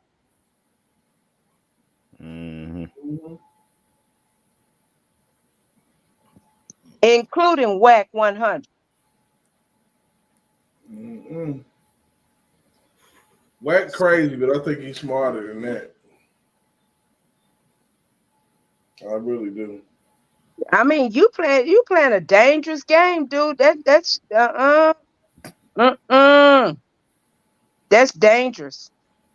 You mess with the wrong one. Yep. You don't get dealt with. And see, and like I've said before, and I'll say it again, and Niecy's heard me say this. You stuck R. Kelly with a RICO charge. So if the incident that I've mentioned in Lafayette happened, and by the way, he pled no contest also to be involved in it. So he pled no contest. So he pled no contest, and one of the guys that supposed to get 110 stitches in the face, according to the article that TMZ put out about it, which, by the way, is the only piece of information about the whole damn thing. Not even no information from the local media has been put out about it. So my question is, if that's the case, and you talk about R. Kelly got violent tendencies, why was that not used as part of the RICO against R. Kelly? Exactly. Make it make sense. Make it make sense. Because it's not true, my niggas. Exactly. I already know it's not true. But the reason why they want to bring it up, because it would destroy the Aaliyah narrative if they did. Right, because it'll place the timeline in it. Thank you. Right, because it would destroy the Aaliyah narrative. Now you go to the point where, because remember what your boy Demetrius Smith said. Demetrius Smith said Rob stopped his tour because Aaliyah was quote unquote in trouble, and he flew back to Chicago because of that. This comes out, he came out. That means he went back to Chicago to meet with his lawyer to deal with a whole different incident. And it wasn't to marry a minor, aka Aaliyah. So now his whole intention of going back to Chicago has been totally flipped. So now, remember also your boy also said, well, Rob didn't have nothing to do with the bribery. No shit. Because he had a totally different incident that he was dealing with. And he wasn't even involved in the fuckery that you was involved in with the damn bribery, because he was dealing with a totally different issue. And let's be honest, Rob didn't even want to work with Aaliyah. Initially, he did not want to work. That was all Barry's doing. Yep. Barry set that up.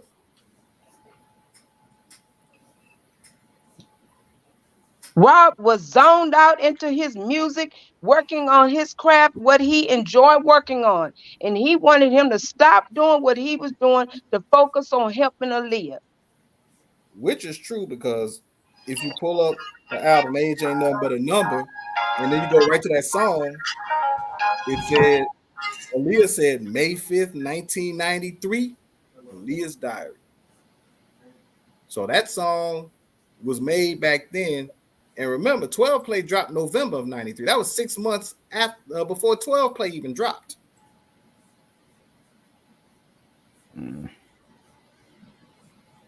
So essentially, he was working on his album and hers at the same damn time. At the same time. So he stayed in the studio pretty much. He stayed in the studio, period. Yeah, pretty much. Because all the music he was making for not only for himself, but for other people, yeah. He basically in there all day, every day. And how can you become R. Kelly unless you put in the work? And everybody would tell you Rob is he doesn't give you no slack when his name is on some shit. No, you gonna be in there. You gonna deal with this here. We're not gonna play on this here. Yeah, try me. He was like, "You on track with me? We're gonna make sure it's right." I don't care. I'm tired of one. Nah, bro. We in this session, man. You don't get tired. We're gonna make sure it's done. Like, sorry, before you even think about going to sleep. No, I'm about to make sure it's done.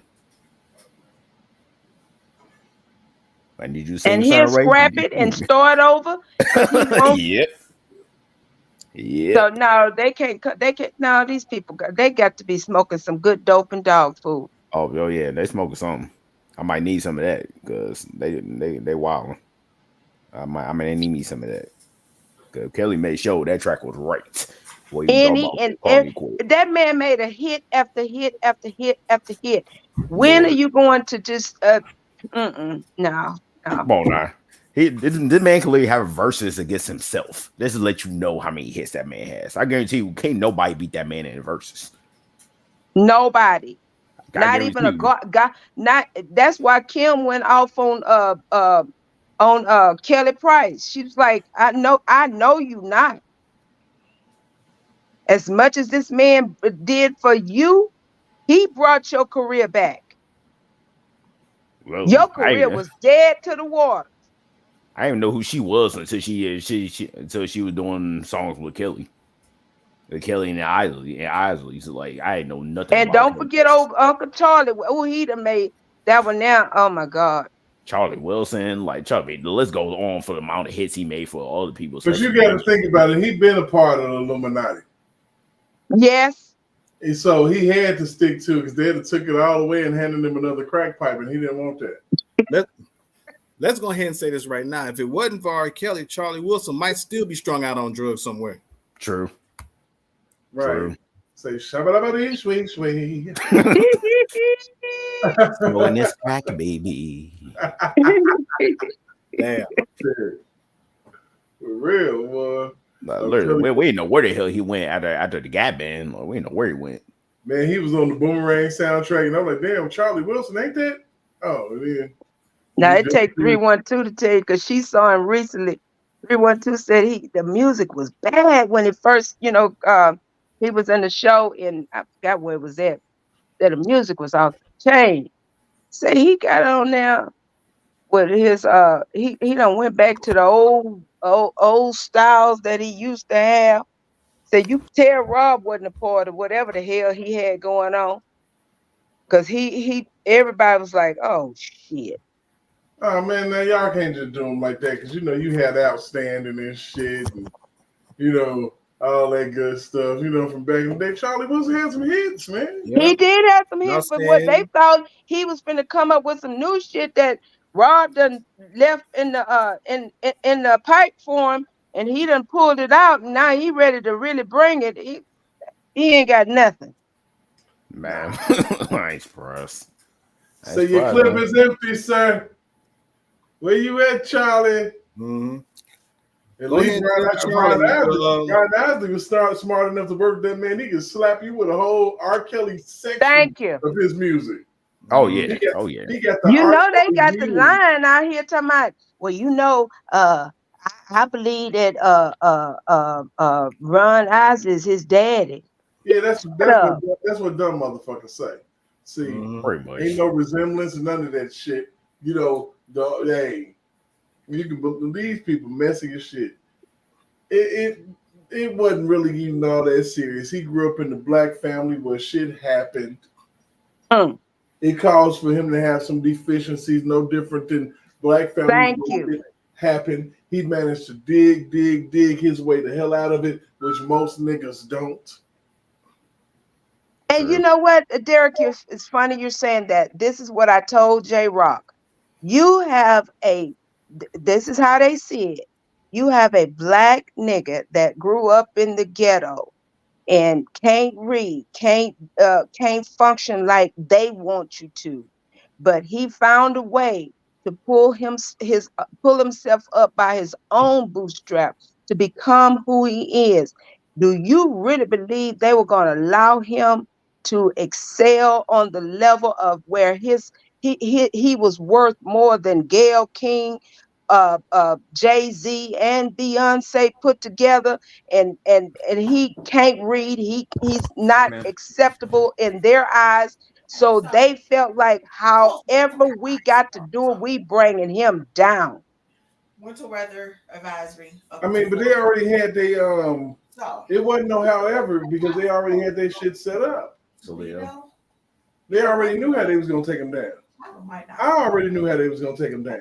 Like he don't want to drive all the way. And the scary part about it, our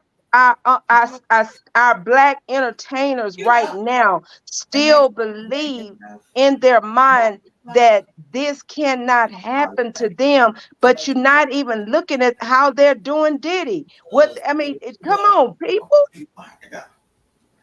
Yeah. It's serious. And the thing about it is that Diddy got some bones to fall out the closet. That's the sad part. You. Diddy a mess. And it's gonna be crazy. Okay, but about it's already crazy because Cat Williams already told on half of them any damn way. Because I don't want us to try to get all the way there and then his ass there. I mean, like, well, it's a waste of time. Yeah, so but hey, check it out, y'all. We're gonna go ahead and wrap it up. It's been 4 hours and 15 minutes. I do appreciate it. I hope that y'all enjoy yourself. I always enjoy y'all. And now that I know where you at, I will definitely be coming back home over to the house. All right, because it's all love over here. Ain't nobody trying to cause nobody no problems, no harm at all. And I appreciate it. I really appreciate the panel. I appreciate the chat. I love y'all for doing what y'all do. If y'all got something to say on y'all way out, go ahead and say it. And we're gonna wrap it up. Oh, that dude said dry lips, Ashanti McGee. Seen that. Yep. I say, it was fun, guys. What did I always say about Ashanti McGee? She's old girl out of New Jack City. I was prom queen at King High School. In the New Jack City. Oh yeah. Say R.I.P. Joe Levert. Shit. Man, I swear, amazing. Yeah, if Gerald was alive, I don't think R. Kelly wouldn't be going through this either. If Gerald was alive, Gerald, and don't forget what's his name, Mike. Mike wouldn't have. Mike wouldn't have it. Mike would not have it. Oh hell no. He won't allow this to go on. He won't allow this to happen at all. And one more. And I noticed they wait good till she passed. And that's Aretha. Aretha always called Rob. She said, "My son. That's my son." Man, Aretha Franklin and Aaliyah. If both of them were still here, he wouldn't be going. Oh, trust me, especially Aaliyah. Lord, Aaliyah would have blew the whole narrative out the water with testimony. Oh yeah, because J. Rock, didn't you say she pretty much already put in basically about to take them to court? She was taking against Cook County. Yeah, filed a lawsuit, literally taking them to court. And the funny part about it is, if it takes about 3 to 4 years for that thing to settle, it would have been the latter part of 2001. What happened to her in August of 2001? She died. She died. Yep, they got rid of her. And see, and then don't forget that old preacher that didn't even know who Rob was. Mm-hmm. Which means he didn't know who Aaliyah was, which means that could have been Carrie Kelly and Tiffany Hawkins. Yeah. And listen, J Rock, the hair. He said she wore hair. She had a hair. And Aaliyah was not wearing her hair like that. No. The time when Aaliyah wore her hair like that, she didn't wear her hair like that until after her first album. I mean, after her second album dropped with Missy and Timberland. That was when she started wearing her hair over one side of her face. She didn't wear her hair like that when she on Age Ain't Nothing But a Number or doing that tour. And the reason why they was really trying to push Rob with her and in that aspect. And that's, I'm just being honest with y'all. Tell the whole truth, nothing but the truth. So help me God, because that's when Aaliyah was liking old girl. What's the girl name? what's her name? They was trying to keep her away from what's that girl name? The artist. What's her name? Not Missy. Not Missy. Missy Elliott. Oh. Oh shit. More you know. That's her. Because you know Missy, she's a connoisseur of le carpet. Oh really? Yep. And now remember, Timberland said he had admitted that he had a thing for Aaliyah too. Yes. Yes. Oh yeah, they was in love with that lady, man. Aaliyah. Yep. And then remember what you call him, Isaiah Washington, who was on Vlad, said he even had a little he had a crush on Aaliyah. He liked Aaliyah. So but she was intimate with Jay-Z. That's who she was intimate with. Jay-Z with his big lip. Big nose. Oh boy. Yeah, so here's the question. At this point, okay. Now Isaiah Washington brings that up on Vlad, but they never brought up the fact the 24-minute mark of that movie with 30 seconds to show on it, which showed R. Kelly's post in the background. Did he ever, correct me if I'm wrong? I didn't hear none of that brought up. Nope. But because she didn't have nothing bad to say about Rob. She did not have it. Rob ended with her whatever was supposed to have been going on, because Rob wanted her career to excel, and he didn't want to be the reason why her career started to fall. See, I'm gonna leave y'all asses on here and I'm going to bed. I'm finna go to bed. I'm finna go too. But y'all, let me know, Derek, when you going live. I sent you my check your messenger. I saw it was going. I got you. I'm gonna take a look and make sure I got everything. Okay. All right. I appreciate y'all, man. Y'all have an amazing night. I enjoyed this live, man. Y'all keep me up on this, man, because I really, I think that we can go somewhere on this channel too. Oh yeah, for sure. We on the way. Peace to everybody in the chat. All right, love you guys. Everybody. Have a good night. Love you. All right, good man, night. have a excellent night. Good night. Bye-bye. Bye.